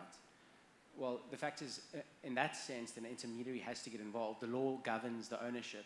So then what's the point of putting something on a decentralized thing if you're going to, in the end, use an intermediary anyway to actually make sure that the right person takes ownership of that art? I don't know if I'm phrasing it correctly. How are you doing? Just before we move on, do you want to answer that? Because I don't want it to get mixed up in questions. And if you could just pause the question, then we could just add it. I think that's why smart contracts are so important, and that's where they come into play. We know that we've got, you know, like an escrow. What is it where you... like a multi-sig escrow. Multi-sig. So we know we've got that. We know we've got smart contracts. With art, I mean, let's just go back to art and forget about contracts, because I don't think that's even been, you know, that's just kind of a part of the thinking. With art, you're not going to own that art unless somebody sells you that art, which means there's an exchange. They're going to give you Bitcoin, and you're going to send them the art. If you know, and that's going to happen like with any sale that you make. It just, you know, with Bitcoin, they don't get the money first and then you get the art. It happens as one. So with art, that's how it will buy and sell. In terms of contracts and metadata and smart contracts that they're putting on Bitcoin, there might be better use cases there, and there might be better ways to store it. But right now, that is, you can't own an art. Just like you can't go and take a photo of the Mona Lisa and then go stick it up on the wall and tell people you own the Mona Lisa, because you don't. Yeah, I think if the ownership is actually on the chain, or the NFT, the token is actually the sole record of your ownership. It's one thing. You know, you mentioned about you've got a house and now you've got this thing on the ordinal and now your house is repossessed. You know, the problem with those type of things is the representation on the ordinal actually means nothing because you still have an underlying government structure dealing with ownership of property. You know, so unless we move where that NFT is your sole representation of your ownership, because then what the bank will attach is actually that thing, you know, and it's not the interdict against the title deed, you know. And so I think, and one must also differentiate, I think, between possession of a thing, like actually live in the house, and ownership, you know, which is a completely different concept, you know. So, but yeah, that was just my high-level thoughts. That was great. Actually, both of you had very good questions and statements. Melanie, if you don't mind, I'll take them. So as for your statement on the decentralization question, yeah, so it's the same question of who owns it and where does it live? Like, is it a bearer asset? Because again, with a bearer asset, he who holds it owns it, right? But if we're talking about, and again, back to your statement at the back, if we're talking about something that I own rights to, who enforces my ownership of those rights, right? And to do that in a decentralized system is to say, I do. Nobody else can decide that for me, whether I don't own this thing. By holding it, I own it, like with Bitcoin. Now, the problem with something that is a representation of something else is if the something else gets taken, I still own the representation. I'll give you an example. When NFTs came out originally, Dergigi, who's no longer on Twitter, he put out like 10, 20 ordinals and like people bought them. And he did this as a teaching experiment. Everybody like, you know, they bought it. I've got the school Dergigi like NFT. The next morning when they woke up, it was the poo emoji. Right? He just changed the picture of what they owned. And the reason is because you actually own access to the link where something lives. It's like I'm selling you a Google Drive link. I can still change what's inside the Google Drive. You're just paying me for the link access. So that's what happened with the NFTs. Now, of course, ordinals isn't the same as NFTs. But the question, as both gentlemen have alluded to, is if there's a law and I'm inside this country with the law and there are ownership and rights laws, who do I go to say I've been robbed? Do I go to Bitcoin blockchain and say, hey, this person tried to rob me, I should actually still have ownership because I have representation of ownership? Or do I go to the court and say, hey, that person robbed, like kicked me out of my house, you need to help me? And they're like, but where's your proof of ownership? Like, we don't have it at the deeds office. So I think that's what they were trying to allude to, is the current state that we live in versus the virtual, what we're dealing with and working with, and how those two come together. We have 2 minutes, so I'm going to let Melanie be the last one to speak. And please do go into as much detail as you want. Yeah, just quick sticks. You know, the answer to that, now that thanks for sort of, maybe I misunderstood, is that, you know, if you lose your seed phrase, who are you going to go to? The bank. You're not going to phone Bitcoin. So that's what it's all about. It's about taking responsibility. And I think if you buy property with Bitcoin, you know, there's no smart contract, so you're not going to pay it off. You're going to be like, okay, I'm buying this house, so nobody really can or should be able to repossess it. And if somebody steals it, it's just like stealing your seed phrase.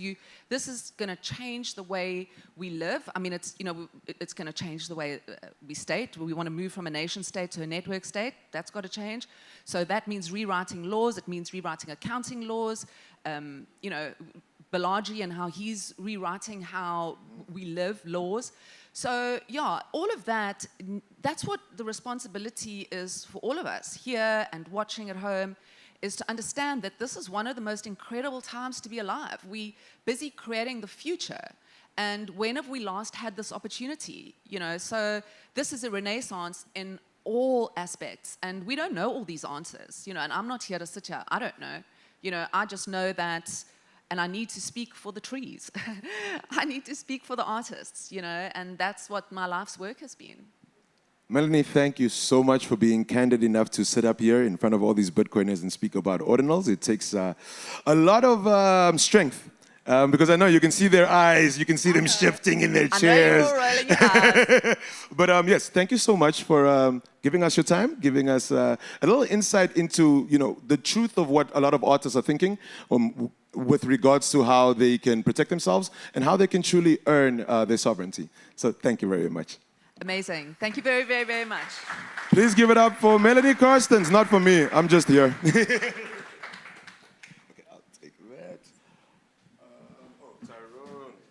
So I'm no longer your MC for the stage. It was nice being with you guys. See you later. I'm going to hand it over to my buddy here, Tyrone. How's it, everyone? How's it, everyone? You guys still awake here? I don't think I need this one right now. All right, so currently 4 minutes behind, but not too bad. You know what's weird is, just quickly, amongst my friends and my mates and family, I'm known as the Bitcoin man, Mr. Bitcoin. But just being here, being MC at this conference and spending some time with these OGs, I feel like I know absolutely nothing about Bitcoin. But yeah, it's awesome learning from all these different people here. So without further ado, yesterday we had the Bitcoin Circular Economy Summit here at the conference. And this next talk is pretty much about a service that allows you to connect and integrate Bitcoin in a professional manner to your economy and your community. We've got the two co-founders here of the service, and I'll call them to stage now. We've got Nombuyiselo. I hope I said that right. And Jodam. Please put your hands together and give them a warm welcome.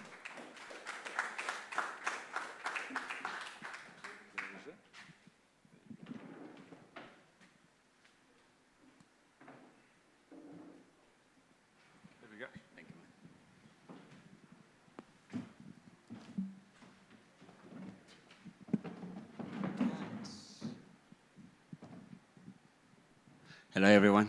Hello. Trust you're having a good time. I learned a new phrase when I was here. I learned to say sharp. Sharp. Sharp. Sharp. Okay, let's go. So my name is Jodam Kunuko. I am the CEO and one of the co-founders of Minmo, and my colleague. Yeah, my name is Nombuyiselo Morage. I'm the COO and co-founder of Minmo. Yes. Today we want to talk to you and just share ideas on how you can actually power global access to Bitcoin, but you use local trusted individuals. Let's go. Okay. Now, as we wait for the slides to move to the next one, Sorry. sharp. Sharp. Okay. So the whole idea is there. Use local trusted individuals to bring Bitcoin to communities, and then on aggregate, this builds up to global adoption. But, we need to first maybe take a step back and ask, what is Bitcoin adoption? Nice. Jodam. Yeah. What is Bitcoin adoption to us? Okay. We've thought about this a lot at Minmo. Do we really understand what Bitcoin adoption is? And on here, we think Bitcoin adoption is when the person who you introduce to Bitcoin starts acquiring it, using it on their own. You don't have to keep pushing them. You don't have to buy Bitcoin again. After you introduce them, you expose them to Bitcoin, right? And now they just do it out of their own curiosity. Some motivation will come. So I want to jump into a personal story. Yes. As the newest Bitcoin adopter in Minmo. Okay. We've highlighted when a person consistently starts, acquires, and uses it on their own. And this is an important journey. I'll walk you through our experience on exposure versus adoption, right? I'm sure a number of you, there are a lot of orange people in this house who have tried to orange pill someone or to get someone on Bitcoin. And the first experience or sentiment a number of us encounter, myself included, is, oh, I know about Bitcoin, I got some, I sold. A fast adoption, right? But what moves the margin from I'm holding Bitcoin to I understand this ecosystem, I'm in the space, I know how to acquire on my I'll talk about my journey from reconnecting with my college friend. And what was the first time we met since campus? Since campus, I believe this was 2024. Yes. Yeah, it was a good time in Bitcoin, by the way. He always reminds me that 2024 was a good time in Bitcoin. Yes. But there's something I did around my birthday in 2024. I knew about Bitcoin. Jodom had expressed to me about what is the value, what is deflationary assets, all the big words. We're on the amazing Buy wallets. Bitcoin is going to change your life.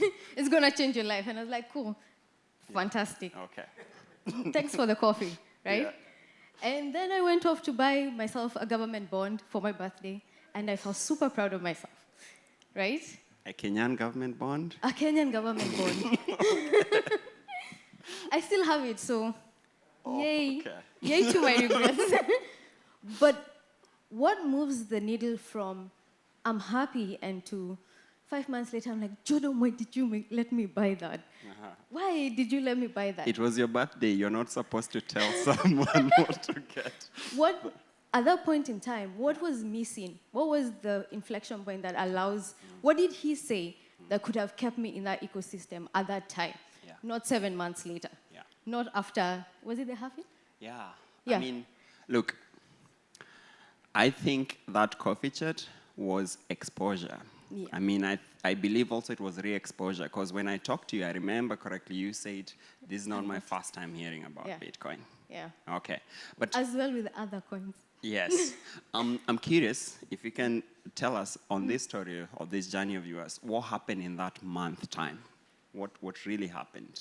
What happened in the 7 months between my re-exposure to actual adoption was education, was exposure to amazing people in BDevs, the Tando, Sabina, everyone in the ecosystem being like, come, I know you'll stay, just come.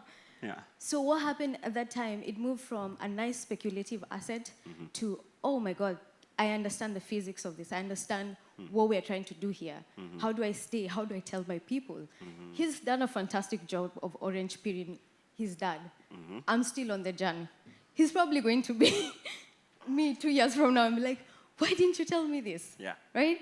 So from that learning and the definition of this was our experience on their own, starting from, Jodom, how do I buy? I've seen it's gone down. How do I sell? Now I'm stuck. I really need to sell some Bitcoin. So we have a distillation of this. If you go to the next slide. Yep. Yeah. Okay. That is the question. That 7-month journey really, if we look closer at it, we might identify some things that if we applied, we believe this, if you apply this to any community, to your friends, any conversation, you'll notice the drivers of a Bitcoin adoption. If you just go to the next slide number. One was education. I mean, I couldn't create curiosity in Nambu, but I could at least do exposure. Maybe I could show you what is Bitcoin as a matter of education. But please go ahead. Tell us more, like, that 7-month, I mean, I really like how we ask the question, like, what really changed? And then this came out of it. What was your trust like? How did we get to my regrets? Yeah. Yeah, so how did we get to the point in time when we've narrowed the gap from I know about this to I know about this, I know how to acquire it for myself, I know how to spend it for myself. And we've defined that in 3 factors, right?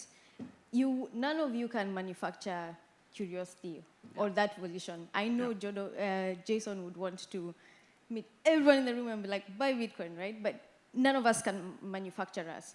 What we can do is be the first triggering factor to trigger that curiosity, to do that exposure, right? And then another thing that can happen is on the soft landing, on who's your community member, who in this new ecosystem can a new Bitcoiner come in and ask, okay, my P2P, I've bought it on Binance, it has taken 2.5 hours. We're done. You're going to send me that money. Right? Okay. So having a community, having people you can run to and just be like, okay, you're my support system. How do I stay in this ecosystem? But more importantly, we're talking about tools, simple working tools. What were the tools that you exposed me the first time in terms of wallet, in terms of the P2P channels that I can acquire my Bitcoin, in terms of Tando, how can I sell when I'm at a M-Pesa till number?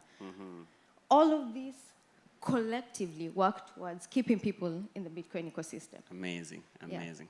I want you to touch on tools a bit. Okay. What are we are builders in this space. There are a number of roles all of us play.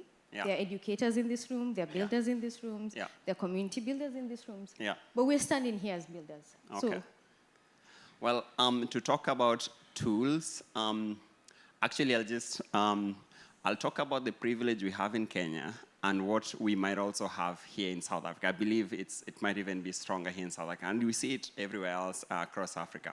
So if you go to the next slide, we think tools take 3 forms. There might be more, but the first form is a wallet. You meet someone who is now curious about Bitcoin, and they give you their time. Probably the first thing you're going to do is show them a wallet that they can download, and you'll send them their fast-sats, or you'll tell them how to send them their fast-sats. And this is a wallet of any kind. It can be self-custodial. It can be, on-chain. Like this is, don't use it on-chain. Don't even use Lightning. But it's a wallet of some kind. Okay. Outside of that, we believe the next powerful tool is show them a way of moving from fiat to Bitcoin in that wallet. Sending them Bitcoin to their wallet is not enough, especially if you walk away and they have no idea how to convert their next 1 rand into Bitcoin. So the next category is on-ramps, of which we see this popping up everywhere. Like this, in Kenya, we have simple tools, which we'll get into. Okay, so not to jinx it, but we have a number of these cool on-ramps that you can just use in Kenya, in Nigeria, in South Africa, right, in Zambia. But we need more of those. Finally is off-ramps. Most people, we notice that if you give them Bitcoin, they have in that wallet, but you don't tell them how to move it back to fiat. They actually step back and they're like, especially if they use their own money, they feel like they lost that money because they don't feel like they can close the cycle back to fiat. I mean, technically they've not lost the money. You're walking away and leaving them with better money, but they're like, I want this thing back in my Kenyan shillings or in rand, yeah? Okay. So these 3 sets of tools, there's probably more. I think on this list, I would have added tools for credit. We're just starting to see people being able to borrow against credit. There's a number. I think there's powerful educational tools as well. Yeah. Okay, let's go on then. Let's talk about this tool that we are building, all right, that allows someone to give on-ramp or off-ramp in 3 minutes or less. Should we talk about it or should we show it? we should show it. It's Okay. better to show. Let's actually try. Walk the talk. Yes.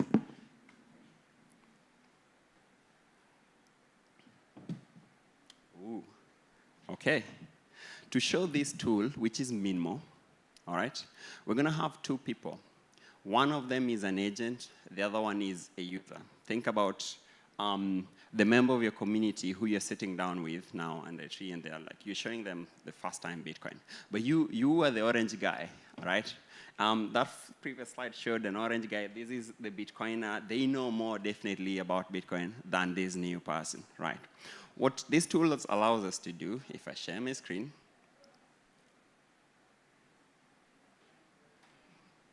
what we have with Minmo is this. All right. Minmo mobile app. All right? Minmo mobile app is a wallet you have in your pocket. You are the orange guy. You are the Bitcoiner. You know more about Bitcoin than the next person. All right? You have your Bitcoin balance sitting there in your wallet. Okay? You can do one thing. Okay? You can share a link. You can share a link to your friend. In this case, I'm going to share this link to Nombu. And when they have that link, they'll just open it, and they'll be able to ask you through the link, hey, can I buy some sats from you?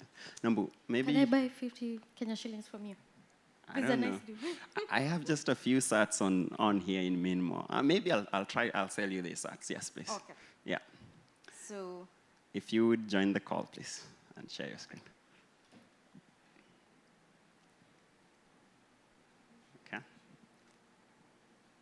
Okay, so we're... I'm still happy with my sats. So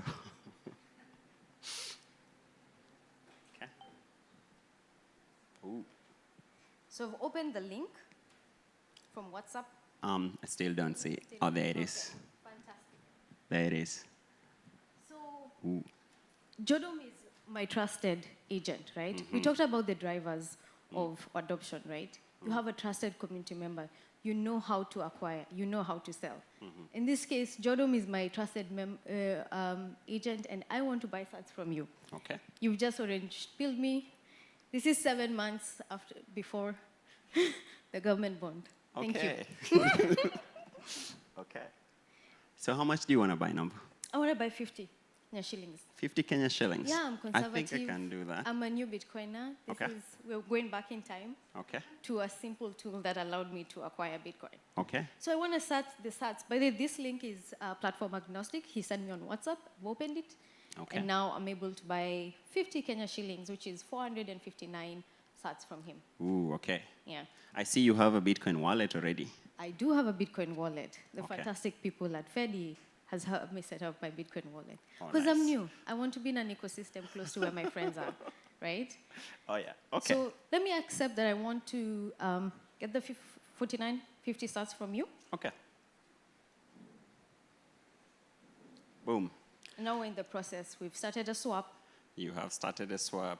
Let me just switch back to my very awesome sats orange side, you know, the side where we have the sats sitting right now. So I'll share my screen again. Okay.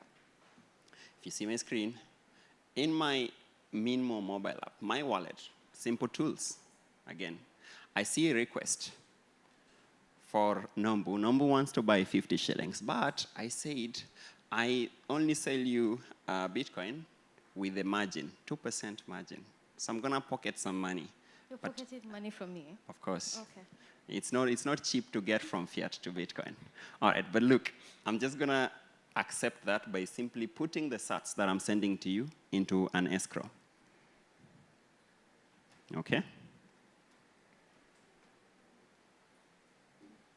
Now here's where I cross my fingers for the demo gods.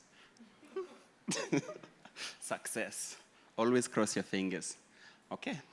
Number, I in my wallet, I have put the 459 sats because I had some other swap going on with someone else, but I have the 459 sats sitting in escrow. These are ready for you to claim, all right? You only have to do one thing. You have to give me cash or send me M-Pesa or do something. Otherwise, I'm not going to give you my sats. Okay. Oof. You want to show them it's real I know fiat money? It's fiat, it's newish, but I still don't like them that much. Okay, bring that one. Okay. Bring that one. I'll give you this one. I get an even older one. Okay, cool. The user, the new Bitcoiner, who is using my swap link, just gave me cash. So what I'm going to do, I believe I've just been kicked out of the call. Oh, sorry, that was big. Okay. Let me share my screen again. Yep. Okay. Continue. Share entire screen. Okay. I think sharing the screen is taking longer than actually doing the swap. Okay, I'm going to share my screen again. Because I've received cash from this user, all right, I'm happy, and I can just confirm. All right? I've just confirmed payment, and now, boom. I believe the sats, if I look at my escrow, there, boom, they just left. They're no longer here. Ooh, wait. We confirm for me, guys. Thank you. But let's confirm we didn't lose them. Did you actually get the sats? Was it completed? Yeah.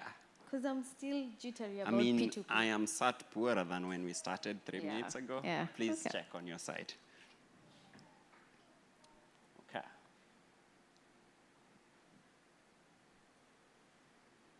Okay. And it's completed.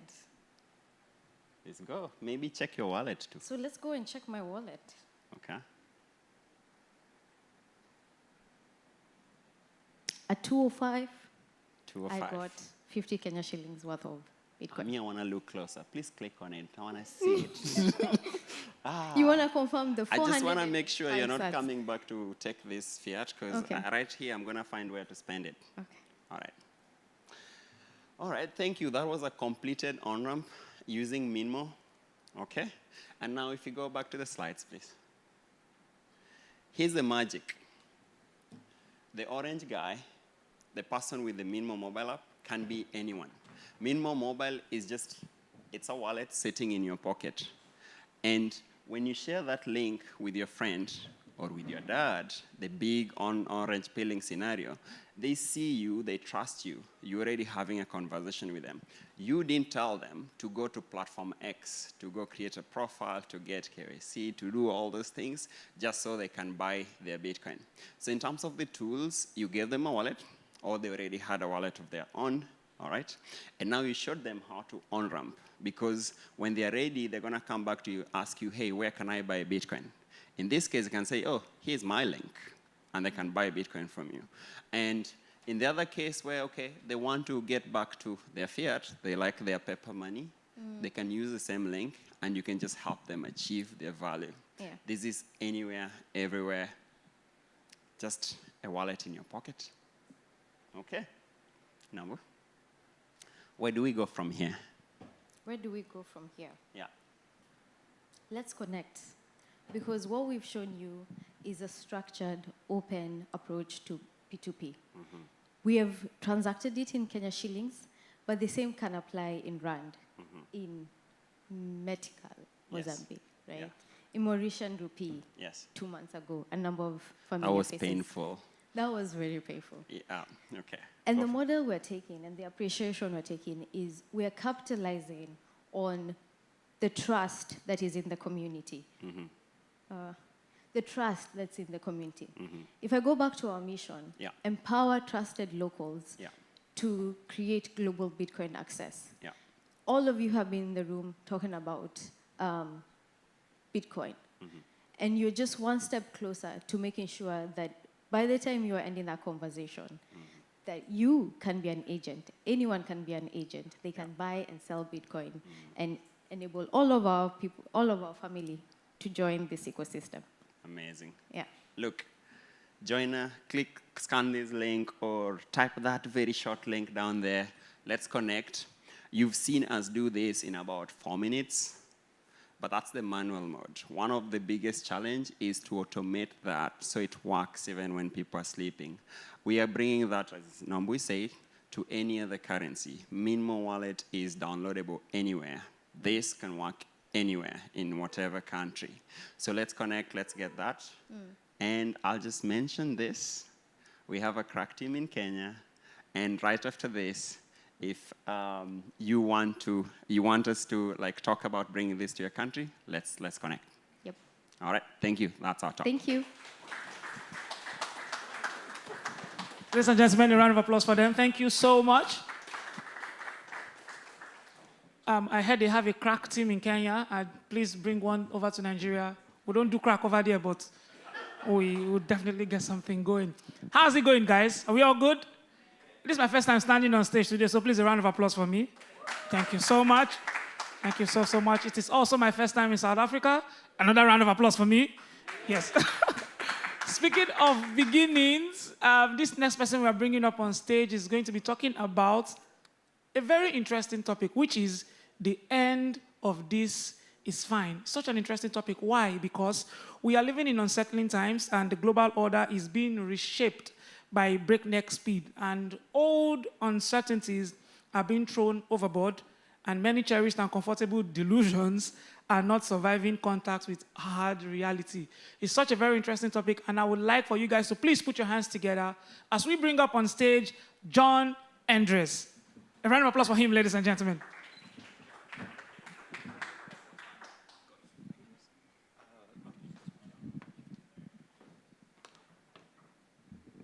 Good. Hello, everyone. I hope you can hear me.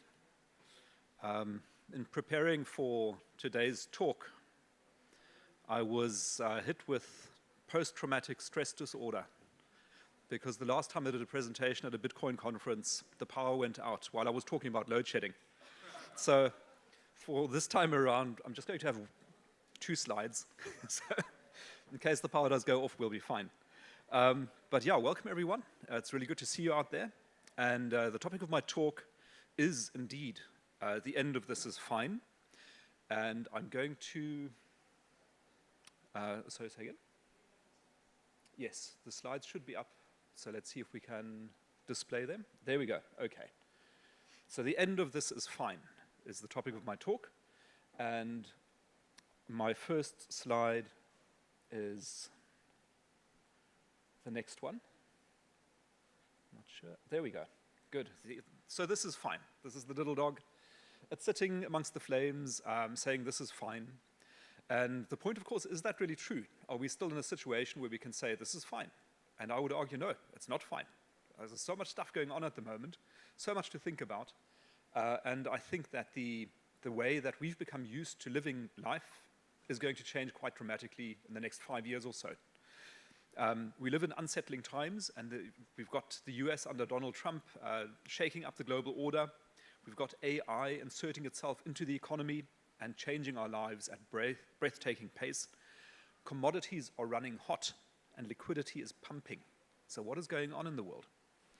And I think the big picture of what's happening at the moment is that the world is currently being forced to shed some comfortable delusions and confront some hard truths. Among the most important is the delusion that talk is as good as action. And that if you just wish for something hard enough, you will get it.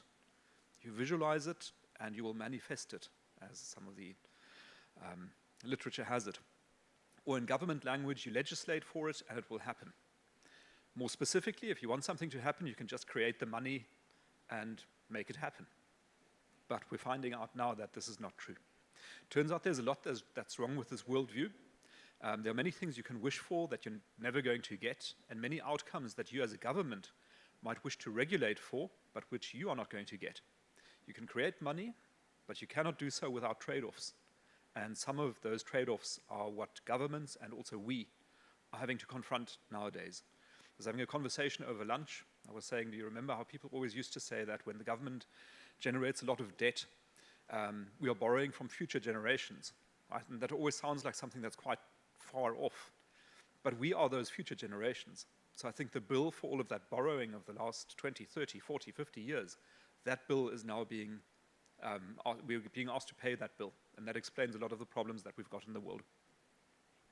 We're now at the end of an era where certainly in the West, we had, it was marked by the idea that confrontation and head-to-head competition are bad for people, bad for countries, and bad for the world.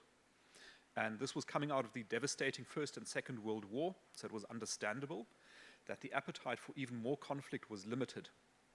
But it led to a situation where it became received wisdom that eternal peace and development can be obtained through regulation, through bureaucracy, and through global forums like the United Nations and the G20. The notion was that progress could be achieved through cooperation rather than confrontation, and that was quite an attractive proposition. But guess what? Cooperative equilibria can be disrupted. And Mike Tyson probably had the best way of explaining this. He said, everybody's got a plan until you punch them in the face. Yeah. And the world is currently in the phase of getting repeatedly punched in the face, mugged by reality, and it might be said by Donald Trump. So whatever his motives, Trump's aggression and brazenness have had the effect of rousing counterparts from their torpor, provoking a reaction, and in the best case, surfacing some hard facts about reality. And it's not just Donald Trump doing this. So geopolitical events in recent years have forced many countries to challenge their own beliefs. For example, if you're a sovereign state that holds some of its reserves overseas, guess what? They can be immobilized and made unusable, as Russia experienced after it invaded Ukraine in 2022. If you think that the US treasuries you hold are as good as gold, guess what? The US government's fiscal and monetary choices can reduce the real value of treasury claims through inflation, and they can also swing their market value through interest rates. If you think, as the US did, that the mighty greenback will let you buy anything you need anytime you need it, guess what? If a geopolitical rival like China is dominant in critical areas like rare earths processing and magnets, it can throttle your access to those resources if you don't play nicely, for example, through export controls and licensing. So now all these countries and many other countries in the world are adjusting to these realizations, and China is bulking up its gold reserves to reduce its exposure to the dollar, the value of which it is beginning to question. Russia will think twice about letting another country hold its reserves, and so will many other countries. And in Germany, there are now calls to repatriate over 1,200 tons of gold currently held on Germany's behalf by the Federal Reserve Bank of New York. So Germany is talking about self-custody for gold. Isn't that interesting? The US is scrambling to reduce its vulnerabilities in rare earths and other critical minerals, and Europe is rearming and beginning to debate uncomfortable questions about regulation, competitiveness, and immigration.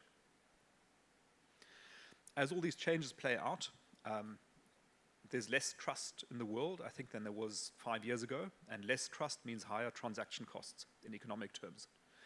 So the formation of trade blocks and trade barriers means lower benefits from specialization, the division of labor, and comparative advantage. So we're entering a world where it will be economically less efficient and costlier. We're not going to get the benefits of globalization the way we did for the past 20 years. And what do we get in exchange for the raising of these barriers? Well, on the upside, perhaps we get greater self-reliance and less exposure to the risks of dependency. We might also see a greater variety of governance approaches as countries feel pressed to deviate from the consensus to improve their own position. And think here of El Salvador as an example. It's not doing things the way normal countries do things. One very big downside is the risk of more repression and less freedom, which we're seeing, I think, as a global trend at the moment, and also the risk of more wars as countries seek to assert their dominance over their rivals. So I fear we are going to see more wars. Now throw AI into the mix and it gets even wilder. It seems likely that AI is going to be a critical factor in the competition between countries. All things being equal, countries that make it work for themselves will have faster growing economies and more powerful militaries than those that don't. The countries that control their own AI systems, including the physical infrastructure on which those systems run, will have more autonomy than those who don't. And countries that don't control their own AI resources will become dependent, forever at risk of having their access cut off. So think of South Africa's case. Let's say the government and businesses start using tools like ChatGPT or Claude or other tools. That can be cut off. And imagine the state of dependency that a country can get to and the turmoil it would cause for that access to be cut off at some point. This is also why the US and China are both scrambling to control the entire AI value chain, from raw materials to chip manufacturing, from data center construction to creating the power supply to run the data centers. That explains a lot of what's going on at the moment. The sense of panicky urgency emanating from the White House is not without cause. But it also means that we should expect strategic considerations to be one of the drivers of low interest rates and the expansion of the money supply in the US. You can start see this beginning to happen already. So what does it mean for us as individuals? Well, I think we must expect enormous disruptions of our expectations and daily lives in the decade ahead, because nation states form the substrate on which we build our lives. And that substrate is now being shaken up. Many of the expectations of the role we play in the economy and in society are going to be overturned. It appears increasingly likely that AI will be able to perform many of the knowledge tasks we currently do. It may be that humanoid robots imbued with AI will be able to do the same for physical tasks. What role then remains for us as humans? What role will money play? If we are entering an age of material abundance, how will that abundance be distributed? And how will it be measured? With money, as it is now? So those are some of the questions I ask. Okay, so I think we are on the wrong presentation, unfortunately. But this is the next slide in any case. The end of this is fine. So my first claim was the end of this is fine, is playing out now. But maybe by the time it all ends, it's going to be fine. Let's hope for that. We shall see. So the crystal ball is cloudy, and it's hard to know how to prepare for this uncertain future. It holds enormous opportunities and also enormous risks, with no telling whether the outcome will be positive or negative on balance. And so we as individuals need to think about how we're going to deal with this. And as much as possible, I would say put yourself in a position where you can take care of yourself and your family, even in an environment that is certain to confront you with new challenges. And here are 4 practical things you can do. Start by ensuring that you are well informed. Keep up with developments, especially in AI, geopolitics, and global finance. These things are going to impact you. Secondly, diversify. Keep learning, improving your skills, and broadening your knowledge. If you have a narrow skill set, like if you only know finance, or only know law, or only know coding, this represents a point risk for replacement by AI. You can hedge that risk by having multiple skills. And in doing so, you should lean into AI. You have to learn to use it and leverage its power, but you have to avoid becoming dependent on it. Thirdly, keep it real. Recognize the value of authenticity in a world that is already starting to be deluged in AI-generated content. Realize that authentic human-to-human connections could be one of the most valuable assets that AI cannot replace. Fourthly, be mindful of the risks of being highly leveraged. So if you owe a lot of money, if you've borrowed a lot of money, if AI has a deflationary effect on asset values, as some expect, this can expose you to loss of collateral. Imagine if you borrowed R1 million against a R2 million house, and the value of your house drops to 500,000. The bank comes knocking and says, pay back the money. Then you've got a problem. If your income drops because you lose your job to AI, you could also find it hard to keep up with your debt repayments. And that now brings me to Bitcoin. So it may be that we're entering an era of disruption that places in question the very notion of money. But if money survives, then there's a good chance that Bitcoin will occupy a central role in that system. It is well set up to retain its value and appreciate. And that is because the energy that must be spent to create and maintain Bitcoin creates a direct link to hard physical reality. At present, there's no way of faking that. You've got to spend the energy to create the Bitcoin. And that creates an anchor of truth in a world of uncertainty. This feature plus its programmed scarcity mean that it can serve as a reliable, mutually intelligible representation of value. And that ultimately is what money is. This view is beginning to be more widely adopted, as shown by the more widespread institutional adoption of Bitcoin by mainstream financial and investment institutions, especially in the US. And I just saw an interview earlier today. A potential next chairman of the US Fed, Kevin Warsh, was in an interview, and he said, Bitcoin could provide market discipline. It could tell the world that things need to be fixed. Bitcoin does not make me nervous. It's just the newest, coolest software that will provide us with the ability to do things that we could never have done before. So you're seeing this institutional adoption and trust in Bitcoin, I think, beginning to assert itself. That now brings me to South Africa. And in my view, South Africa is a very interesting market globally. It's performing well below its potential, but unlocking that potential is far easier in South Africa than it would be in many other countries in the world. So let's look at our starting position. South Africa is blessed with innumerable advantages.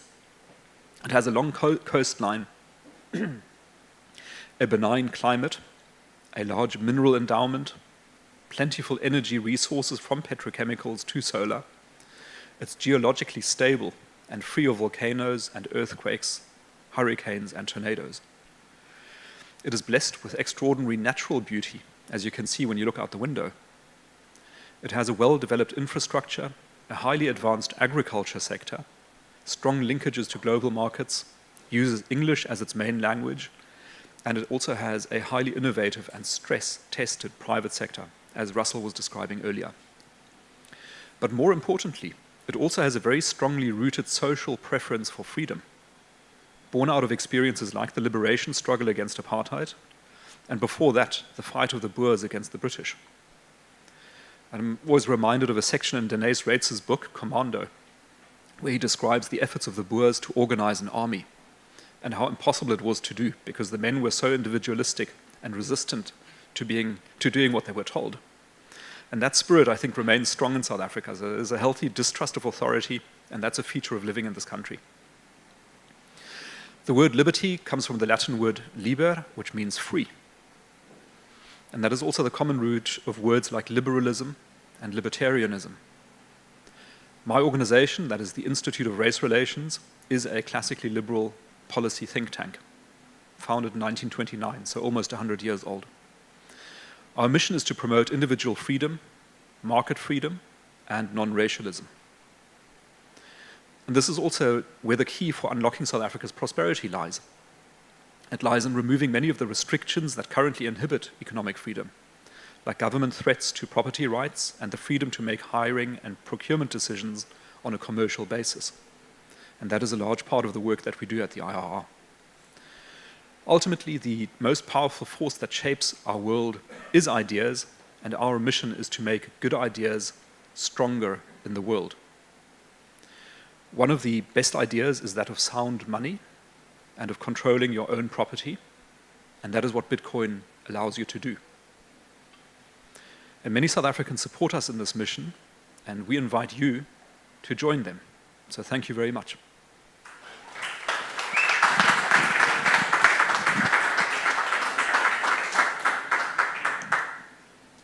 You still have more slides? No. Okay, a round of applause for him, ladies and gentlemen. Thank you very much, Mr. John. The end of his presentation was actually fine, and we'll take it further. Ladies and gentlemen, you can follow him on X at Senderman. I've sent him a request. He has not responded to me yet, but maybe he'll respond to you guys too. Without much further ado, we will be moving on to the next presentation. And the topic of this presentation is the new 1976, Transforming Soweto's Economy Through Bitcoin Education. And no other person is in a better position to give this speech or to give this session. Please put your hands together for Michael Rathebe. Rathebe, yes. I think I got it, yes. Let's keep it going for Michael, ladies and gentlemen. It's your energy that he needs. Thank you so much, Michael. Thank you so, so much.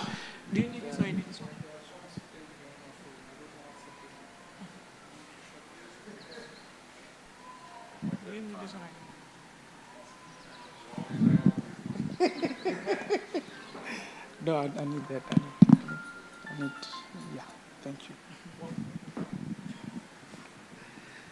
Wow. Afternoon. How are you guys? Hey, the room feels a little bit heavy. Can we loosen up? How are you guys? We're good. Please don't make me shy and scared. My name is Michael Rathebe. I'm from Soweto, Johannesburg. As they alluded, my topic today, or the title that I thought of, was the new 1976, Transforming Soweto's Economy Through Bitcoin Education. I'm from Soweto, and having coming from Soweto, I grew up under the information about 1976 and what transpired there. So the question, therefore, is why the new 1976?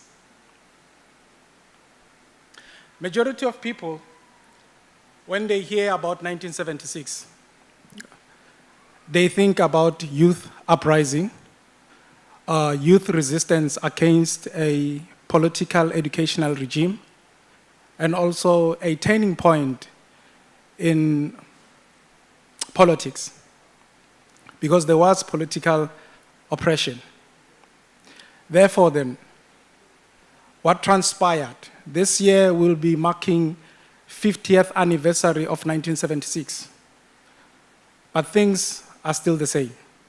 Why do I say so? Today's Soweto's youth is faced with a different kind of struggle. Not political oppression, but financial exclusion. Soweto, as I've written, has about 1.7 million people. Soweto is growing. We are developing informal settlements. We have about more than 38 suburbs. But the youth in Soweto, the struggle that they are faced with, unemployment in South Africa is ranging at, I think, 46%. And prevailing so is that the youth are the most ones suffering from that aspect. Now, what does, because 1976, as you can see on the pictures, eludes the fact that kids were on the street, toy-toying, if you understand the term, against an oppression system. Now, today, what does the modern resistance look like in the modern economy or in the digital economy? These are the economics stats that I managed to find, just to elaborate what exactly is happening. We can see youth between the age of 15 to 35. South Africa classifies people between the age of 35, between 15 and 35 as youth. Unemployment in terms of the economy, as I've just alluded, is sitting at 46%. There is an informal economy happening in Soweto, and not only in Soweto, but mostly in a lot of what we call townships. And that is growing because not that people are doing it of the passion, but people are doing it out of struggle. There's a term or the word used by us, we're saying rachereza. You know, uchereza is just to balance things there and there, just to make a living. So Soweto's youth is faced with that dilemma. Why also an informal settlement is sitting at, not informal settlement, but the informal economic dominance is sitting at 68%. Now follows, unfortunately, the aspect of limited access to credit. Soweto's youth, they cannot access neither credit nor banking systems or anything else. So now, people, it's not that they are failing. Simply put, is that the system was not designed for them. The system was never designed for us.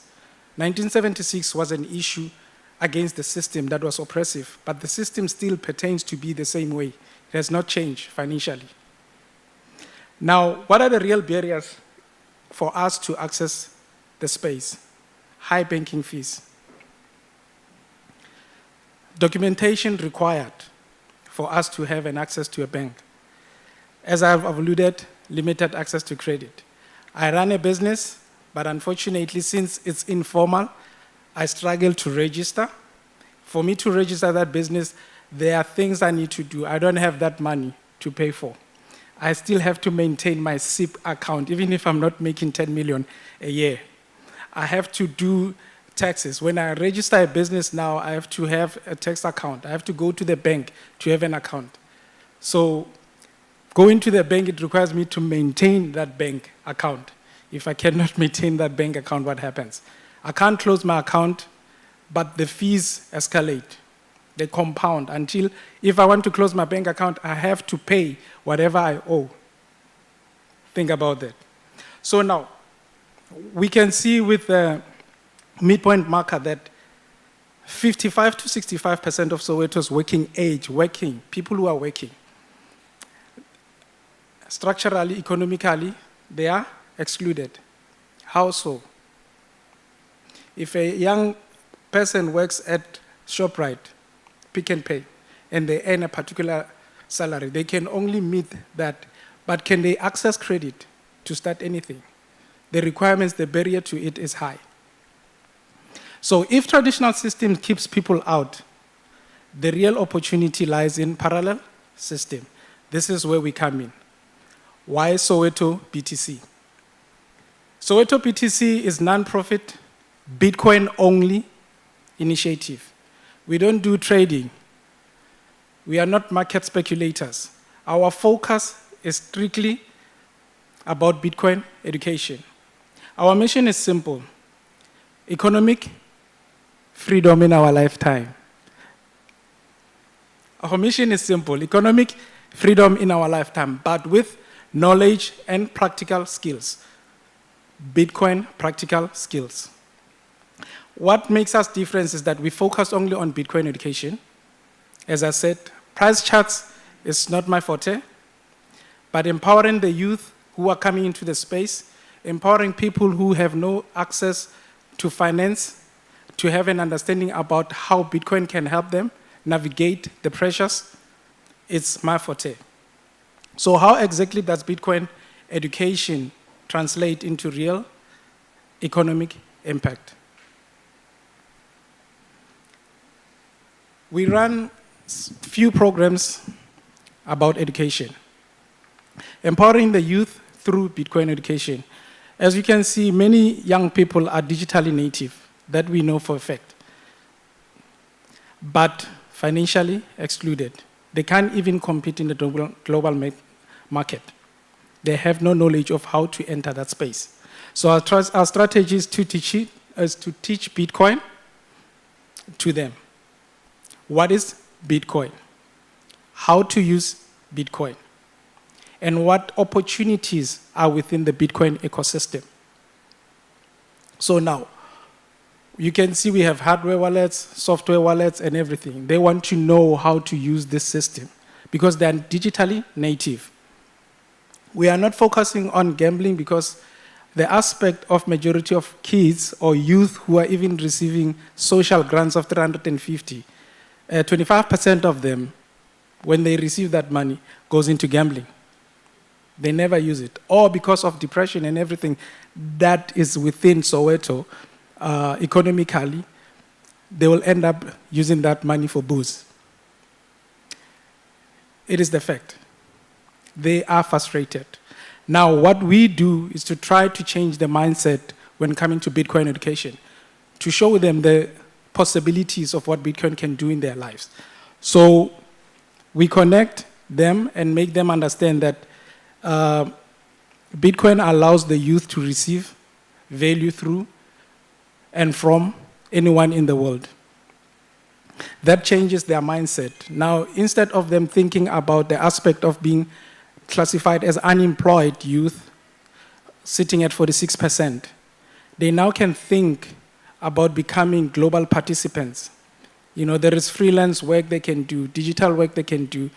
Like I teach Tracer Academy programs. So when they come, they are introduced into the global space. I teach my first Bitcoin as part of our programs to the kids. We work with kids from the age of 8 to 14. They come to our program in the after school. They learn about Bitcoin. They learn about financial literacy. We have kids from high school, 15 to 18. Some of them, 2 of them are here with me. From Soweto, you can see them as proof of work. We have adults also who come to the center to learn about Bitcoin. So the value that we give unto people is about education. And so I emphasize the first that ours is Bitcoin-only education. So the youth, as I'm giving this information to them, they are not the only engines of the economy. Small businesses do matter as well. So as much as I spoke that we have informal businesses sitting at around 68%, and the word is ukhereza, you know.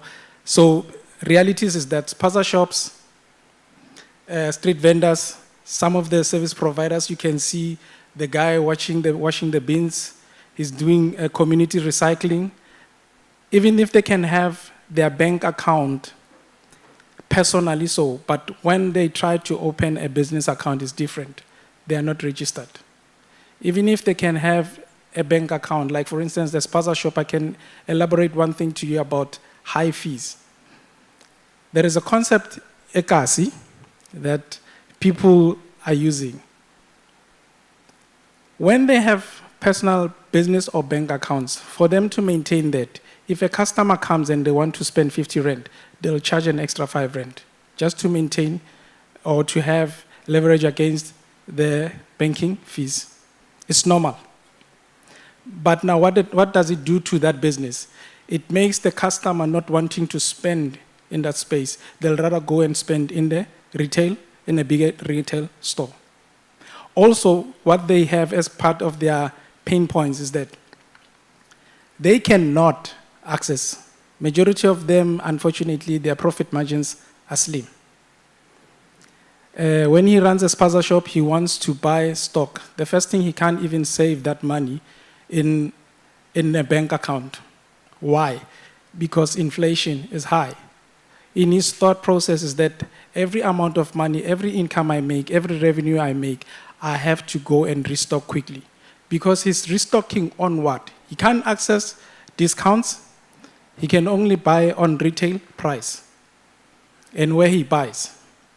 So that is the aspect of what I call financial exclusion, is that they are not able to mitigate the challenges of big business that is coming into Soweto. Now, when coming to Bitcoin infrastructure, what does Bitcoin do for these businesses that I talk about, the small, medium enterprises, local spaza shops? It creates that peer-to-peer. If a business accepts Bitcoin from me, it is peer-to-peer. There's no middleman. The middleman is out. If he has a Lightning wallet, there's no monthly fees to pay. If he has his cold wallet, he's able to send a portion of his profits into that, then he can store it and hodl and wait, if that's the case.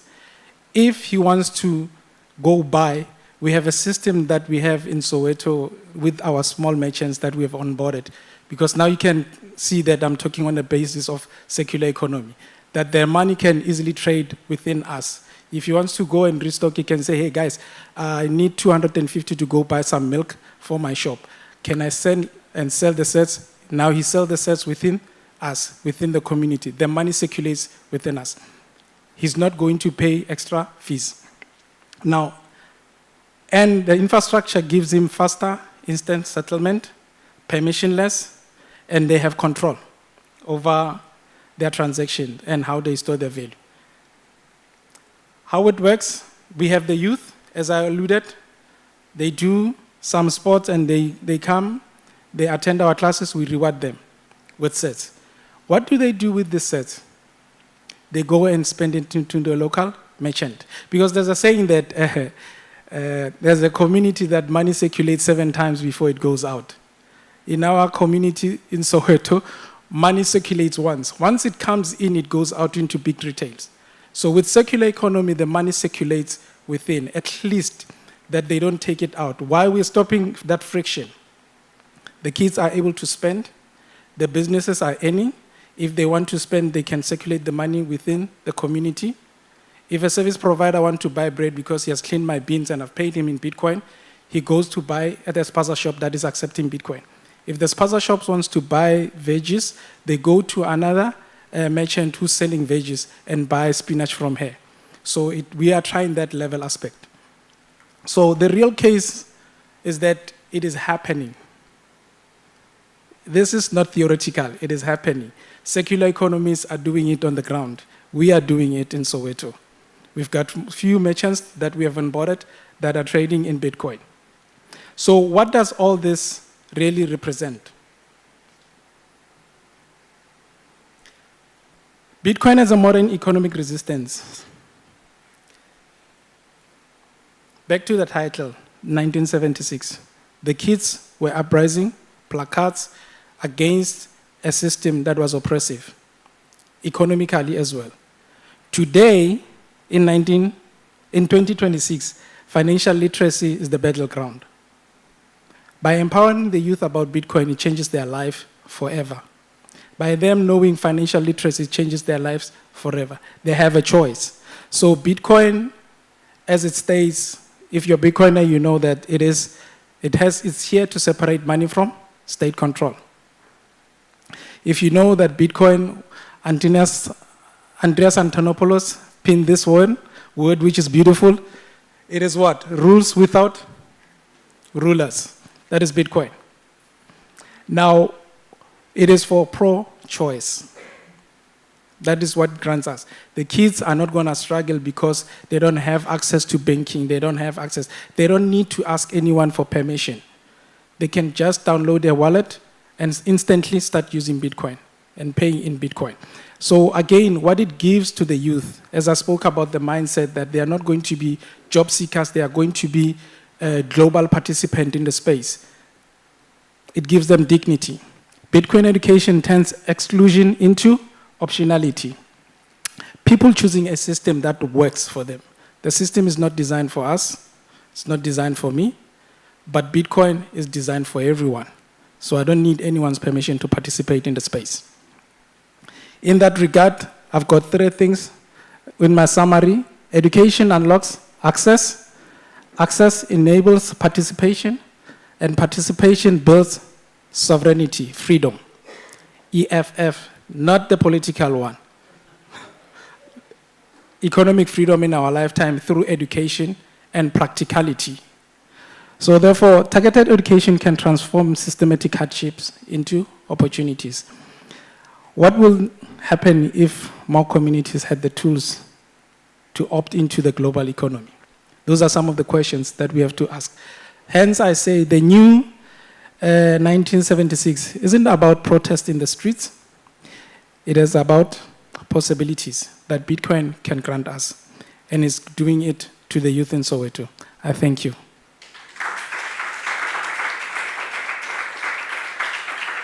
I see we've still got some time. Any questions for Michael at the moment? No questions. Okay, Mike, you're off the hook, man. Thank you very much. You got, oh, there we go.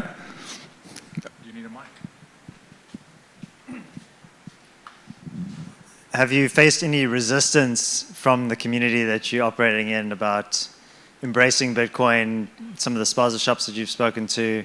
How do you deal with that in a constructive way and engaging them? Rejections is always the case when you try to empower someone who has been succumbed to either scams and stuff like that. In the immediate community that I'm in Meadowlands precisely, there are a lot of people who were scammed through crypto. Now, when you come to them and say, hey, there's a possibility for you to change your life, you can see how my life has changed for the past 5 years. They look at you because there's trust issue.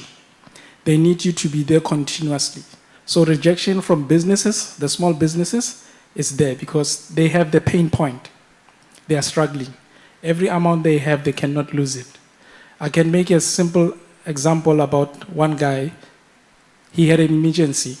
He's running a small business. Now, he takes this money to cover family emergencies. His business struggles for the next coming 3 months.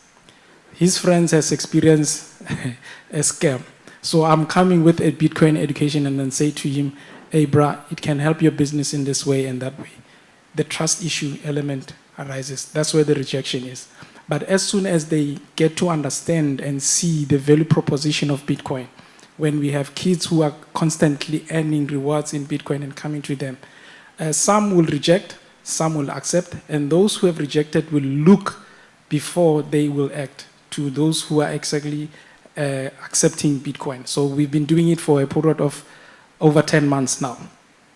But I will say to you, it is growing. Cool. One more question there for Herman. Let me run over there. Cool, man. Sorry, I missed the first part of your talk. I was very keen to see it, but I did catch the second half. You were here last year with, I believe, 5 students. Yes, sir. And this year you are here with 2 students. Yes, Has sir. any of the students' parents said that they would like to come and watch or... The parents did come for our session. Like I said earlier, we are doing Trades Academy sessions. So the parents did attend the sessions, excitedly so, to learn about Bitcoin. They got their certificates. They have not yet said, because there is a financial barrier as well to them, to come into Cape Town. But I think it's something that one can think about and propose to either of the parents. The reason I asked that is because I think, and I don't know if you touched on this in the first half, if you did, sorry about that, but if you didn't touch on it, maybe just spend 1 or 2 minutes talking about it, because I see the same thing happening sometimes where it sort of reverses the education, where with Bitcoin it turns out being the kids educating the parents rather than the other way around. You oftentimes have, because we also have kids running around the township with these NFC cards, and they're the ones who end up going to their parents and saying, Bitcoin, Bitcoin, Bitcoin, and then the parents come to us and ask questions, but it's because the kids are the ones who started that conversation. Do you see something similar happening? Yes, I've seen something similar happen into our program, whereby the kids who come in and earn in sets, they go out and spend. Their parents, some of them skeptical as it is, not sure because of trust, they will play a wait-and-see game. But as soon as the crux happens, one will come. I've got 2 parents who have already came through because their kids did not receive their sets in the phone because without me being there, they were able to go to KKS Puzzle Shop and buy.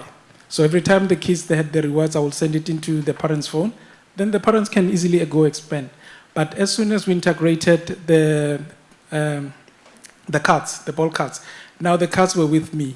Now the parent could not access the money. The parent was forced to come with the child to request an advance. I'll tell you that. They say to me, "Sir, can you give us an advance so that I can go and buy bread for my school tomorrow?" So the parents do come and ask questions. But relatively, because of skepticism, they're still trying to play that game of wait and see. Cool. Okay, no more questions. Thank you very much. Oh, we do have one more. Yeah, this time. Okay. Yeah, just a quick question is, do you see this at one point growing to not having to need the force or the energy to, give people sats to then spend? Could this grow to be self-sustaining? Yes, the ideas is there to create a self-sustaining aspect into the Soweto Bitcoin circular economy. Yes, we cannot always give, because when you always give, you create another aspect that you don't want, which is a dependency syndrome. So the kids, when they come, they are currently introduced to the idea of creating their own businesses. If they can have something, for instance, last time we had a child who bought ice cream to sell to his peers. We have another one who sells, for instance, high school kids, who sells watches, wristwatches. She's here. She sells to her friends. We have another one who does hair, braids and stuff. She's here. She does that to her friends. So we're trying to introduce business ideologies to them so that they can trade in sets. Awesome. Thanks. Lovely. Thanks for those questions. Thanks, Michael. Give him a warm round of applause. Thanks for the clicker. All right. Even after those questions, we've still got 5 minutes handling this time while you're at the main stage. I just want to take a quick moment to thank our sponsors for this conference. I mean, at the end of the day, without the sponsors, we wouldn't be here. So sponsors for the day are B-Trust, Blink, Trezor Academy, Fedi, and Africa Bitcoin Corporation. Please give them a round of applause for the sponsors. Lovely, thank you. And then just another thing, everyone sitting in this room right now, I'm going to give you something for free. You've all got a free ticket to the Loxian tour on Sunday. I don't know if you know that, but actually everyone in the conference. We've got a Loxian tour going through the Kgothatso township, where I think you'll get picked up with a shuttle, and it will basically take you on a little tour through the township where you can see Bitcoin adoption happening on the ground in Kgothatso. If you want to book your spot, you can email info@bitcoinloxian.com. Okay, that's Loxion. All right, and then moving on swiftly. The stars seem to have aligned, and I get to introduce one of my favorite speakers at this conference. She gave a talk last year at the Bitcoin conference, and it was incredible.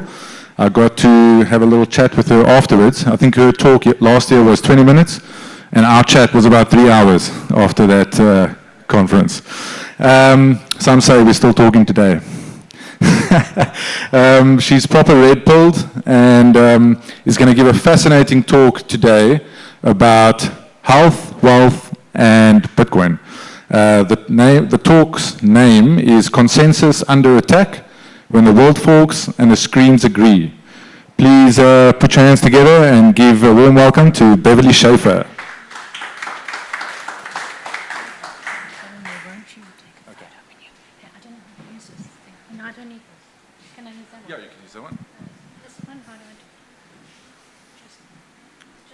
Yeah, just pointed at the timer. Okay, just pointed at the arrow.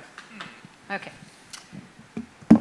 Right, good afternoon, everybody. And this is definitely one of my most favorite places to speak.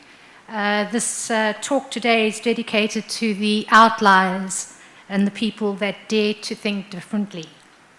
So I'm going to start off with what if the next war isn't fought with bullets?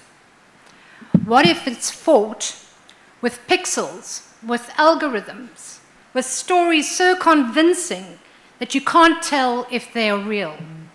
Because real doesn't mean what it used to mean anymore.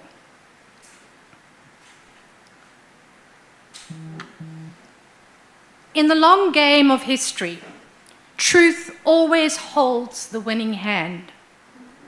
Though it may lose many rounds to immediate convenience or comfortable lies, truth plays for eternity and will eventually collect all that is owed.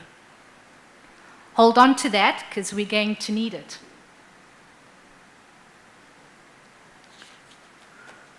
We're not living through ordinary times, and many of you have spoken about that this morning.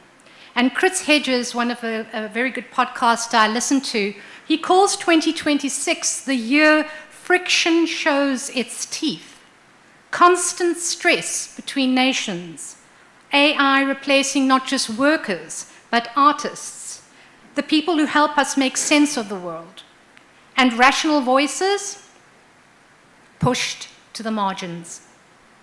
This isn't a bug in the system. This is the system. A new world order is being born, although I hate using that word.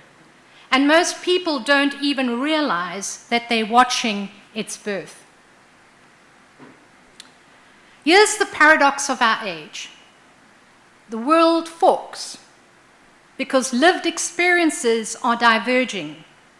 Your reality and my reality are splitting apart.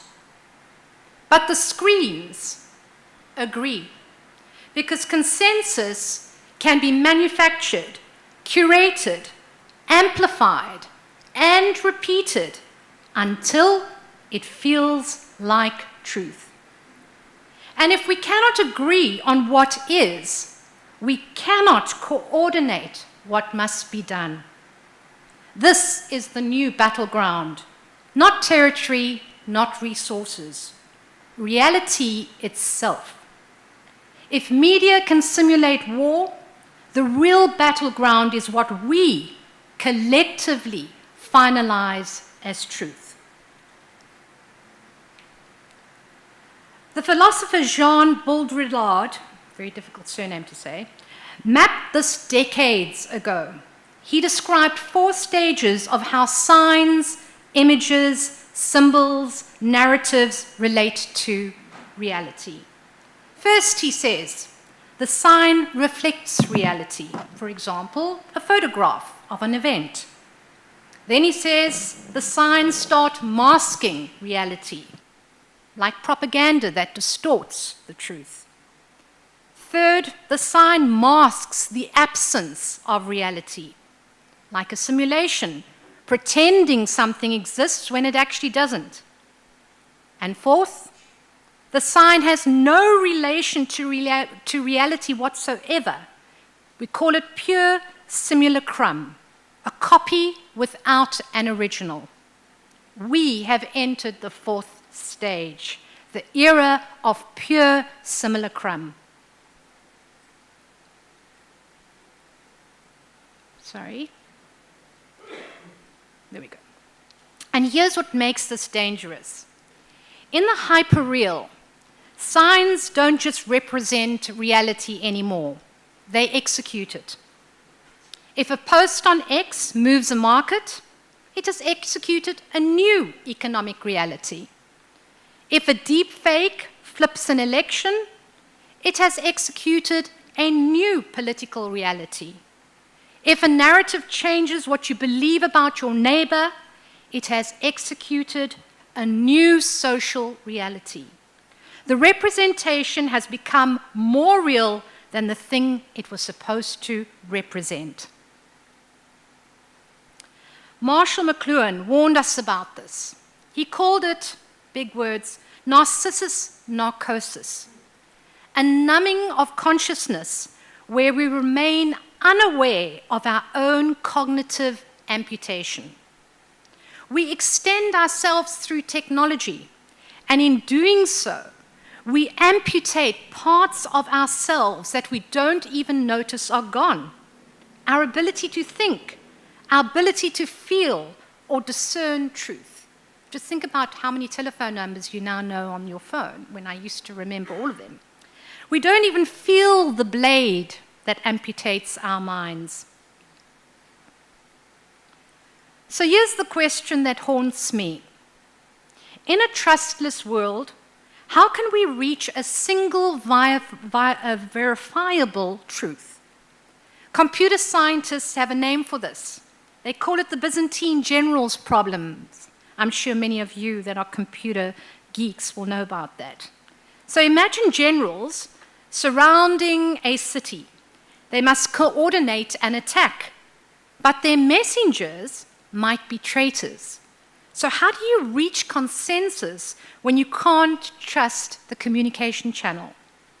You see, this isn't just a computer science problem. This is a metaphor for our entire society's communication crisis. There are 4 forces that corrupt our messengers. Speed. Synthetic content travels faster than verification. So by the time truth catches up, the lie has already done its work. Think of what's happening in the world at the moment. Scale. What looks like public opinion can be generated, not grown. 1,000 bots can simulate a movement. Coercion. Dissent has become expensive, not only by law, but by reputational punishment, social exile, professional destruction, and just plain cancelling out. I have a story for that. Fatigue, constant crisis. This is a big one. When there's constant crisis, constant friction, constant stress, and here's the deeper layer. In fatigue, human beings begin to stop thinking. They start borrowing thinking. They outsource their discernment, their ability to find out what's real, to an authority or a crowd or an algorithm. The screens don't have to be perfect. They just have to be constant. Think about it. So what do? Well, let me take you behind the Iron Curtain. 1978, Czechoslovakia. A playwright named Václav Havel wrote an essay that would become one of the most dangerous documents in the Soviet bloc.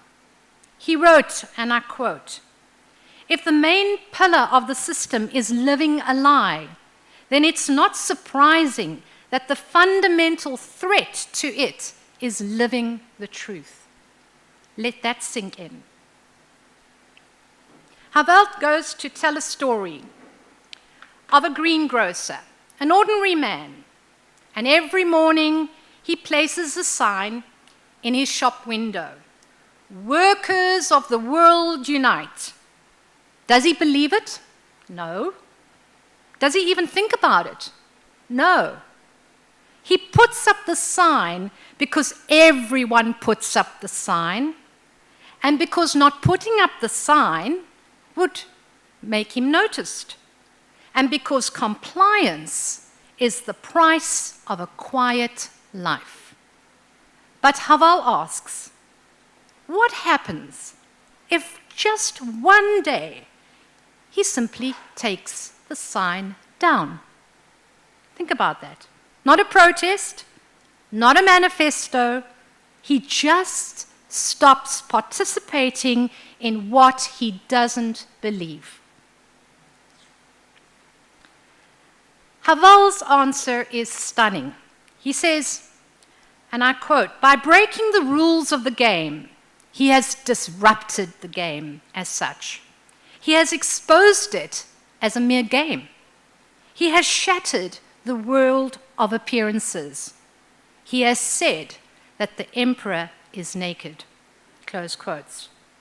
You see, in a system built on universal compliance with a lie, it takes only one person living in truth that threatens the entire structure. Not because they have power, but because they have withdrawn their participation from the lie. Think of the podcasters today that you may listen to in the world, those people that dare to stand on the edge of the precipice. You see, the system doesn't survive on force alone. It survives on participation. And participation is a mere choice. It can be withdrawn. Now here's where Bitcoin enters the conversation. Because Bitcoin solved the Byzantine general's problem, not with trust, not with authority, but with something Satoshi called proof of work. Nick Szabo gave it another name. He called it unforgeable costliness. What does that mean? Well, it means truth grounded in physics, not politics. Truth that costs real energy to produce. Truth that cannot be faked, copied, or decreed into existence. Because in a world drowning in cheap finality, stories that settle fast but aren't true, Bitcoin offers finality. Truth you can verify, truth anchored in what I call, well, what is called thermodynamic reality. And this brings us to the defining question of our age. Do we build our future on sifting sands or on the bedrock of thermodynamic reality?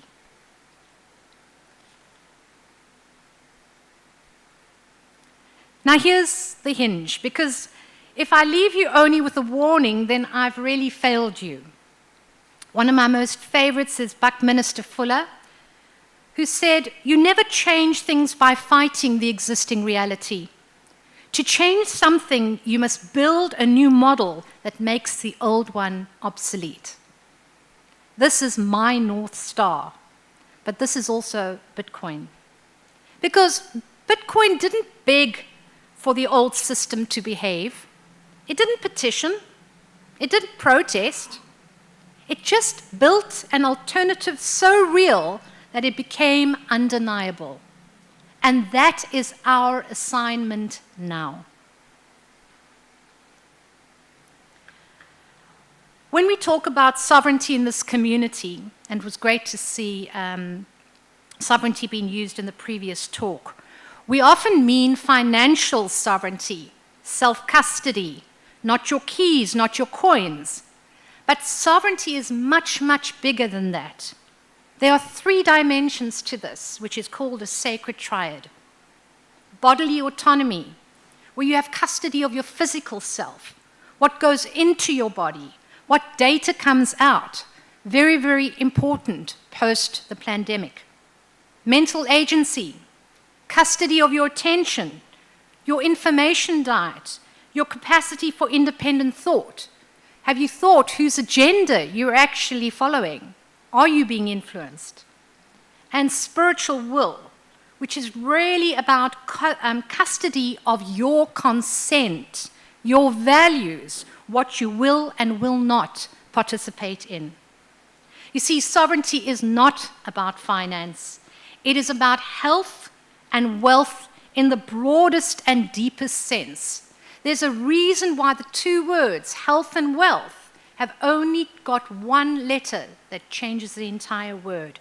Without the health, you can't have the wealth, and it's one of the reasons I'm so passionate about regenerative health technology that keeps you healthy naturally without having to access the system.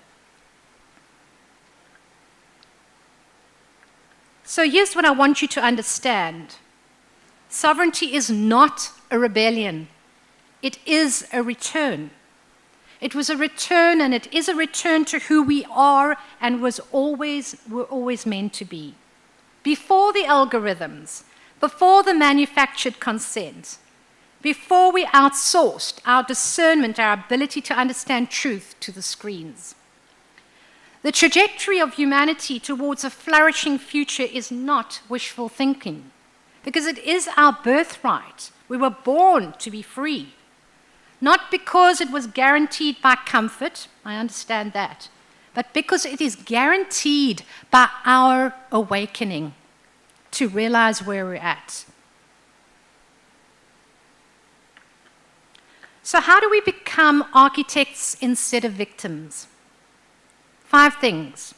Well, encryption you all know very well, which is protect your communications, your data, your financials, transactions. I'm sure you're all very well afraid with that. Exit. Build and maintain the ability to leave systems that no longer serve you. And yes, I understand we cannot leave the system completely. We're in it. But choose the ones that you don't want to use anymore. Cognition. Guard your attention, audit your information sources, reclaim your capacity to think. Keep your critical thinking skills going. Protocol. Adopt systems with transparent, verifiable rules. Trust the math, not the messenger. Costliness. Anchor yourself in things that cannot be faked. Proof of work, skin in the game, real commitment. We stand again at this fork. On one path, the victim, remaining in a simulated reality, steered by algorithms and technocratic decree, sleepwalking through the hyperreal. On the other, we have the architect, my path, building a verifiable future, living within the truth, anchored in unforgeable costliness. This is not a political choice. It's not left or right. And for the record, I'm no longer a political card-carrying member. It's a choice about what kind of human being you want to be. So you choose the protocol over the propaganda. Yes, the old order is dying. Yes, there is a scrambling. Yes, there are forces trying to normalize what would have shocked us 5 years ago. But I do not believe humanity is destined for collapse. I believe the trajectory towards a flourishing future is our birthright, not because it's guaranteed by comfort, as I said, but because it's guaranteed by your awakening, I emphasize. So here's my closing invitation. This week, choose one act of custody, just one. Custody of your attention. Stop feeding the machine that feeds your fear. Custody of your words. Reclaim meaning. Stop repeating words that actually create a different outcome. Stop using words like war, etc. Custody of your data. Reduce your exposure to systems that profit from steering you. Custody of your consent. Don't comply emotionally with narratives that you haven't verified. And then build. Because when enough people stop outsourcing their reality, the screens can agree all they like. Reality will still win. So let me leave you with this. In the long game of history, truth always holds the winning hand. I thank you.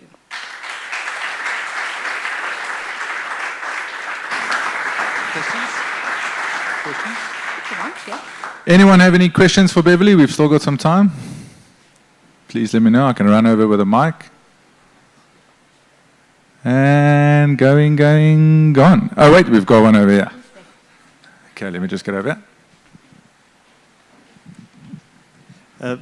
Beverly, you're very brave because all of the thinkers that you cited had very difficult names to pronounce. But I think you handled it well.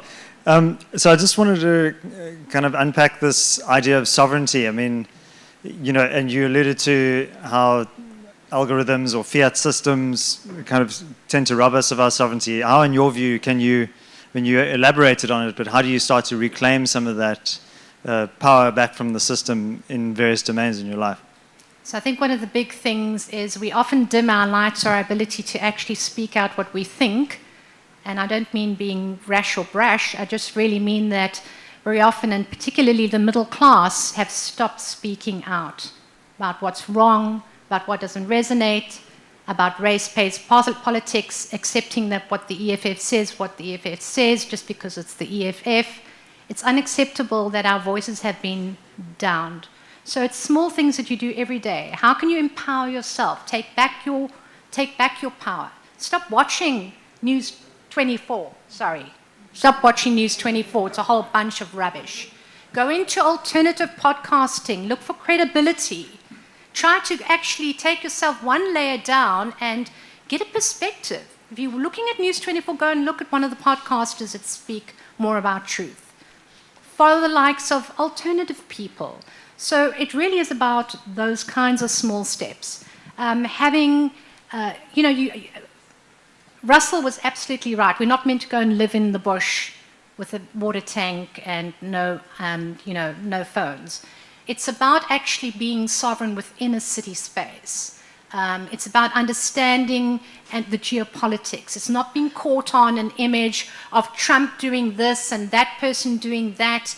It really is about asking questions. And I think if you can ask questions, you'll get far closer to the truth than if you're just watching a screen for them to tell you what the television is. Okay. One more? Yes? Sorry. Thank you for that. Resonated quite a lot with me, your overall presentation. I just wondered, I'll assume that you saw Mark Carney's speech at the WF where he used the take the sign down as the basis of his speech towards, what we should do about Trump. I just wondered what you thought about that at the surface level and at a deeper level where I've been having a lot of arguments with people. I actually didn't see his direct speech, but okay. I think what's very important is geopolitics at the moment is is a narrative, okay, yep. And it's very complex. I myself have immersed into geopolitics as an honorary consul at the moment, so I do a lot of international relations and and not getting caught up in silo thinking. The trade wars that are going on, the potential to create war, the EU, these systems are breaking down. And when systems break down and people start holding on and pushing back, and what's very important in all of this, I hope I'm answering your question, is that the average person, we the people, stand strong, steadfast in what we want to achieve and have, and not budge by the fear-mongering, the potential for de-dollarization, ruining us, well, of course, the attempt's going to be there. But the point is that we actually have the power. We have the power. They are terrified of our non-participation in the narrative, and I think that's key. He used it in the sense of the West needs to just take down the sign that the US is the overall hegemony. And I thought it was quite hypocritical, sitting here as an African, and what are they doing to us? And we should take the sign down overall. Yeah. We should do it from the fiat system, everybody. But yeah, so I just wanted to understand. Maybe Africa should ask the questions of who's really controlling the narrative here. And when you understand who controls the narrative in Africa, and actually different countries have different narratives, but perhaps who controls the narrative in South Africa from an international perspective, then you'll understand why that sign, and who has to take it down. Thank you. Oh, sorry, can I have one? Sorry. I have a question. Do you think that people actually want to know the truth? As in, it seems like there's a small amount of people that are very interested, and then there's a large amount of people that are kind of blasé and don't really actually. Well, I tell you, I would not want to wake up to the truth. That would be a big shock to the system. So you're going to be forced to see the truth, whether you like it or not. And I think as the system crumbles, the truth is emerging. I mean, if you think of from the horrors of the Epsteins to the whatever, things are going to come out that are really going to shock humanity. I would rather know the truth and get my nervous system intact than waking up to the horror of what reality was really like in a world where we actually were slaves to the system, every one of us. Thank you. Thank you, Bev. Give her a round of applause. I told you she's red-pilled. Okay, pretty much back on schedule. All right, we've got another fascinating, well, thanks, Bev, for that fascinating speech. I can call you Bev now, right? Besties. Lekker. Okay, so we've got another talk. I see he's coming up already. I can't wait to get on stage. This next talk is about, or the talk's name is Bitcoin Accounting Systems, Enabling Unit of Account Adoption. So basically for those accounting systems for running a Bitcoin circular economy, I would imagine it's for traders as well. I guess we'll hear that now in the speech. Let me give you a quick introduction. We've got Roark Janice. Roark found Bitcoin at block height 715895 and has never looked back. That's about 4 years ago, December, for those aren't counting. He is involved in supporting and leading many projects, including BitBooks, using his capital, financial, and software experience. He and his partners have a goal in 2026 to donate BitBooks to 1,000 local project organizers and companies accepting Bitcoin in circular economies. So without any further ado, please welcome Roark Janice.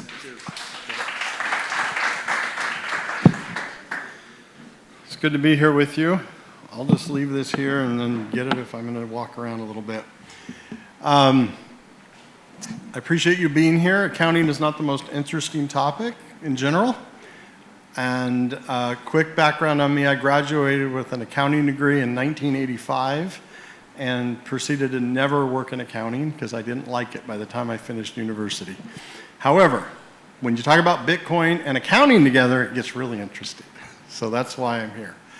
I guess it's this one. There we go. So the thesis of this presentation today is that when you try to measure financial results in Bitcoin, you can't do it the way we do it in fiat. We have a broken ruler in fiat, basically. And so anything you measure is wrong. It just doesn't come out, it doesn't work, the model's incorrect. For 100 years or more, we've relied on this fiat standard of measurement in accounting. And if you ever try to do that in Bitcoin, it just doesn't work. So we end up on spreadsheets. We end up doing exchange rates. We end up with this hybrid of all kinds of things. And at the end of the day, we don't really see our financial results on a Bitcoin standard in a way that makes any sense and that can help show us the value. We know what sound money is. We understand the reason we have Bitcoin, but we don't know how to look at it. And so what I believe is that we've seen an amazing adoption of Bitcoin as a store of value. I've been so motivated this year to get closer to the circular economies and the adoption of Bitcoin and see how it's becoming a medium of exchange. And there's so many people working on those projects that are doing so much good. But the thing that keeps gnawing at me is, how do we move to that last step of unit of account? And that's more than just pricing in Bitcoin or thinking in Bitcoin.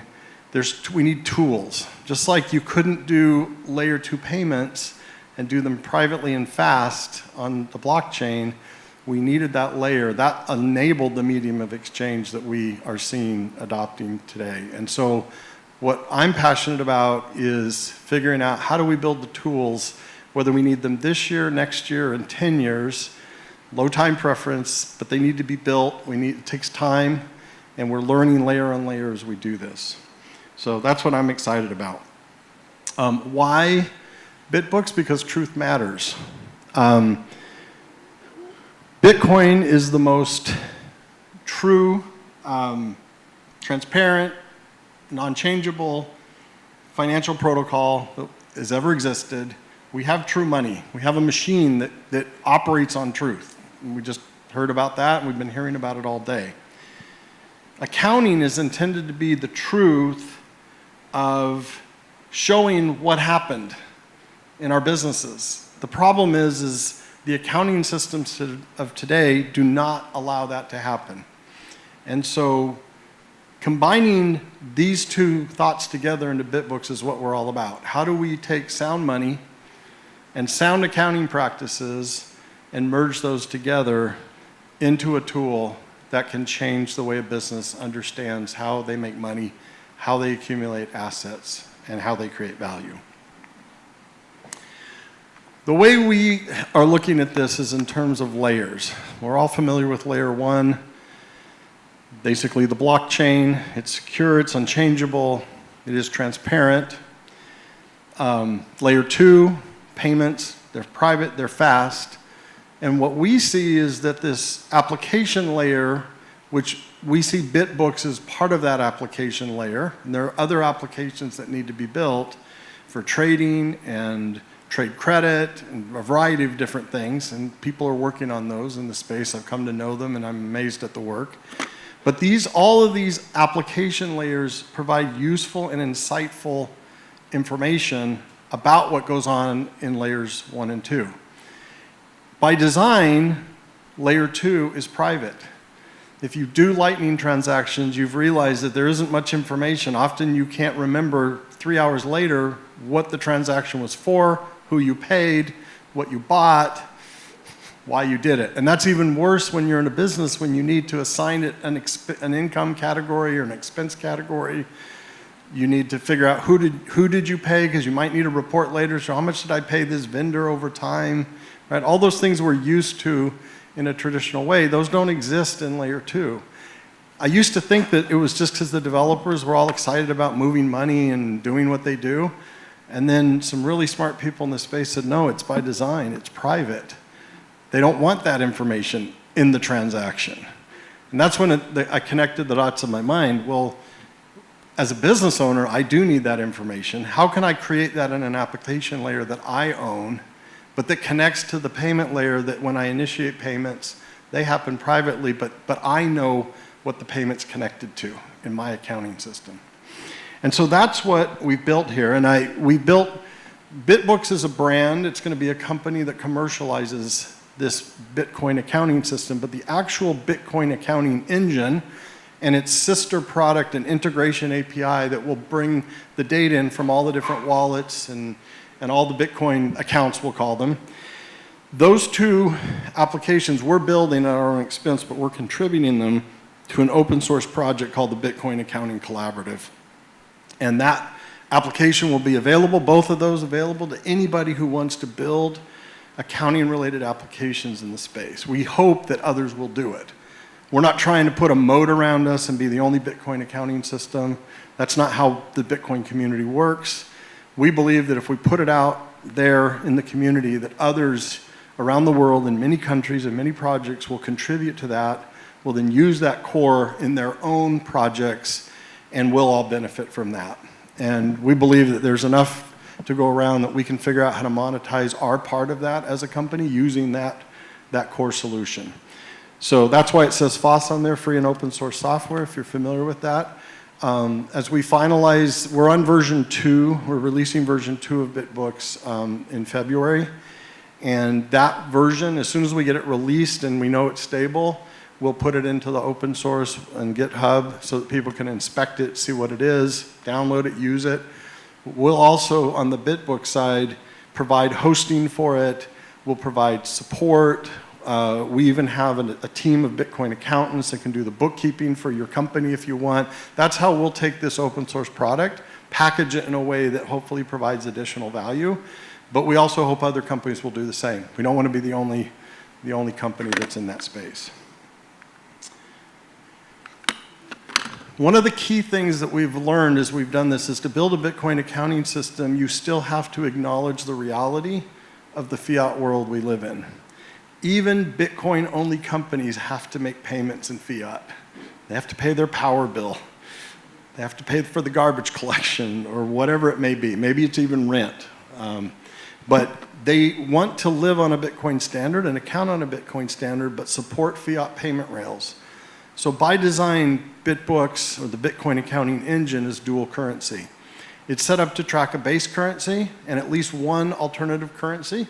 It can be done for more, but primarily we're finding that a business here in South Africa, for example, would want to have a Bitcoin and Rand and be able to see their books, basically be able to support accounts or wallets that transact in both of those currencies, and then normalize that data such that you could produce a Bitcoin financial report or a RAND financial report at the click of a button and have that be accurate, auditable, everything you would expect in a system.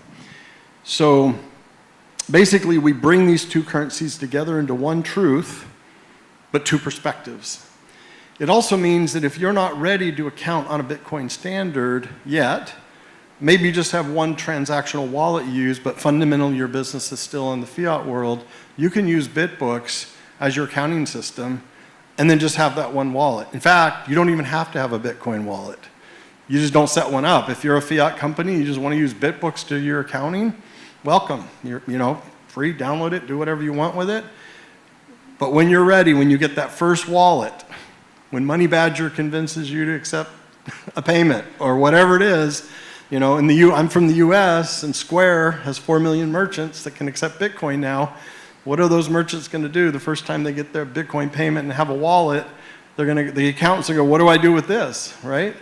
And so what we want to do is put a version of BitBooks into the app, the marketplace for Square, so that a merchant can download that and start using it for their fiat, and then when they're ready, it almost becomes an orange pill tool because it's ready for them to add a wallet.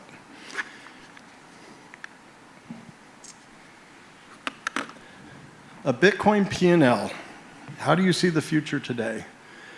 A year and a half ago when I started to build this product, and I wasn't sure if I wanted to do it, what I did, I had some mining operations, and I realized that I was keeping all my spreadsheets in fiat. I literally was converting the daily Bitcoin earnings into fiat to track my P&L on those businesses. And I realized that, yes, I had dollar expenses because your hosting costs are in dollars, and that's your main expense, obviously, is your electricity and your hosting. And those contracts, you can't get them in Bitcoin. But I was like, well, why don't I just use Bitcoin as my top line, because that's what I'm receiving, and then I'm going to keep track of my costs in Bitcoin. Even though I pay them in fiat, I'll convert them back to Bitcoin and understand how much Bitcoin profit did I generate as a number each month. It's a small little subtle thing to do that, but I did it in a spreadsheet, and that's when I realized I just have to build a little system that does this. And so I built the first version of BitBooks. I didn't build it. My brother did. I'm not technical. I'm an accountant and a software guy in terms of business ideas, but not programming. But he built it, and it was just amazing. We connected it to the Ocean and the via BTC, which are the two pools that I'm affiliated with, brought that data in, connected it to CoinEx, which I happen to use for my USDT payments that I have to make to my hosting companies, because they want that in stablecoin. But as soon as I did that, I could see the P&L. It was all automated, and it blew my mind because I saw what I knew theoretically, which is things always get cheaper in Bitcoin. But at that particular time, we were having a nice run-up, and it was costing me less and less Bitcoin every month to pay the same hosting bill in dollars that was the same amount. And I was keeping more Bitcoin on my bottom line, which happened to be worth more in dollars too, but that wasn't even the issue. The excitement was, wow, this is about stacking sats, and I'm doing more and more of that, and I can see month to month what's happening.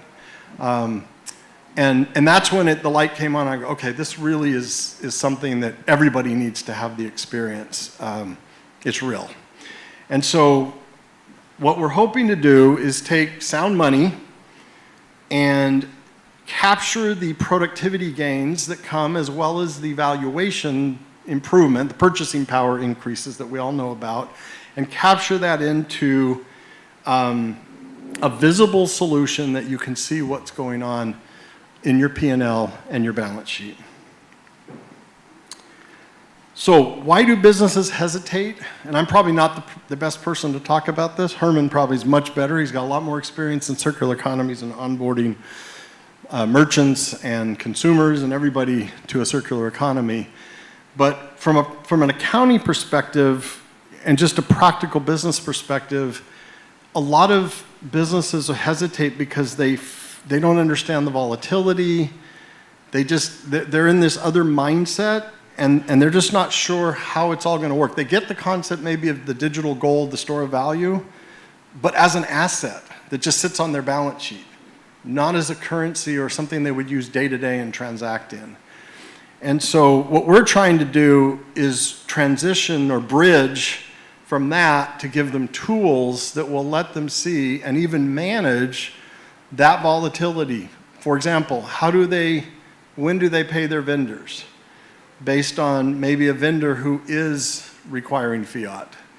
Can we give them tools that help them understand timing, when to restock inventory? Can we give them tools to help them know how to adjust their pricing according to their real costs, whether in Bitcoin or in fiat? Some of you may have tried to do this in spreadsheets, or at least in your mind you've tried to do this, and it's hard. You get twisted up pretty quickly in trying to figure it out. And I think until we can figure it out, we won't get unit of account adoption, and it'll stagnate. And so that's what we're trying to solve. We don't have all the answers. But what we're trying to do is a headline that says BitBooks makes Bitcoin usable as everyday money. So we have payments. I talked about those layers. We have payments. You can do it. You can transact. But it's not really usable yet in the way that we have to account for things in our businesses or even our personal side. So we do have the vision of BitBooks having a BitBooks personal, I don't know if it would be branded that, but a personal financial management version of BitBooks that people can manage their own personal budgets and their own money and their own personal transactions, which is similar but different than how it works in a business. I'm going to skip this slide just for the sake of time. So this slide is really rough. It's more of a future idea of how we could help calculate your real cost in Bitcoin and help you set smart prices. I kind of alluded to this, but it's this idea that we can take the data that we now have and the understanding of that Bitcoin versus fiat and start to help a business manage in this dual world that they have to live in. Hopefully we'll all be on a full Bitcoin standard eventually, and that'll go away, but there's this bridge we need. And so we're trying to build those tools. If anybody here is working on those problems and would like to collaborate and want somebody who will invest in the software side of building those tools, we'd love to collaborate with you. Those tools will go into the free and open source so the whole community can benefit from them, but we're happy to invest with you in doing that. But we want to take the guesswork out of it and protect against the downsides if possible and not make you feel like you're a Bitcoin exchange, essentially, subject to the ups and downs of Bitcoin prices. It was mentioned earlier that we have this goal this year to donate 1,000 instances of BitBooks to the circular economies or other NGOs in the space. Basically, people that are nonprofit or that are in their efforts are helping. It may be a profitable business, and that's okay, but if they're part of a circular economy project, then we will donate forever a free license to them. No cost. We'll help support it, host it, take care of it. We just feel like that's the least we can do for the community. Selfishly, we're going to get a lot of good feedback, make the tool better, obviously. But first and foremost, we're just inspired after attending and adopting Bitcoin in El Salvador a few months ago. My co-founder and I just felt like we want to do something to move this forward. And we hope that BitBooks can be part of that solution, together with education and all the other things that the community is doing. So if you're a nonprofit or if you know one, if you have a BCE project and you're leading it, or your community member is part of those, let us know. I'll give you the QR code to our website in a minute. You can go there and just join the wait list. We'll connect with you, figure out what you're trying to do. There's no obligation. Even if you're a for-profit company and you obviously don't qualify for this, we can talk to you about how you might use it in your business. Give you the software if you want to do it on your own, install it yourself, but if you need some help, we can help in ways I mentioned before. And this is the slide, or the QR code if you want to scan that. It just goes to bitbooks.com if you want to type it in as well. Hopefully you'll find some useful information there. And with that, I think I have a couple minutes left. If it's okay, we'll open up for questions. And I'm happy afterwards if somebody wants to go in the back and talk as well. Right, any questions for Rawak? Typical. So I own an American company, and I'm just doing our accounting now for tax season, and it is an absolute nightmare. So this is essential. It's going to change the game. Thank you. Sorry, that wasn't a question. Okay, yeah, that's good. I'll answer it with, go to the website, or let's connect after, I'll get your information, we'll talk. Okay, I'll talk to your accountant, you connect me, and I'll connect my team to your accountant. I have accountants that talk accounting, can help them out. All right, and I'm not up here to pitch, I mean, this is really about the community. Okay, Can't yeah. see. Okay. I just wanted to find out, you did mention that in your process, you had a way to convert, right, like from BTC to the fiat currency and so forth. But I wanted to find out, like in terms of your standards from an accounting perspective, do you bring in the IFRS 4, IFRS 17, and then can it then be translated, say, from the accounting side to probably projection, because you mentioned valuations, right? So is that something that you're also looking at, and is it translatable to like non-USD sort of companies? Yeah, so we'll support any fiat currency in the world. It doesn't matter. As long as there's, I mean, we can even support it technically without an exchange rate, but you'd have to give us the, the value to use. But if we can pull from some API somewhere an exchange rate for that currency, then everything we do will work. And we actually pull the exchange rate up to the minute. The auditors that we've talked to about this said that the best thing that we can do on the income statement side is the income or the expense needs to be within 1 minute of when the transaction happened. So you can't use like an end of day exchange rate on expense or income. It needs to be pretty close to real time. On the balance sheet, that valuation is at the value at the time you're running the balance sheet, or at least the end of the period that you're running, because that can fluctuate. And then there's different, you know, in the workshop I did an hour or two ago, the question was asked, well, what, you know, in the US, you can now write up or write down the value of the Bitcoin from a fiat perspective. Not all countries are doing that. So we talked about collaborating on addressing how that could be accounted for, where those rules are not followed the same way, and maybe you can only go down, not up. At the end of the day, we have all the data. We're dual tracking in every entry, every journal entry in the system will be in a base currency and an alternate currency. In theory, that could even be 2 fiat currencies if you want. We're not, the system doesn't care. It's just set up to track 2 currencies. The assumption is most will do Bitcoin and something else, or the something else in Bitcoin. Maybe they don't want to have Bitcoin as their primary. So I don't know, did I answer your question or? Yes, you did. Okay. And then also, do you use certain like assumptions in like from a perspective of maybe, because you mentioned it has to be within the minute, right? The transaction. So are there some form of maybe like, for example, inflation rate and whatever, depending on the period in which you're accounting for? Do you use any like assumptions that similarly to like the traditional side of finance, or like how do you go about what kind of assumption do you mean? Give me an example.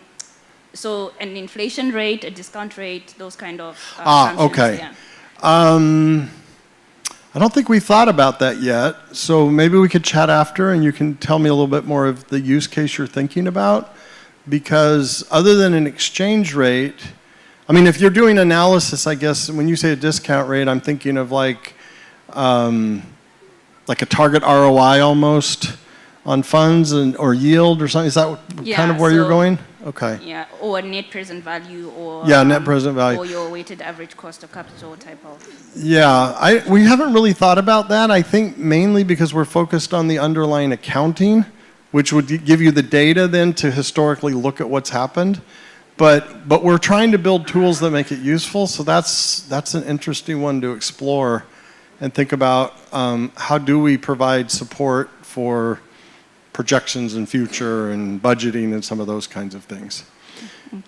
We do, I will mention, since I mentioned budgeting, one of the things we found is some of the circular economies are trying to make a budget in Bitcoin for the year, and some of their expenses are Bitcoin based, maybe salaries, others are not. And so we do want to build in some tools, we haven't started on them yet, that help you create a budget that you can then run your actuals back against and see how you're doing. But you can plan out for the year how much Bitcoin do I expect to earn? How much do I expect to spend? In the same way that we think of budgets today, but do it in a Bitcoin standard. I saw, okay. Yeah, I'm not an accountant, but just on the accounting standards. So if you've got US accounting or UK accounting standards, or in South Africa, IFRS for SMEs or whatever, is that all there? How does that? So it's not. We're largely using GAAP to start with, but I know there's an international standard that's similar to GAAP in the US. Part of the reason why we're open sourcing the software is to collaborate with people in country that know those and either can help us with the rules and then we can introduce them into the system, or maybe they even have development capability.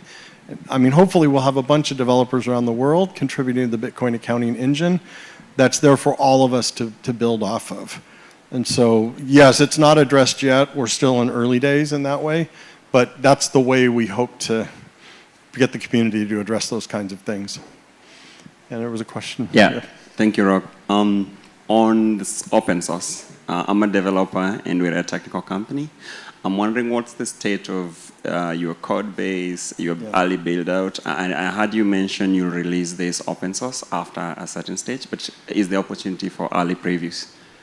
Yes, so the version 2 is the one that we expect to release, because version 1 was kind of almost an alpha in-house way to test could we even create something like this. So we've rewritten the whole thing for version 2. We'll be releasing it in February, and we just want to go through a month or two of stability to make sure that we're not putting something out with some significant bugs in it, and then we will open source it as soon as possible. The one thing I don't know how to do is to open source the right way. I've had some good conversations, but if there's somebody who is familiar and has done that before that would like to work with us, then we'd love to collaborate on that and have you part of it. And I mean, that's really why we're doing that through the bitcoinaccountingcollaborative.org and that's btcaccounting.org if you want the short version, but bitcoinaccountingcollaborative.org is the full thing. But by doing it through that community organization, then we can collaborate and work together. So I'd love to connect with you on that. Thank you. I'm over time. Awesome. Thank you, Rob. Sorry, guys. Moon is giving me the evil eye here. We're running a little bit behind. So any questions, you can meet up with Rock afterwards and go have a chat with him. Just before we get to our next panel, I've got to mention, just last night, my dad sent me a message on the family group wishing me good luck for emceeing this conference today and tomorrow. And in that same message, he said Bitcoin is down, and he read an article, it's going down to 60K. Shout out to my dad. My response to him was that out of 92 talks that we have over this conference, over the 2 days, not one of those talks are about Bitcoin price. It's all about building. It's building economies, building apps, building communities, APIs, etc. And I think this next panel is about to get into that very soon. I think it's about to get quite loud in here.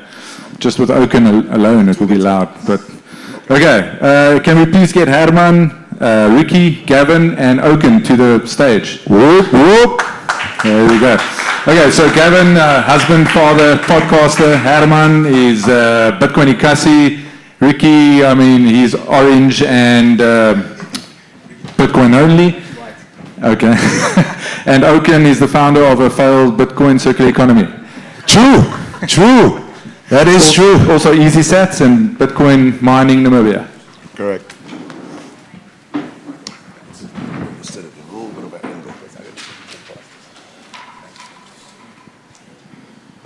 Cool. Okay. Thanks for the introduction. As you said, no one's spoken about the price yet, so the title is Beyond the Bull Run. So we are indicating about the price, but we're not going to talk about it. So I decided to title this Why the 2025 No-Show Bitcoin Bull Run was the best thing to happen to Bitcoin. Joined on stage by... No, I don't think it's necessary. The stuff's all available afterwards anyway, so let's hit off. Okay, so basically the expectation for 2025, as we all know, was to the moon. Massive pump. Everyone was talking about this big thing that was coming in. The reality was that Bitcoin actually traded sort of in this frustrating range, didn't really do what we wanted it to do. The failure that people are talking about all the time is that, well, this is volatile, we're going to stay away from it, there's no 10x gains. But there's a victory here, and the victory is actually that while the price went sideways, fundamental adoption is really growing. So that's actually what we want to focus on, not the price. So the thesis is that we've transitioned from speculative cycle to infrastructure cycle. And I'm splitting this little, we're just going to talk about a few aspects in the Bitcoin space. The first one being technology. So a couple of things that did happen. Lightning Network adoption went through the roof, volume went up, adoption went up, it went absolutely crazy, and we had layer 2 techs being developed at a rapid rate and expanding. We had BitVM, we had first ARC transactions going through, so there was a ton of stuff actually happening on these. Now, I've sort of separated Lightning Network from layer 2s, but I mean, it's kind of all the same thing. But my question, Nicola, I'm going to aim this one at you, is on the tech side, is layer 2s the space where the development is now happening? Is the base layer basically ossified? Is it stable enough? Can we build our dreams on layer 2s? Is that where we're going? Thanks for the question. I don't know why you're always giving me the tech questions, but okay. Do I think that layer 1 is ossified? No.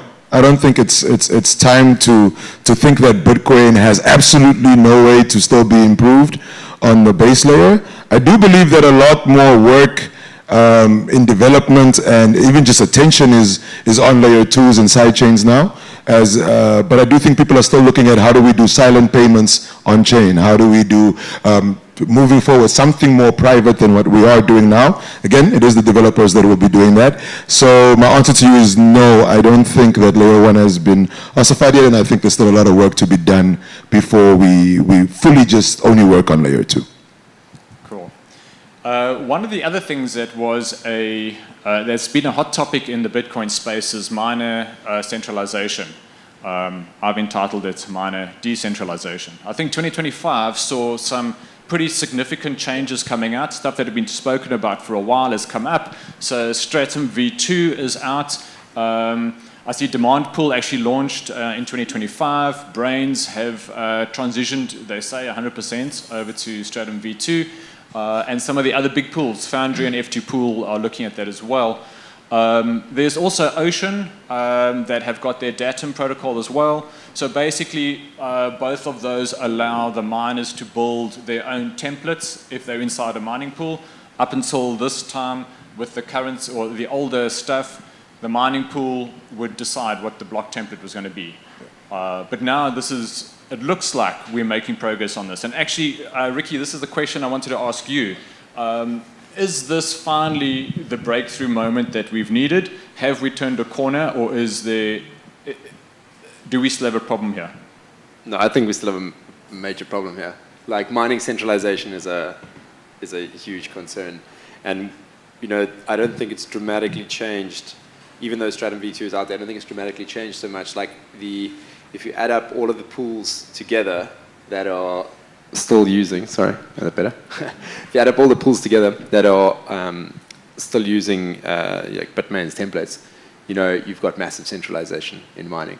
The good thing is that, I don't know if you guys saw this, but Gridless released the blueprints and templates for building an open source miner, a cheap open source miner, which is amazing. This is the first time we've seen this. It kind of started with the BitAxe, which is like a tiny little home miner for playing around with. But now we're seeing proper miners that can actually pull some watts that are open source. So that gives me hope.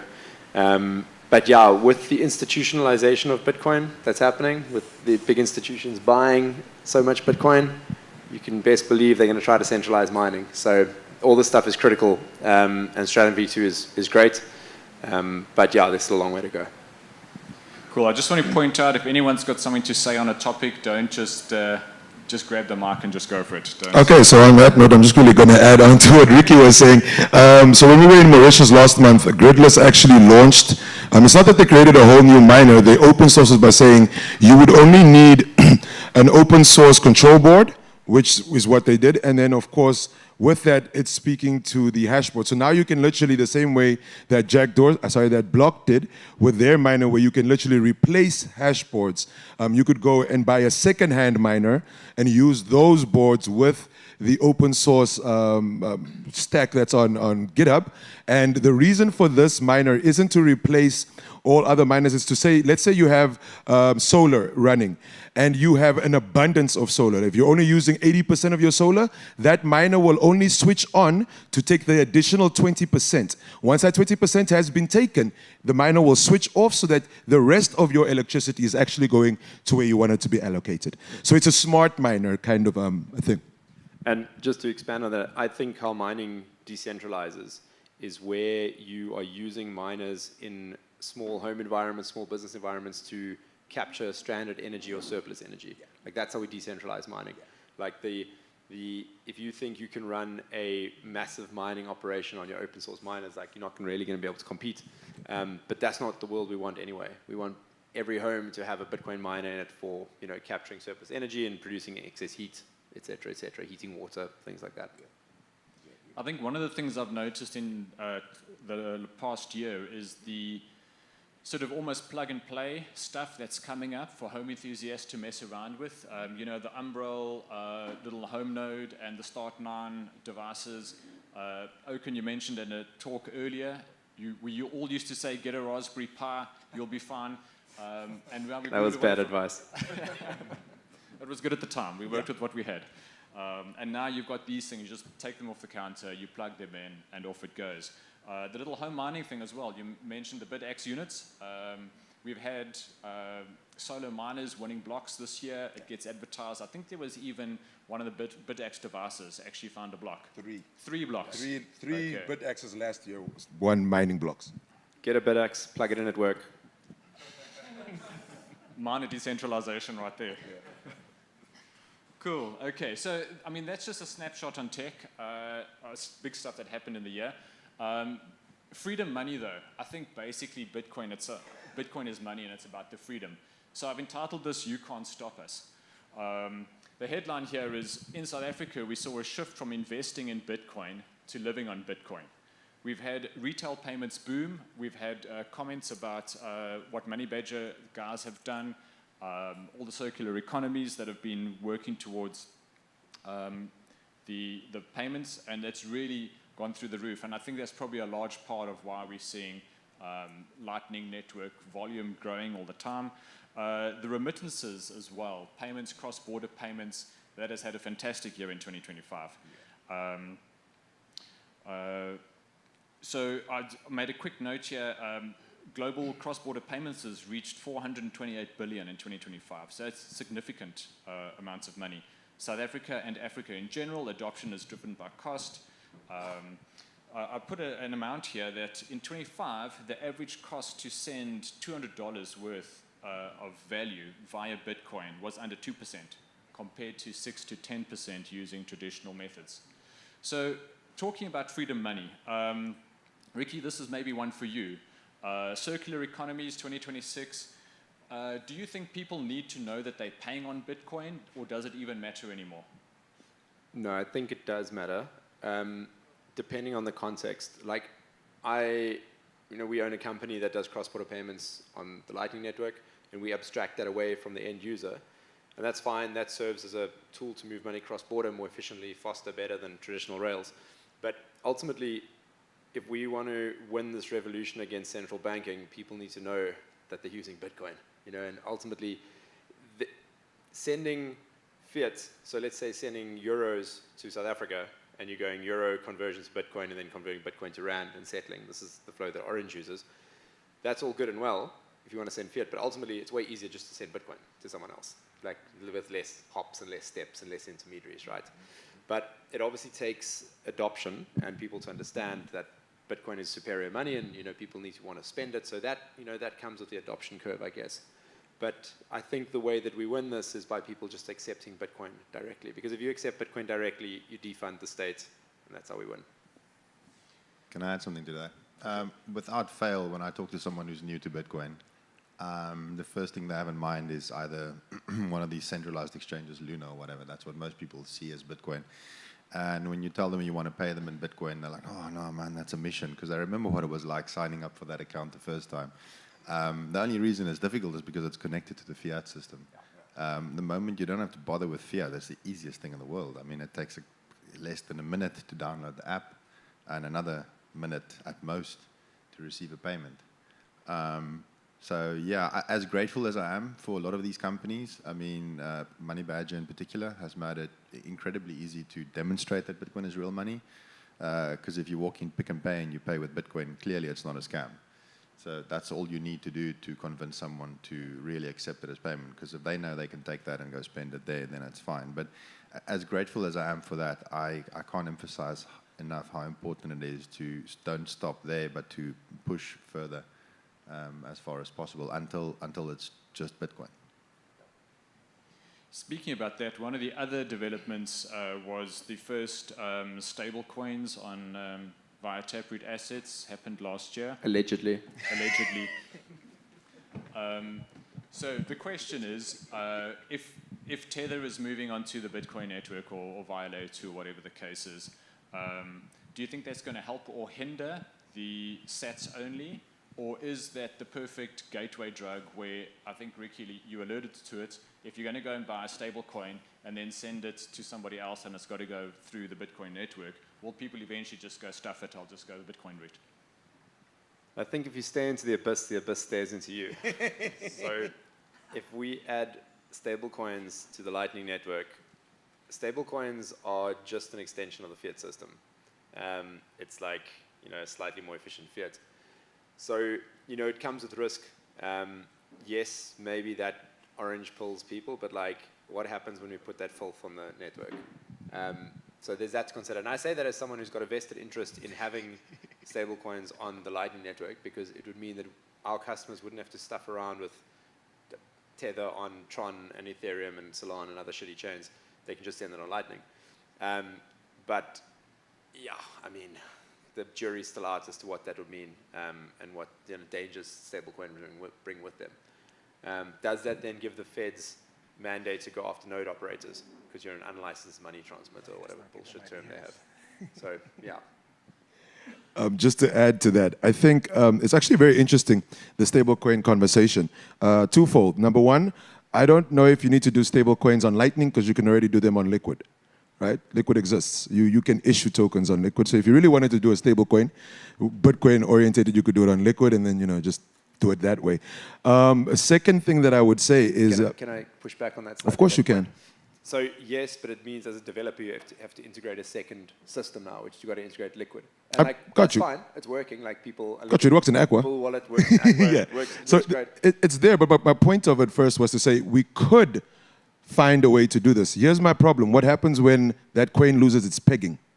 Because if I tell this person, hey, you should accept USDT, and USDT loses its pegging to the US dollar, what do I tell that person about what they've lost? Now, if I tell them accept Bitcoin and Bitcoin's price goes down, they still have Bitcoin. Right? It's still the same amount of Bitcoin. It's just the fiat equivalent or way of looking at that Bitcoin has changed. But if it's a USDT stablecoin that is pegged to something else, and that thing loses its pegging, and they come back to me, that's a whole other argument. And then the third thing about the stablecoins is they're basically, in my view, they're hidden CBDCs. 100%. They're central bank digital currencies because they are pegged to a central bank currency. So again, if the central bank decides certain things, the question is what happens? What is the question? The person that we're telling to do this instead of this, and they come back, what is your reply if the pegging's lost, if this and that and that and that? Again, there's no pegging for Bitcoin, so I don't have that problem. So, yeah, Ricky? just to give some color to what Oken was saying now, I don't know if you guys heard about this, but Tether froze some of the Venezuelan USDT. Venezuela was doing oil trade in USDT. I mean, that was dumb on their behalf, but they were doing it anyway. And they advertise it on their website. And they advertise it. Yeah. But they were doing trade in USDT, and if they were doing trade in US dollars, a US court or a judge would have had to have issued a warrant or some kind of the legal recourse to freeze that money. But now, on Tether, the feds just had to go to Tether and say, freeze that account. No legal process. So you've got a CBDC. You've got worse than banks, like in terms of having your money stolen from you. Can we spend the rest of the panel talking about stablecoins? Absolutely not. But we're talking about freedom money. And I'm asking, can we? Can you? No, you can't. And hijack the man's talk. We'll bring it back to stablecoins, Herman, don't worry. One more. Herman, stablecoin? There was a dude wearing a stablecoin T-shirt at a Bitcoin Circular Economy Summit yesterday. That's all I'm going to say. Wasn't he one of the MCs? Hey, I think you guys need to leave my MCs alone. I think it was an accident. I don't think he was paying attention at the point in time. I didn't see the shirt till later, but it was an interesting thing to do. Okay, we'll do tar and feathering later this afternoon. In his defense, it only said Tether on the back. You couldn't see it. It was not on the front. You couldn't see it. Okay, I titled this one, The Noster Summer Explosion. And it actually ties into one of the earlier speakers was talking about Soweto BTC and just saying how the people are struggling to, they're just excluded from the economy. And there's just a line I want to read here, actually 2 lines. Before 2025, an African creator needed Twitter for the audience, Stripe or PayPal, which often they couldn't get for money, and a bank to hold the value. On Noster, the public key is the identity. The audience and the Lightning wallets is the bank. It is the first time the content and the capital have shared the same architecture. And then my favorite quote from that article, this is from an artist in Ghana. He just said, a single zap from a fan on Noster often exceeded the revenue from 5,000 streams on legacy platforms. Yep. So, Nikolai, question here for you. Is Bitcoin Freedom Tech finally the tool that is going to allow rural economies to compete with urban centers? Okay. Definitely is my answer. But okay, go on. What did you want to say? Interrupt you guys. I've got to go host a fireside chat on the other side. So Don't you you guys mean go tar and feather that guy? That's actually what I'm doing. So you can start the answer please then. Excuse me. No, I don't have an answer. That's my fault. I did the scheduling. Blame Max. So just to answer your question, I think, yes, the time has come. I think it's been time, and Noster is the perfect, it's the perfect product at the perfect time. And the reasoning behind that for me is, if you're looking at right now what's happening with TikTok, you say certain words on TikTok and you just get deplatformed. With Twitter, there's certain things you can't say, otherwise you're shadow banned. Noster, whatever is created, once it's relayed, it's relayed. You can't unrelay it. But at the same time, for artists, I've always told people when I did my first educational in Namibia, it was with the guy that quote-unquote orange pilled me, and he was an artist. He was actually our music producer. And when he was standing there, he was standing on stage saying, I've been a music producer for 20 years. 20 years, people have paid me for my beats here and there to go and record on it. But once I put them on Noster, the amount of, well, he used Noster, but he meant Wavelake. But once he used Bitcoin as the payment mechanism for him to be able to receive as an artist, that he earned way more than he has over 20 years in 1 year. Because people enjoyed the music so much, they could say, hey, I can't buy the song, but I want this guy to continue creating. Now, for me, what Noster does is, if you're taking pictures, if you're just doing workouts, whatever it is, I know an MMA champion, I told him, dude, put all your training videos on. Let people know what you're doing and tell them you accept Bitcoin and that you're training kids for Bitcoin. And all of a sudden, you now have a different mechanism of trying to not just monetize the skills that you have, but also expose it to a different audience that didn't even know they wanted to support you. And I think Noster is the greatest mechanism of doing that for artists, for business people, for anything where you didn't have an audience before. There's a hungry audience looking for what they didn't know is there. So I'd stop there. I hope that's the right answer. Herman, maybe a second follow-up question to you is this something that will, how do you think this is going to liberate the average African, South African, anybody living on the continent of Africa? Africa famously doesn't trade amongst itself. country A doesn't trade with country B because they have different currencies, they don't trust each other, it's a whole big disaster. How could this impact that? Do you think this is maybe the future of the African economy? Bitcoin or Nostr? I mean, I suppose Nostr is a little early to tell. I think it's very early in Nostr. But in Bitcoin, yeah, I mean, somebody else asked me the other day why there's been so many circular economies, you know, popping up, people saying, I want to build one. The last year has been very busy, particularly because a lot of people have looked to our project to sort of, guidance is the wrong word, but I hate to put myself in that position, but well, whatever you want to call it. The point is that there's a whole bunch of circular economy projects, and we tried to bring them all together at the summit yesterday for the, you know, for this reason. And I do wonder why there's so much more interest in building circular economies in Africa than there are in the rest of the world. I mean, just sort of one indication is that Bitcoin Beach, which is it's not the OG circular economy. The first one was in the Netherlands, and I do always like to credit them because they really were first. But Bitcoin Beach was the first one to gain international recognition, and they do some small grants from time to time, and it's not a lot of money, but they try to seed these circular economies. And in the recent round of applications that they put out, more than 50%, I think it was higher than 60% of all the applications they received were from African projects. That means the rest of the world put together accounted for less than 40% of the applications that they received. And these applications were open to circular economy projects from all around the world. And somebody asked me, why do you think this is? And I don't pretend to know the answer. I can only guess. But I think it is because of that. And I use how difficult it is to travel in Africa is sort of the same sort of how difficult it is to send money. You can kind of use that as an analogy. I mean, it's often easier to fly to Europe and then back down to Ghana, and cheaper as well, by the way, if you're traveling within Africa. And it's people from Europe and other parts of the world sometimes can't understand, but how can that be? Like, you're flying halfway around the world and then flying back to your own continent.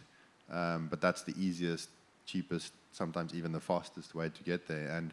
And money in Africa kind of works like that. And I think that's why there is such a high level of interest. So yeah, Bitcoin could do that for Africa. It could liberate Africa, but it's not a given. There's challenges that remain, and one of those obviously is using Bitcoin on a day-to-day basis. It's one thing sending money from anywhere in Africa to anywhere in Africa, but it's another thing entirely for the person receiving that Bitcoin to actually be able to do anything with it.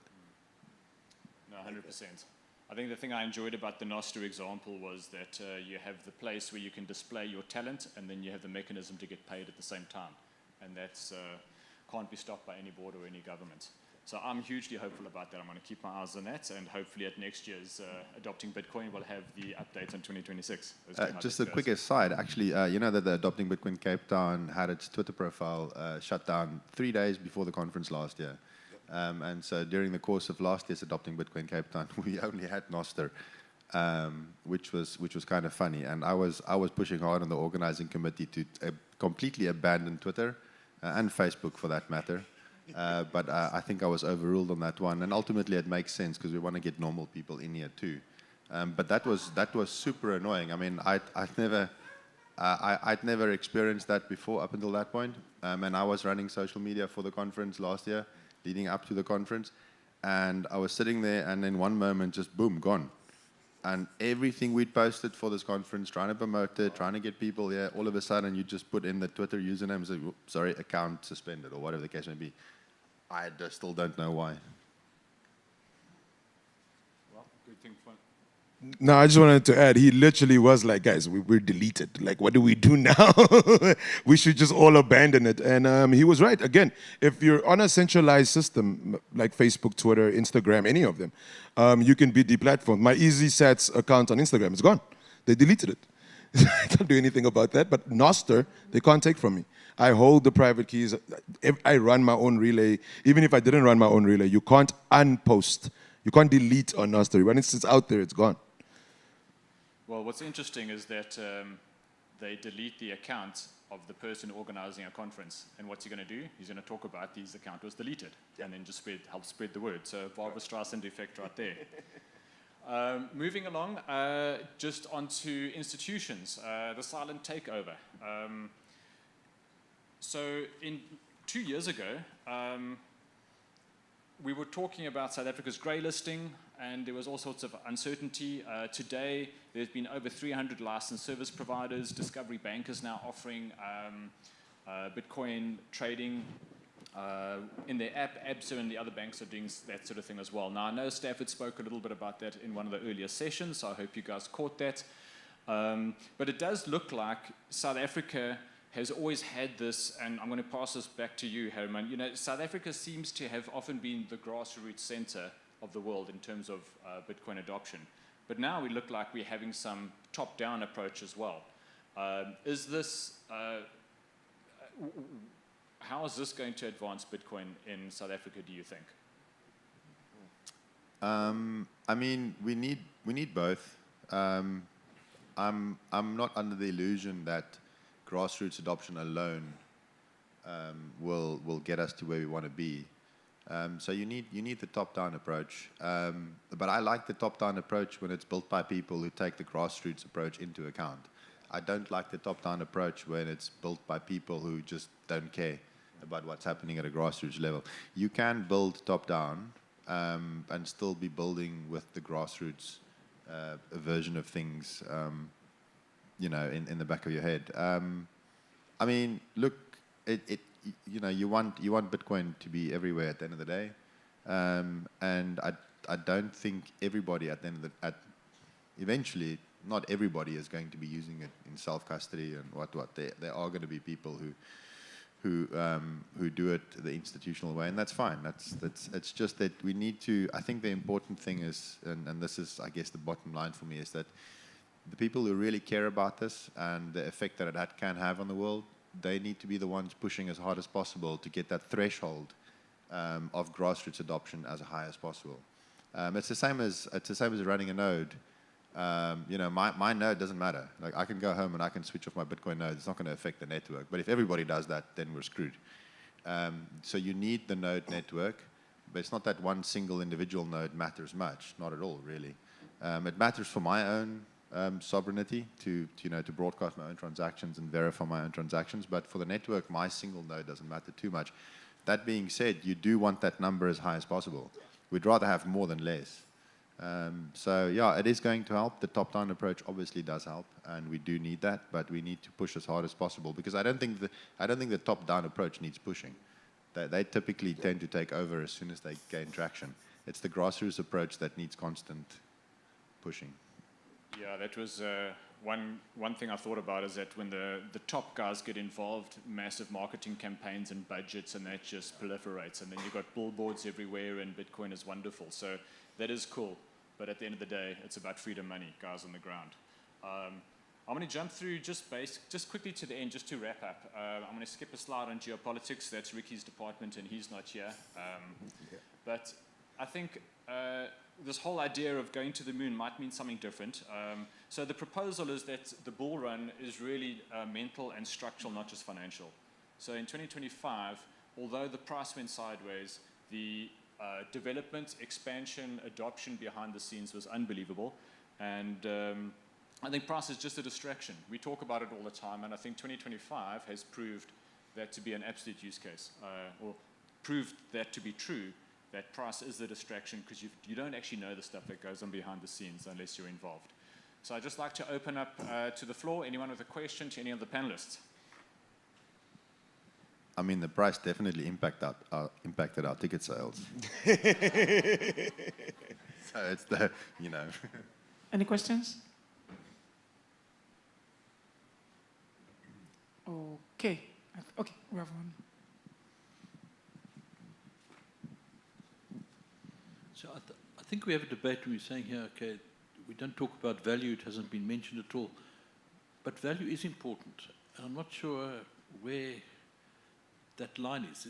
Is there an important for a baseline? I mean, you mentioned your dad saying it going down to 60,000. Well, okay, that's not too serious, but 20 maybe serious, maybe 10 or 20, maybe it goes up to 100. I don't know. At some point, it's going to impact something, and I'm not quite sure what it is. And I do believe that the institutions are going to try and get hold of this.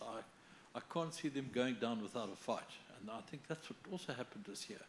I mean, if you see the value that they're going to be losing, or that the elite's going to be losing when Bitcoin takes over properly, I mean, it's like a game changer. They're not going to let that go. I mean, you've got the major institutions looking at their profits and everything that's happening, and it goes. I mean, they're not going down without a fight. So where is that fight? And I agree, it is making sure that it comes at grassroots level, but I don't know if that's strong enough. Yeah. That's the concern. My concern suddenly this year was that I thought, gosh, I'm not sure if Bitcoin's going to win at the end of the day, because it's right. Yeah. And that's a big concern. I'm not sure I understand your question. Well, it's not a question, it's an observation that could Bitcoin be taken over completely and that it doesn't work anymore? Because it becomes too institutionalized or too top-heavy, or it's taken over by the elite. It could, I guess. That's the short answer. Do you want me to give a longer one? Okay, so yes, it could. And how that happens is we stop being the driving force of Bitcoin. We stop coming to conferences, we stop giving our time, we stop giving our volunteerism, our ingenuity, and we just say, Bitcoin's already won. If we believe Bitcoin's already won right now, it will be taken over. But here's the thing.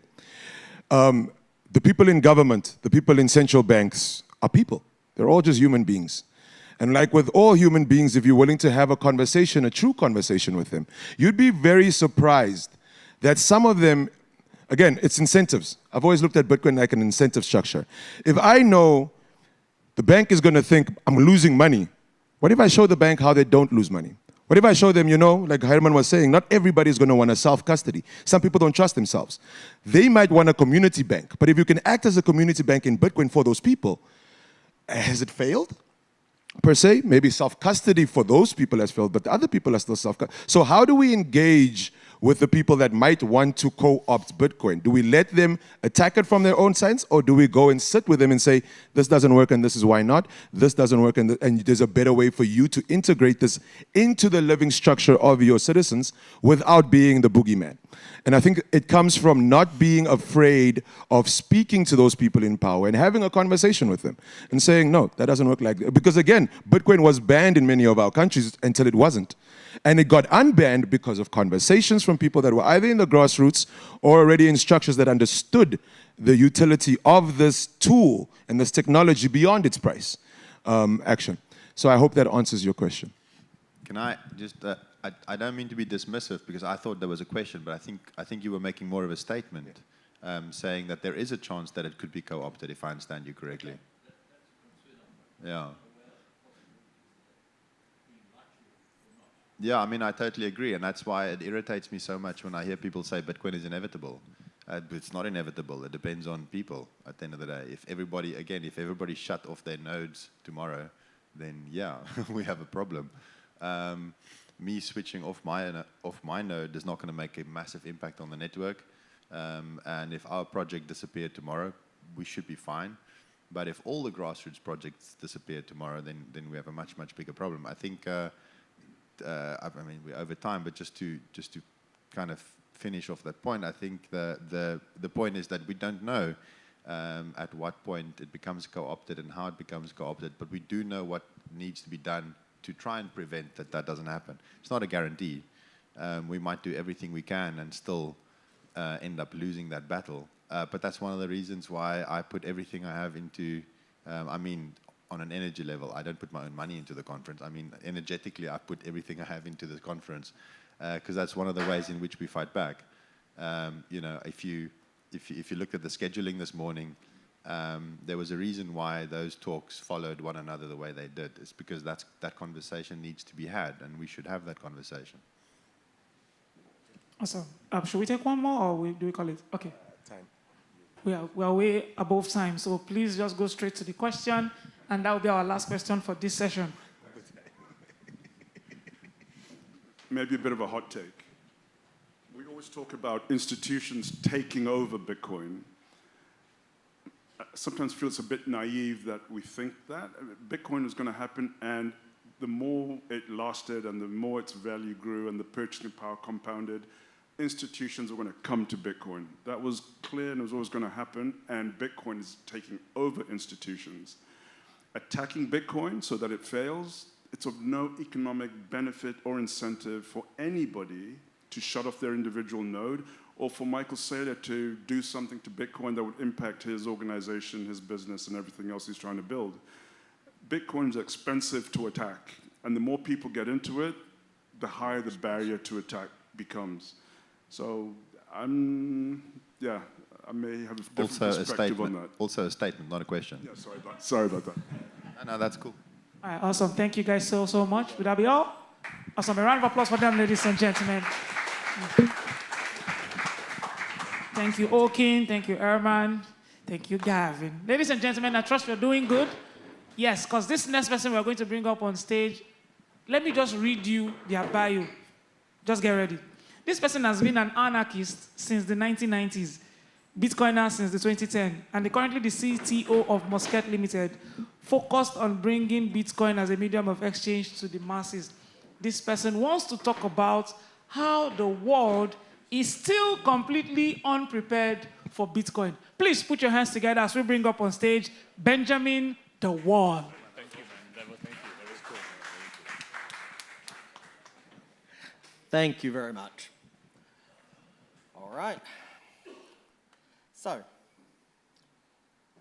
should be some slides. Hopefully that will make its way up there. There we go. Cool. Click towards the timer screen. Perfect. All right. Awesome. So, 17 years ago, Bitcoin came into the world. And the world is still completely unprepared for it. But what does that actually mean? So, often when I make the statement, the world is unprepared for Bitcoin, it sounds like one of those kind of hype statements like, woohoo, you're not ready for this, this is awesome, you're not ready for it. That's actually not what I mean. What I mean is, the structures and systems that we have in this world are not set up for what Bitcoin is, the way that Bitcoin works.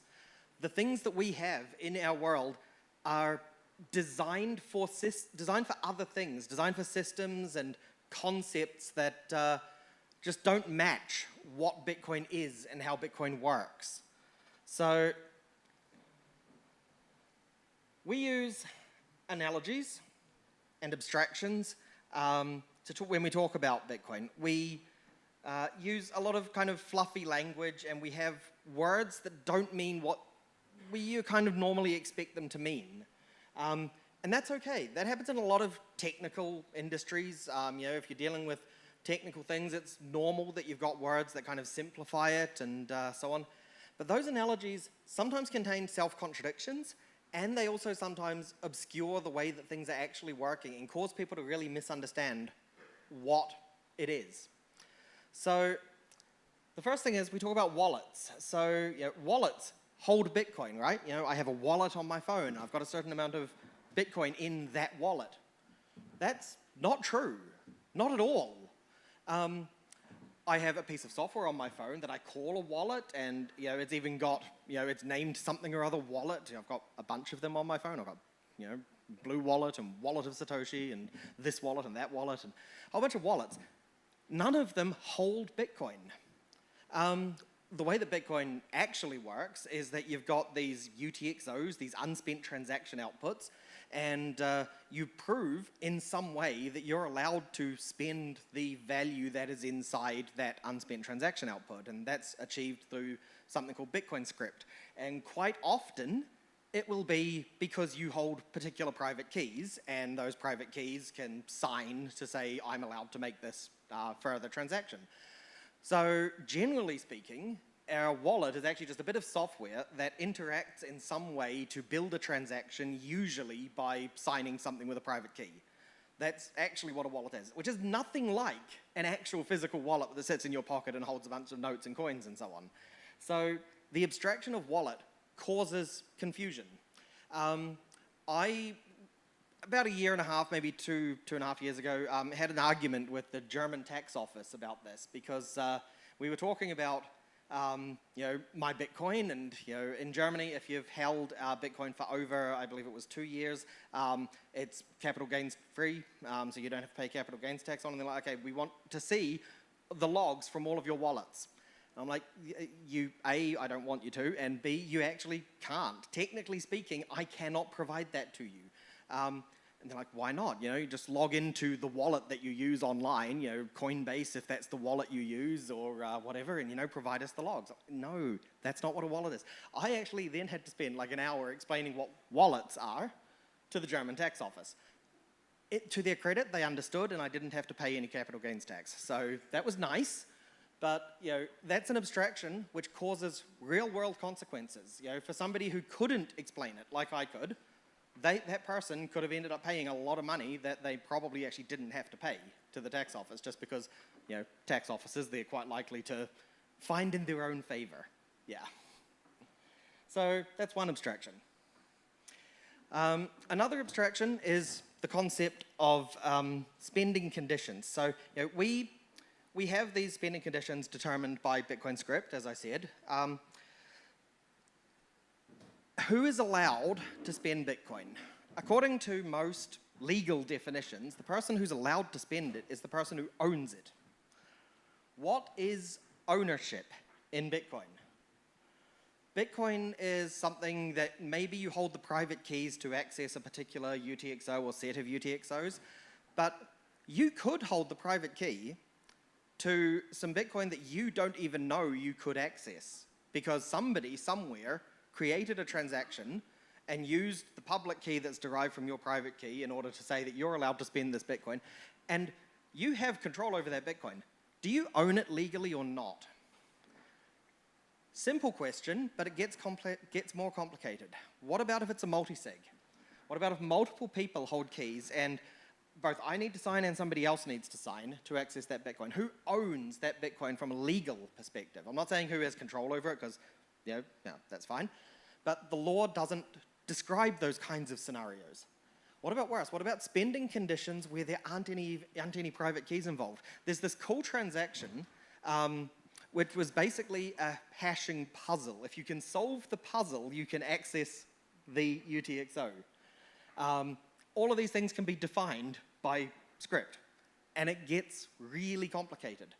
So the law, definitions for ownership and so on, are not prepared for Bitcoin. It simply doesn't make sense. They don't understand what Bitcoin is, and it's going to cause problems for people. So we talk about Bitcoin's immutability, but we also talk about consensus on the rules. We say Bitcoin can't be changed. You can't change the rules of Bitcoin. But that's also actually not true. You can change the rules of Bitcoin on your own node. Bitcoin's rules are consensus-based. Everybody who runs a node gets to decide their own rules, and the collective agreement of those rules is what determines the rules of Bitcoin. But there is no centralized authority. There is nobody who says, these are Bitcoin's rules, which again doesn't match the way that our existing structures expect things to behave. They expect there to be somebody who said, these are the rules, these are the ones you're following. What if we all suddenly decide that Bitcoin is going to behave differently? We add a new opcode, for example. We finally implement something like OPCAT or one of the others, allowing for covenants or that sort of thing. We've changed the rules of Bitcoin, and we did it by consensus because we all agreed that's what we wanted to do, so we do it. That is, again, not how the law expects things to work. We changed the rules of the system without anybody pushing it down from above, without any government saying this is the new law, this is the new rule. It's just something we all decided to do, and it happened. So, again, the world is unprepared. We talk about Bitcoin being completely individualistic, but also that you have to follow the consensus. So, again, that's to do with your own node. I run my node, I have my rules, but money is a form of communication. If nobody agrees with your rules, you're no longer part of the network. I could change my node to say, yeah, all of those unspent Bitcoin, they're mine now. I could change the rules on my node, which would allow me to spend all of Satoshi's coins. But would your node accept that when I try to send you a transaction? Of course not. That would be ridiculous. Oh, I'm assuming none of you agree to that. Yeah, if you do, let me know. Maybe I can be very rich. But no, probably not. You're not going to agree to that. So what is true for me is not necessarily what is true for you. Truth becomes more subjective rather than objective in terms of Bitcoin. But in terms of the big picture view, in terms of the global world, we have this objective picture. So it's essentially a emergent property. The truth becomes an emergent property of the individual selections and the individual's choices for their rules. The world doesn't normally work like that. We don't have structures set up to handle that kind of thing in the world right now. So I guess the primary takeaway of this first section of my presentation is that the human layer of Bitcoin actually is the most important layer. The human layer is what trumps everything else, because like the people on the panel just earlier were saying, if we all turn off our nodes, we have a problem.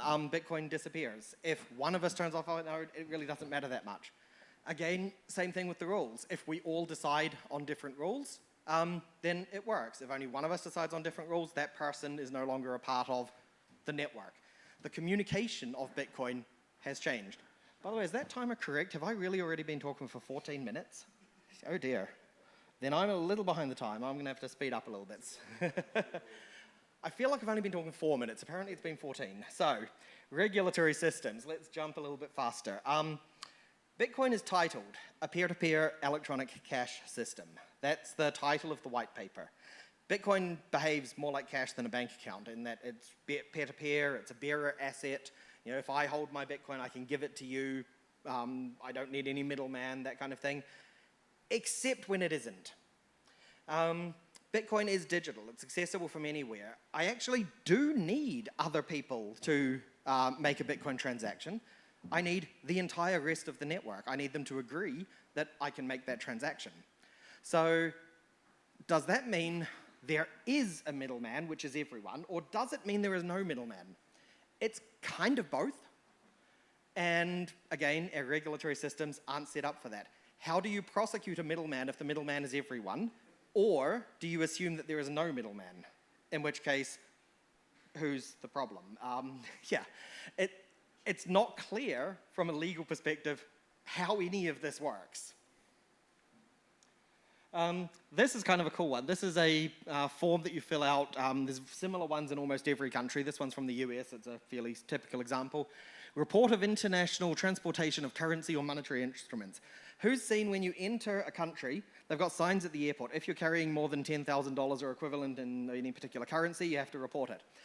I came in with my laptop. My laptop has a copy of the Bitcoin blockchain on it. There are 21 million Bitcoin on my laptop. I don't have access to it all. But I do have 21 million Bitcoin on my laptop because I have the entire chain. It's everyone's money. Or you could look at it another way. The money was already here in South Africa because there are nodes running here in South Africa. So I wasn't transporting any money in. I was transporting zero in. Which one is it? The form doesn't have the right fields to answer those questions. I can't answer those questions. Fees. When you make a Bitcoin transaction, you pay fees to the miners, right? No. Fees are something that somebody charges you to do something. Did the miners charge you that fee? No. You volunteered. You added that fee to your transaction for them to pick it up. You bribed them. What does the law say about fees that aren't charged? Nothing. The law doesn't describe fees that you voluntarily give in order for something to happen. The law describes fees that are charged by people in order to do things. So Bitcoin fees don't fit into any legal or financial frameworks that exist in pretty much anywhere in the world. I'll skip over a couple because I'm running out of time. So section 3. I'll give you 5 more minutes. Thank you. 5 more minutes. Section 3, technology. So Noah's Ark. There are layers on Lightning. You've got things like Arc. I think people have been talking about Arc quite a lot throughout the course of today. It's very interesting, very cool technology. You have technologies like Lightning. So this is Lightning and the Arc, in case you didn't get the analogy. Those layers on Bitcoin behave in ways that, again, don't match anything else. What does it mean if I say I have 10,000 sats? It generally means I'm able to spend 10,000 sats where I want to. But does it mean I have a UTXO which contains 10,000 sats? Or a UTXO which contains something over 10,000 sats? Or does it mean maybe I have an eCash token which I can melt on a mint which says I will get 10,000 sats for it? Or maybe I have an open channel somewhere which 10,000 sats have been moved over to my side of the channel, but I never actually had a UTXO that had that much because somebody else opened it to me and then sent me those 10,000 sats. So I could send it out on that channel, but I never had it in a UTXO. Same kind of concept with Arc.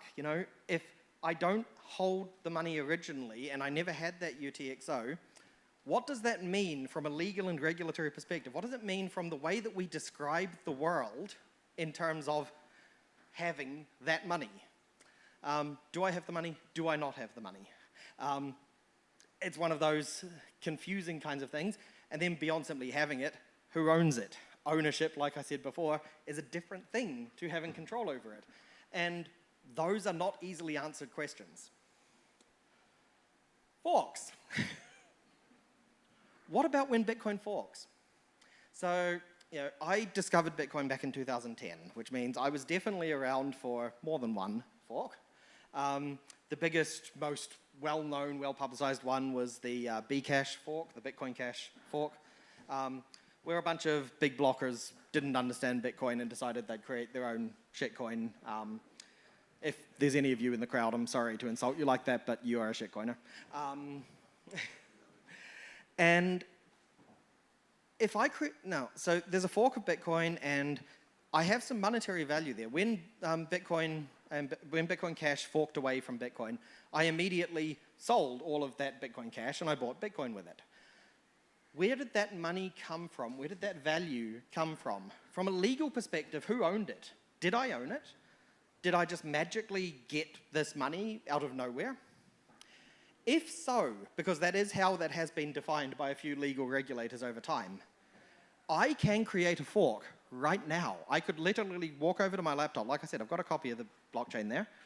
I've got a copy of Bitcoin's time chain. I could fork Bitcoin right now with a new client, which only I am running. Nobody else is running it. But on that fork, you now have a complete copy of all of your coins. And I'm going to sell one Bitcoin, or let's say 10 sats. I'll sell 10 sats on that chain to my daughter for 5,000 UK pounds. Right, it's now worth more than Bitcoin as well. You are really rich on this new chain of mine because you have all of your current Bitcoin on this new chain that I just forked on my laptop.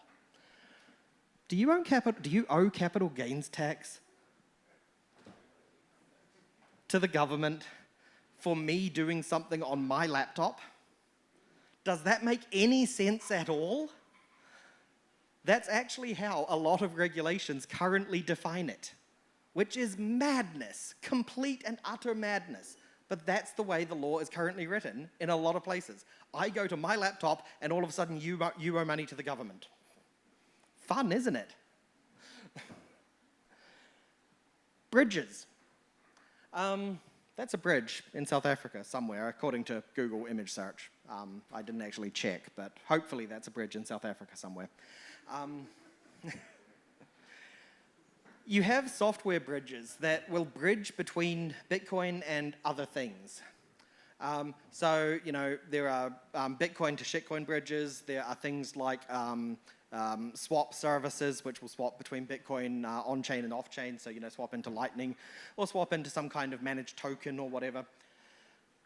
If I'm running a bridge, who owns the Bitcoin that is going through the bridge? Do I? What about if I never actually have custodial control over it? Some of these things work as atomic swaps. But the Bitcoin, while it's in flight between the two different systems, where is it? Who owns it? Who has control over it? Do I have any tax or legal or financial reporting obligations with regards to running this service, assuming I'm not taking any kind of profit from it? If I am, then obviously maybe I'll take some kind of financial responsibility for that. But the bridges, what are the responsibilities to the users? What are the responsibilities to everyone else? What does it mean from a regulatory perspective to be a bridge between Bitcoin and something else? That's, again, just an unanswered question. So what now? I've pointed out that everything is broken and nothing works. None of these things make any sense at all. So, like I said at the start, it's been 17 years since Bitcoin came into existence. The world is completely unprepared for it. So, does that mean we need to change Bitcoin to fit the world? No, we can't. That's not the way Bitcoin works, and we wouldn't want to even if we could. What we need to do is change the world to fit Bitcoin. And there's a lot of different ways of doing that. So you can do it personally by explaining things to regulators, the people who create these silly laws and so on. You need to talk to them. You need to, like I did with my tax office, you need to have that conversation with them, despite the fact that it's painful and it's annoying and you think, what kind of idiots are you when you think a wallet is Coinbase? Despite all of that, you need to be able to have these conversations and make the world fit Bitcoin. Build things that start to make sense. Help the regulators understand how Bitcoin works so that we can actually have some proper frameworks and structures around it. Or, perhaps easier, just build alternative systems and forget the systems that exist. Opt out. Get out of the world if it's going to be too much hassle. Build something better and leave them behind. That's it. Thank you very much. Wow. Man, I was amazed. Seriously, wait, let me shake your hand. That was the way that we have been using and speaking about Bitcoin has been a problem for many people. And wow, what a way to put it. Like, what are fees if not me bribing you to take my transaction? I love it. Statement he said, bro, stop bribing me. And leave them behind, bro. I'm not bribing you. I've never bribed you before. Before we call the next speaker on stage, I'd like to ask you all just to put your hands together for our last speaker. To have been here from 2010, gone through fork wars, go through all of it, and truly still stand on the right side of Bitcoin is amazing. So please join me in one more round of applause. Okay. In Nigeria, if someone has been around for such a long time, you call them an ancestor. So you're trying to say I'm an ancestor No, also? he's an ancestor. Okay, the next speaker that will join us used to be an MC. He was the MC at the last Adopting Bitcoin Cape Town conference, and then he decided to abandon me. He was my co-host. So can I call up my ex-co-host, Ricky Allergans? A round of applause for Ricky, ladies and gentlemen.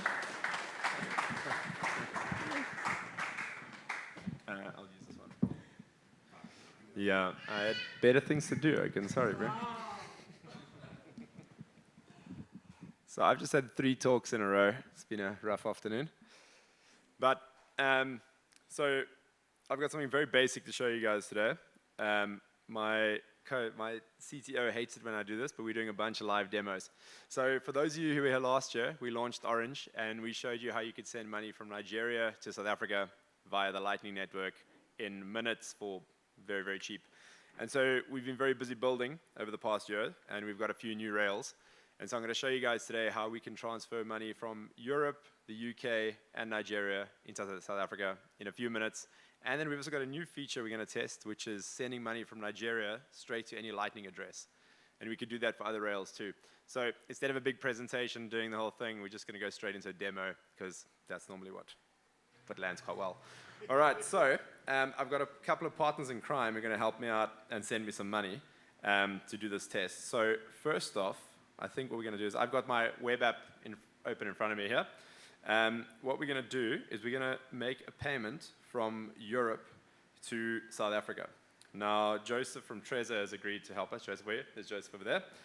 Joseph's going to help us. So what I'm going to do is I'm going to create a order for €2. So what's €2 in South African pesos? I don't know, like 20 Rand. No, 40 Rand. Okay, so I'm going to create an order for 40 Rand over here.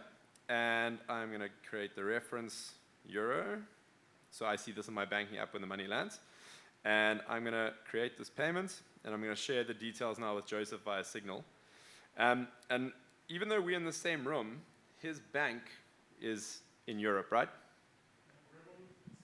Revolut's in Estonia. So basically the money's coming from the Czech Republic to Estonia to South Africa. Is essentially what's going to happen. So Joseph, the amount is €2.4.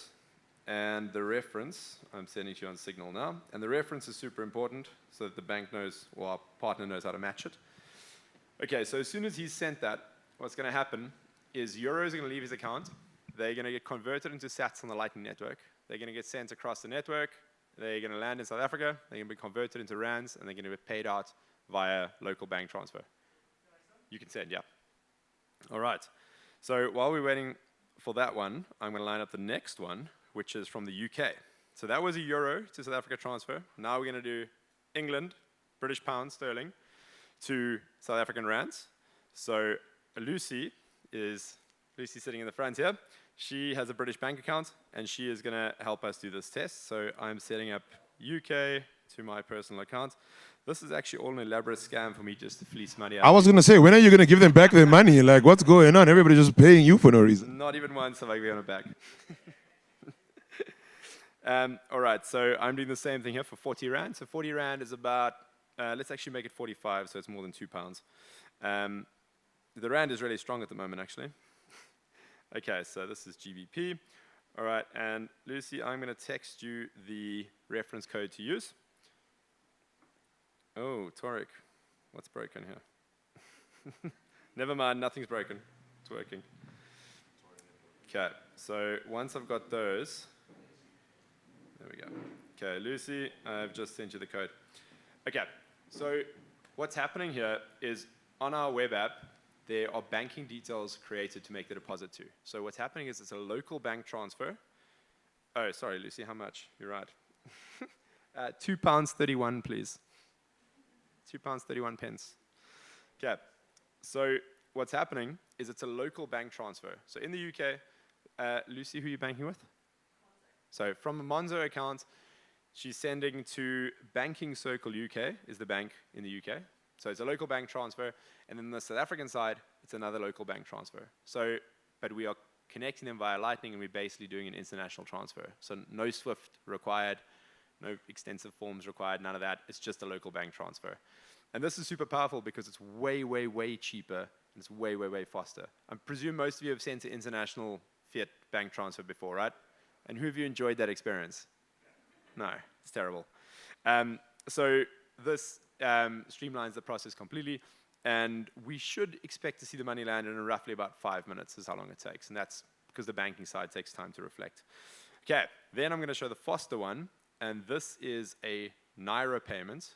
We've been testing this with, so MarvaPay, Theo's our partner from MarvaPay in Nigeria.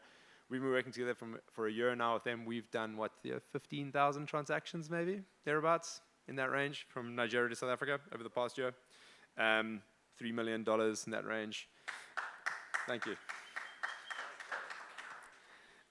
Theo, you're going to do this from your own platform? Are you going to do this from your own platform? I think do it from your side, yeah. So Theo's got his own platform they built. They've integrated our API, so he can send it directly to me. Theo, you got my details saved there, right? Yes. Perfect. Okay, and then who wants some sats? Okay, Oken, you put up 2 hands, so you're going to get some sats. Okay, Oken, what I need from you is a Lightning address, please. Okay, got you. Oken. Okay, so what I'm doing here is I'm adding Oken at blink.sv. So I'm adding Oken's Lightning address here. And now what we're going to do is we are going to send, so who wants to send Oken money? Lucy, Joseph, or Theo? Who wants to send Oken money? Okay, so let's pick Theo. So Theo, what we're going to do is I'm going to generate a payment here. Actually, no, Theo, that might be tricky. Lucy, pick you. Okay, so Lucy's going to send Oaken some sats.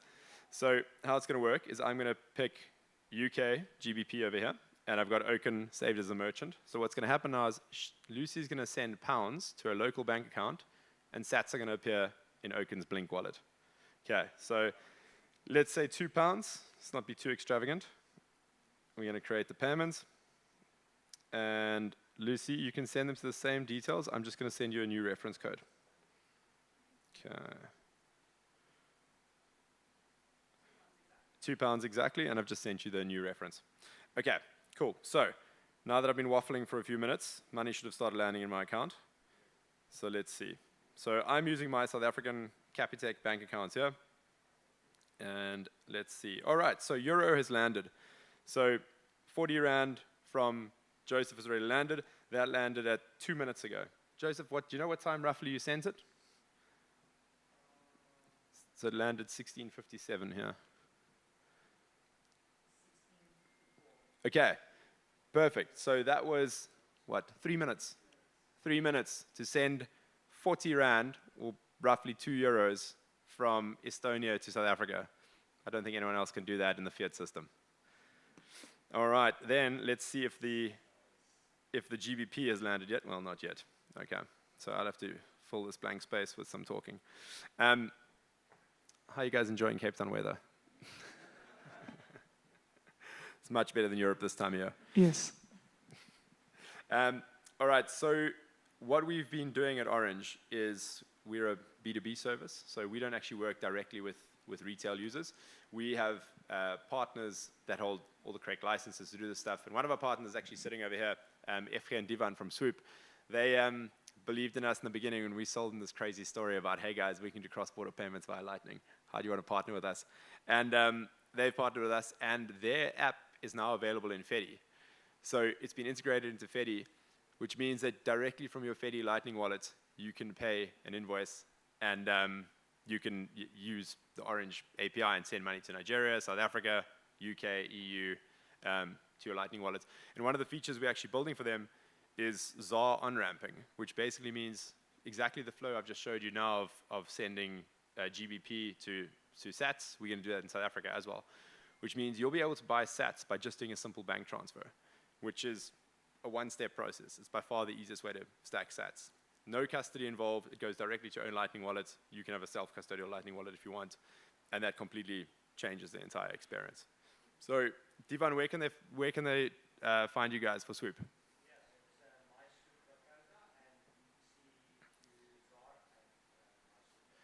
Okay, myswoop.coza and BTC2, like the number 2 ZAR.coza. They'll help you guys out. You can make use of the Orange services directly through the Swoop portal. All right, so 50 Rand has landed with me from MarvaPay. I've got that over here. So Theo's money from Nigeria landed. Theo, what time did you send that? 4:59. That landed at 1700, so that took 1 minute. So we sent 50 Rand from Nigeria to South Africa in 1 minute. From your Nigerian bank account. That's bank to bank. So this is, guys, this is very important to understand. This is from his bank account to my bank account via the Lightning Network. Theo's phone might be in his hand, but his bank is in Nigeria. So this is the critical part to understand here. And then the last one, that GBP seems to be the slowest, unfortunately. Oaken, have you received those sats yet? Have not as of yet. I am refreshing. The last one I'm seeing is from yesterday. Yeah, so our next kind of approach with Orange is we want to connect up as many African countries as possible to this system, because it's all well and good sending money from South Africa, Nigeria, Kenya, UK, EU. Those are all relatively well-connected economies. What we want to be able to do is send money from Burundi to Lesotho, from Zambia to Morocco. Like, these routes are extremely illiquid, and they're really expensive to send money between them. And the craziest thing for me is that some African countries that border on each other, they share a common land border, have to go through a European or American currency to do their own, to be able to facilitate money transfers. Uganda, Kenya, for example.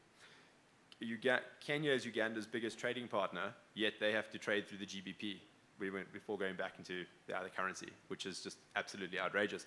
And this means it costs upwards of 4 to 5%, you know, to send a money transfer. Often there's very low minimums, very high minimums involved, so you can't send 200 Rand, you know, or 1,000 Rand. It's just too small. Like with Swift, for example, there's a flat fee of 750 Rand. So you're not going to send 1,000 Rand because you're going to lose 750 of it to Swift fee. So this just excludes so many people from the economy, and they can't really trade, and that means they can't really get ahead. So that's why what Orange is doing via Lightning is we perceive it as being quite revolutionary, because it just lowers the cost and there's no minimum send. So Lucy's GBP has landed in my account now, 45 Rand from the UK. So from Monzo in the UK to South Africa. Lucy, what time did you send that? 4:56, and it landed 17:02. So that one took 6 minutes. All right. Have you got your sats yet? Okay, you can expect a 6-minute wait time there. To go. Yeah, so in a nutshell, that's what Orange does. We're constantly expanding. Like this past year, we really took our time focusing on how we can fix our customer support issues while we're scaling. There's a lot of teething issues, but yeah, like I said, we've done, I mean, just from Nigeria, we've done 15,000 transactions already. And we're rapidly expanding, and we're working with the guys at IBEX. Where's Rai? Working with the guys at IBEX as our LSP to expand our footprint in Africa as much as possible. We have a common vision there of how we can do this.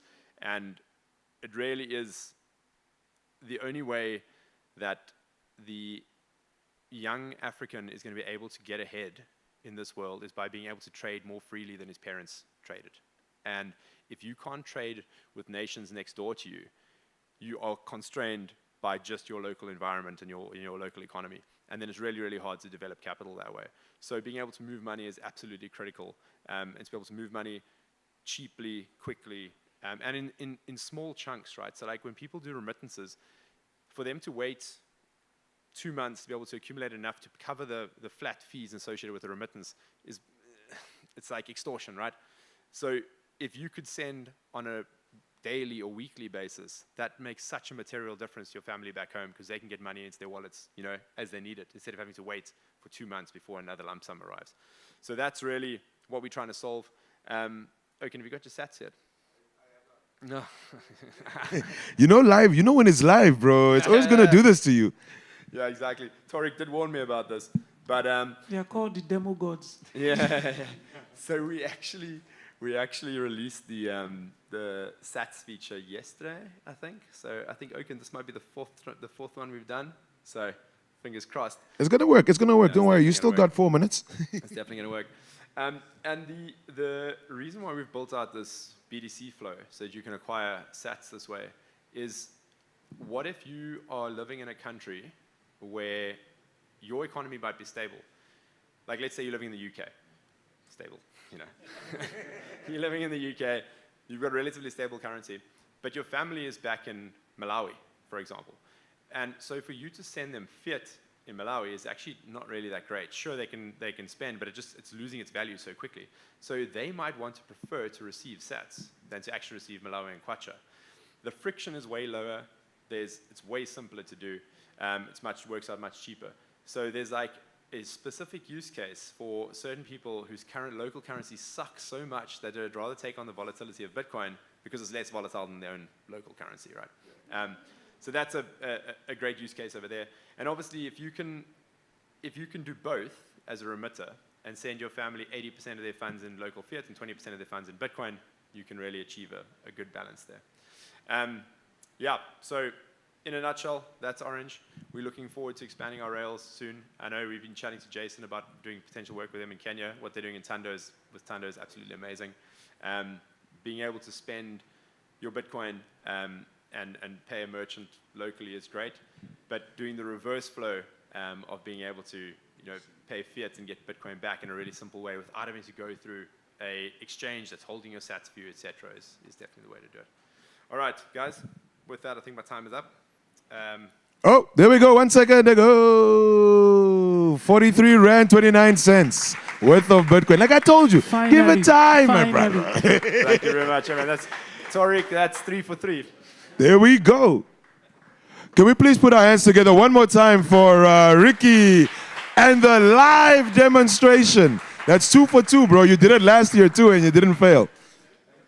Awesome. So before Paul calls the next speaker, as Paul is calling the next speaker, I wanted you to just think about something. When you think about international conferences, you always get people getting on stage and saying, you know, there's a lot of bends in Bitcoin. But in South Africa, we have the equivalent of all these bends, and it's Carl. If you haven't realized, there's a lot of Carls. Look, there's 2 of them sitting next to each other already. There's a third one waiting to get on stage. We have a lot of Carls in Bitcoin. So please understand that if you name your child Carl, he's probably going to become a Bitcoiner, but he's also probably going to become a legend. So you might want to do that. If we can have Carl Diago please get on stage with us and give us our last talk for today. It's been a whole day. Carl will be speaking on Bitcoin data, privacy, and real world. A round of applause for him, ladies and gentlemen. This man is a legend.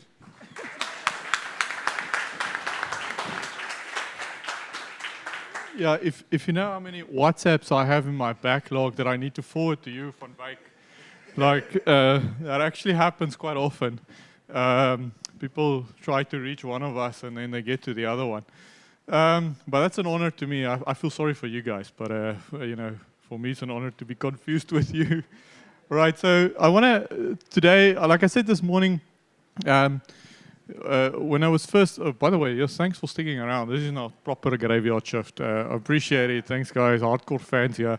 So I want to talk to you a little bit about privacy and Bitcoin. Like we said this morning, a bit of a controversial topic, especially given that we have, my company, Sixpence, have somehow become experts in generating intelligence on chain.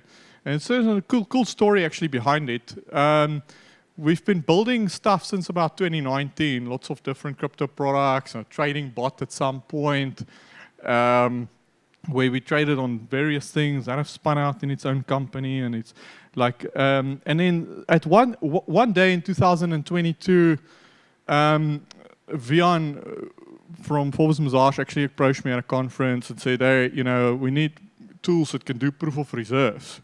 And I just had a faint idea what that means, but I said, yeah, cool. We'll build it. Give us about 6 months.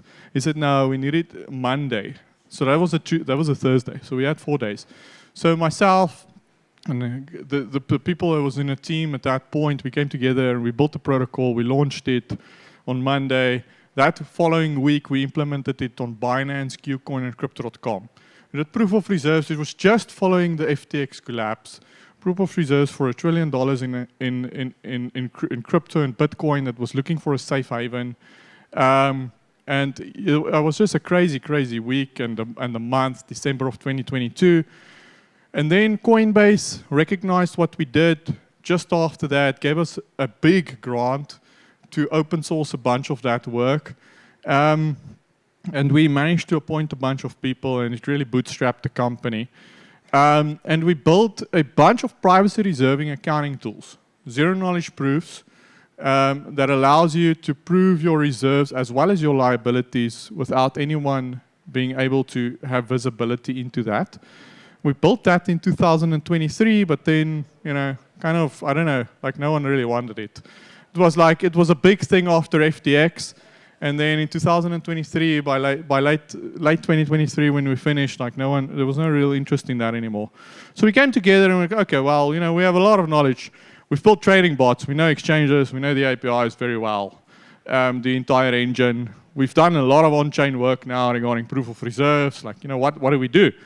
And we kind of just decided we still have a bunch of money left from Coinbase that we can spend after we've delivered the project. So like, okay, so what do we do? Let's just build out intelligence, right? We can read the chain, we can read exchanges, just build out the horizontal. We index all of the blockchains. And indexing, by the way, is an important term. It means that you're taking a full node, which the transactions aren't very readable on a full node.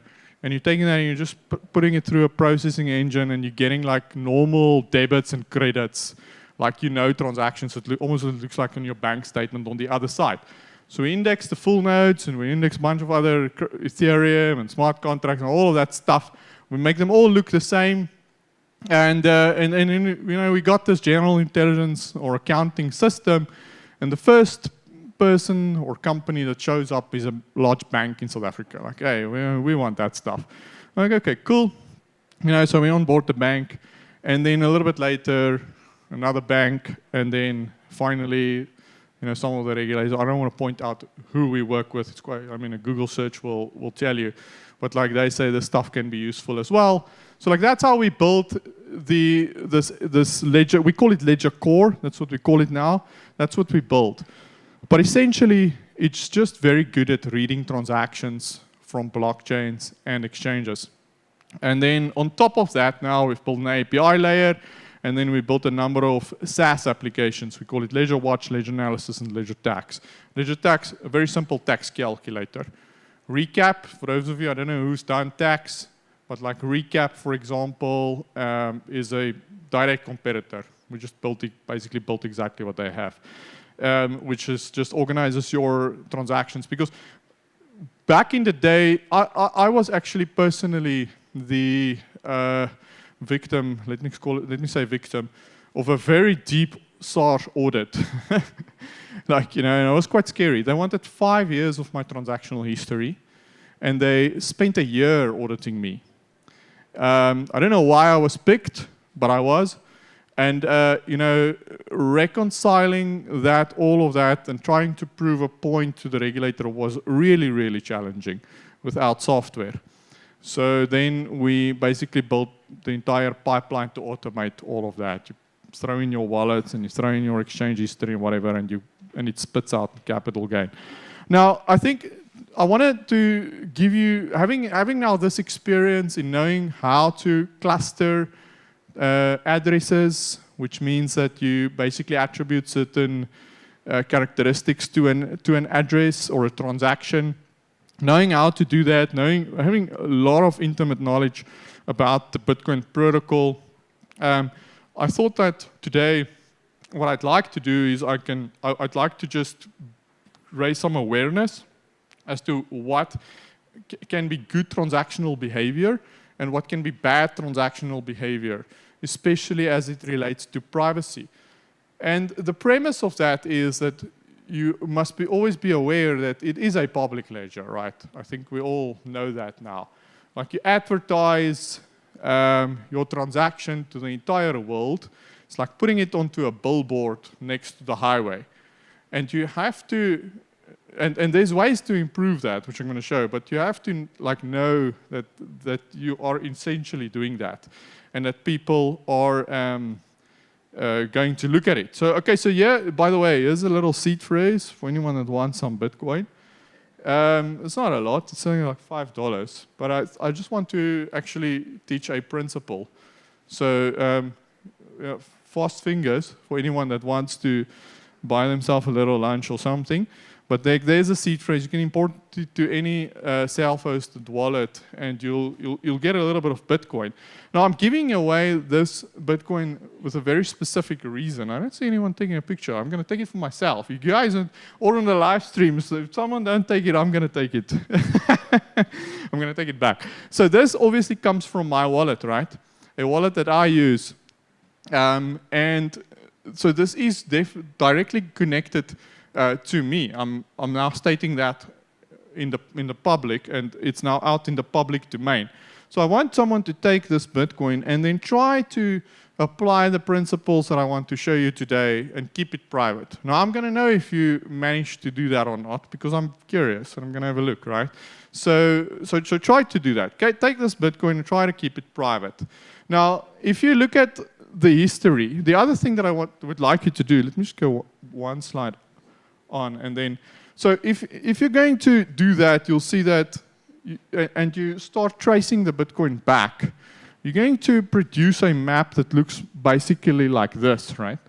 So it shows you, I don't know, that Bitcoin which I just showed you somewhere around here. It's an output. and if you go and trace it back using a block explorer or some similar tool, you'll get all the way, I mean, you're going to find years of history.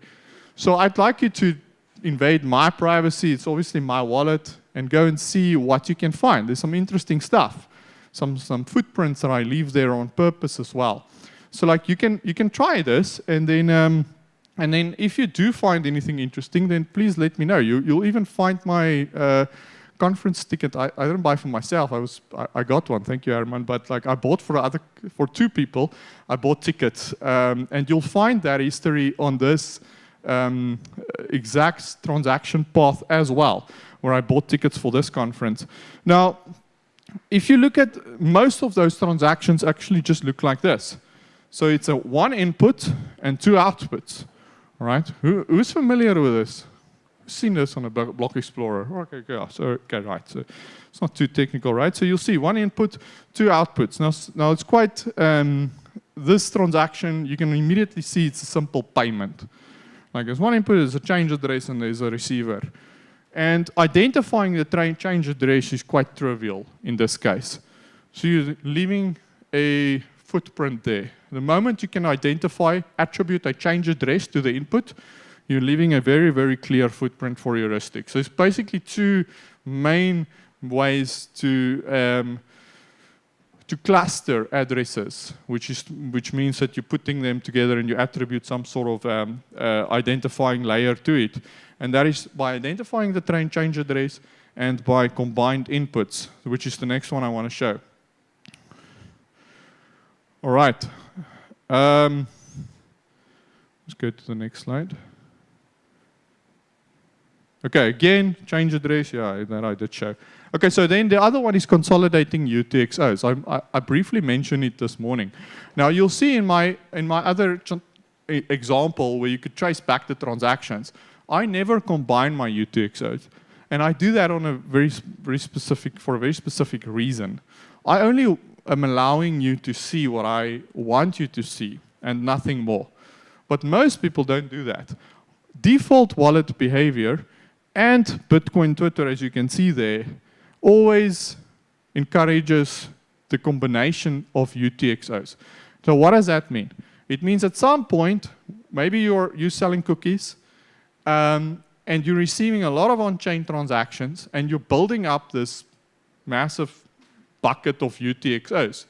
Now, it can be very difficult to never combine them, right? Because now you essentially need to manage as many wallets as you have UTXOs in that wallet.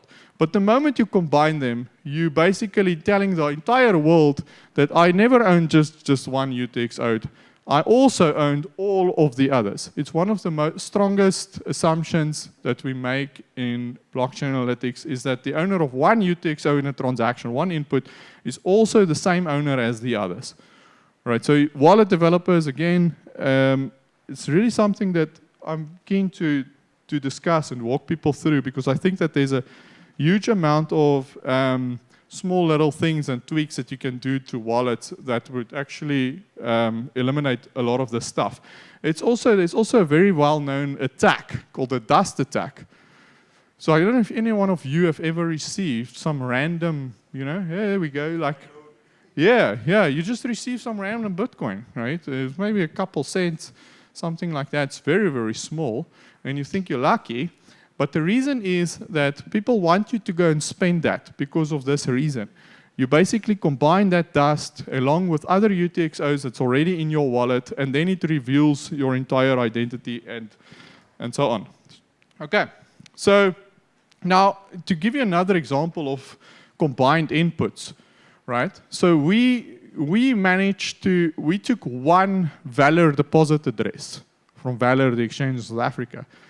Took one Valor deposit address, ran this heuristic where we combined the inputs, and we revealed 130,000 Valor deposit addresses. So basically all of them, all right, through this one script.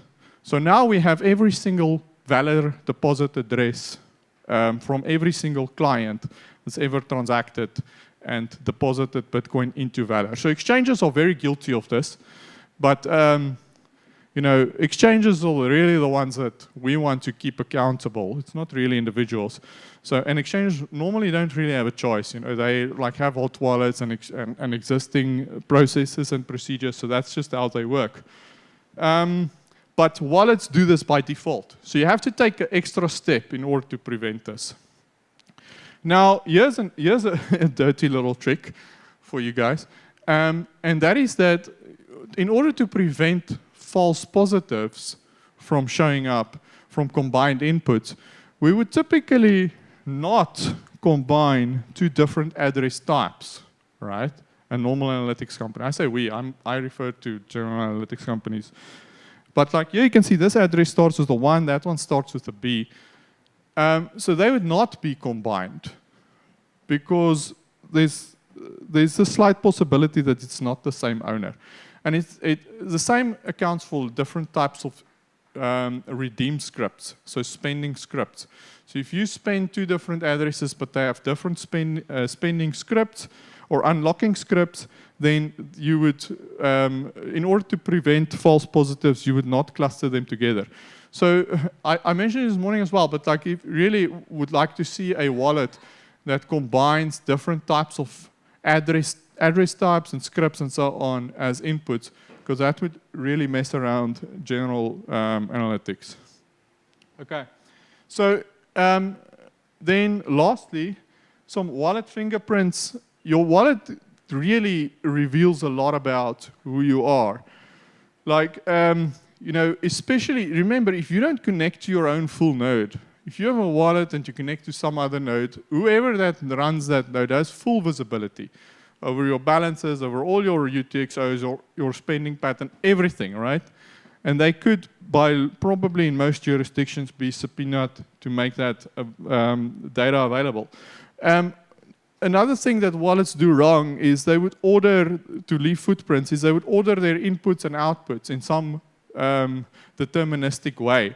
So it means that they would either order all of the inputs in a transaction in alphabetical order or in a first in, by age or something like that. Those patterns can all be tracked, and then it reveals a lot about what wallet you're using, and then subsequently about all of your other transactions. Change address positioning, by default, most wallets just put change address last. So it's easy, then makes it easier to identify it. Fee estimation, some wallets would pay a very fixed fee or a very fixed known percentage above the current fee, like they would overpay. Usually hot wallets would transact at a certain time of the day.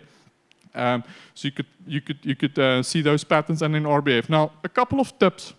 I forgot to put it in the slides, but other tips is like, use Lightning. Like Lightning, of course, there's no way to track whatever you do between, once you've opened the channel.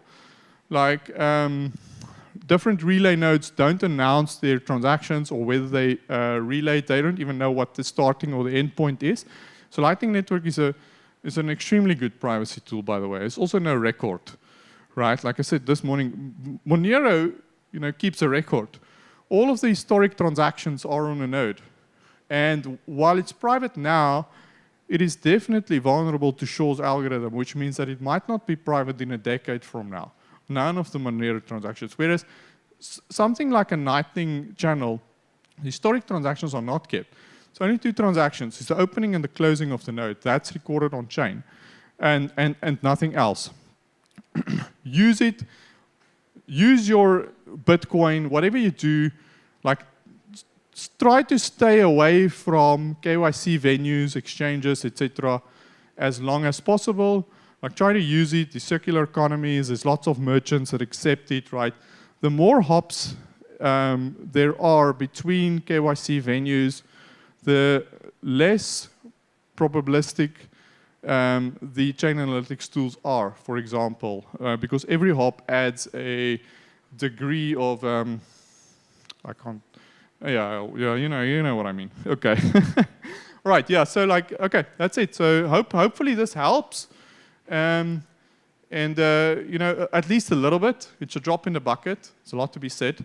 But these are some very, very low-hanging fruits. So I see there's 1 minute left, so I can maybe take a question. Any questions? Okay, one. We'll just take three and we'll call it a day. So we have one person here. Any other person? Any other person? Going once. Two. Last spots. Gone. Carl, if I'm using lightning, how many hops between then being like the probability is? You can't actually define it like that because it depends on whether you have a direct channel with the merchant or the person you are transacting with, or whether that needs to route through like many different hops, which is better for privacy. So, and then it doesn't really matter. Like if you're transacting on chain, if I can add to that as well, there's also no like hard limit or number as to when a transaction, the probability becomes so low that you don't know, because it's all pattern based. So like if you're going to transact, like I transacted and I showed you that other one, like you'll see there's hundreds of transactions, but they follow all the same pattern, which is a simple payment categorization. And therefore it actually never stops. So you like go all the way to like where you find an identifying footprint. Yeah. Thank you. Second person.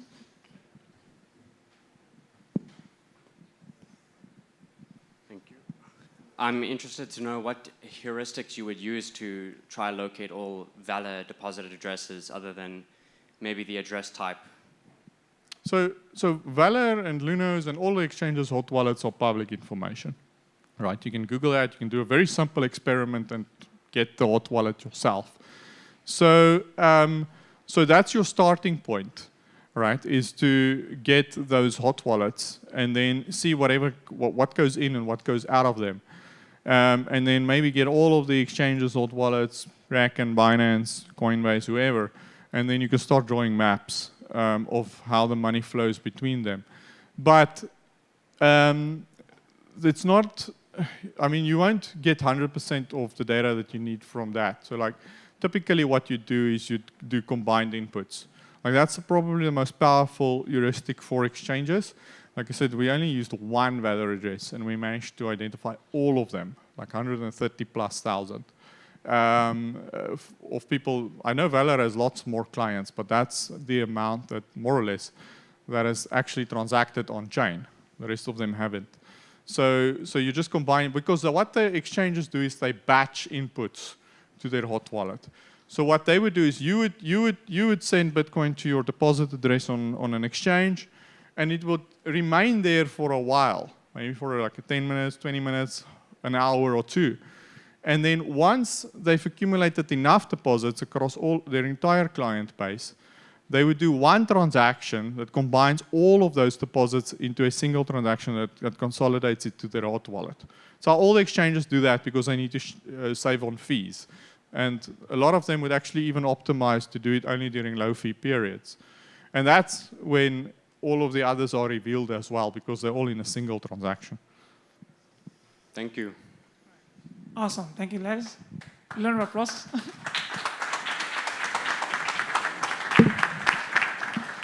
So just before we start wrap up for today, I love that we finished with this talk specifically because what this man just told every single one of you is, if you want to be private and use Bitcoin in a really good way, run a node.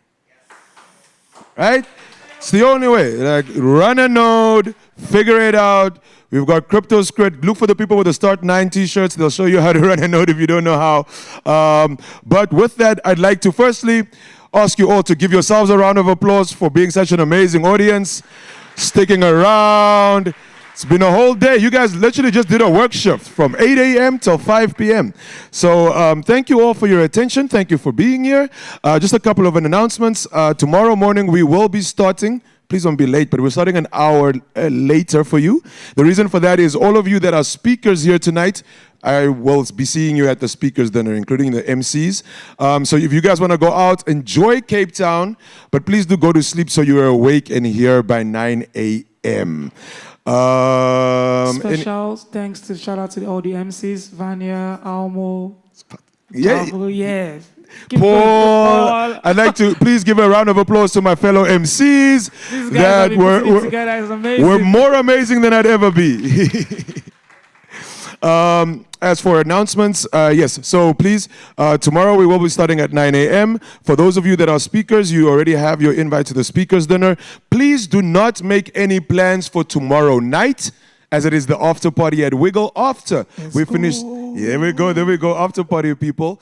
Last that thing that I have to mention for today is just a reminder for those that didn't hear that Bitcoin Loxion is still having a tour on the 1st.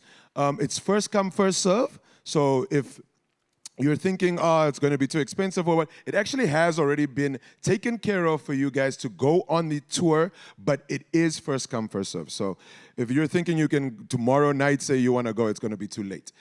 Please do find Tulisa or maybe speak to, I don't know, Herman's looking at me like, don't say my name. Find one of the MCs and we will try and direct you to where you will be able to do this. Yeah, thank you all so much and give yourselves another round of applause. Thank you to the AV team. You guys are amazing. You stayed longer than we wanted you to. See you all tomorrow morning. And for the rest of you, see you later tonight.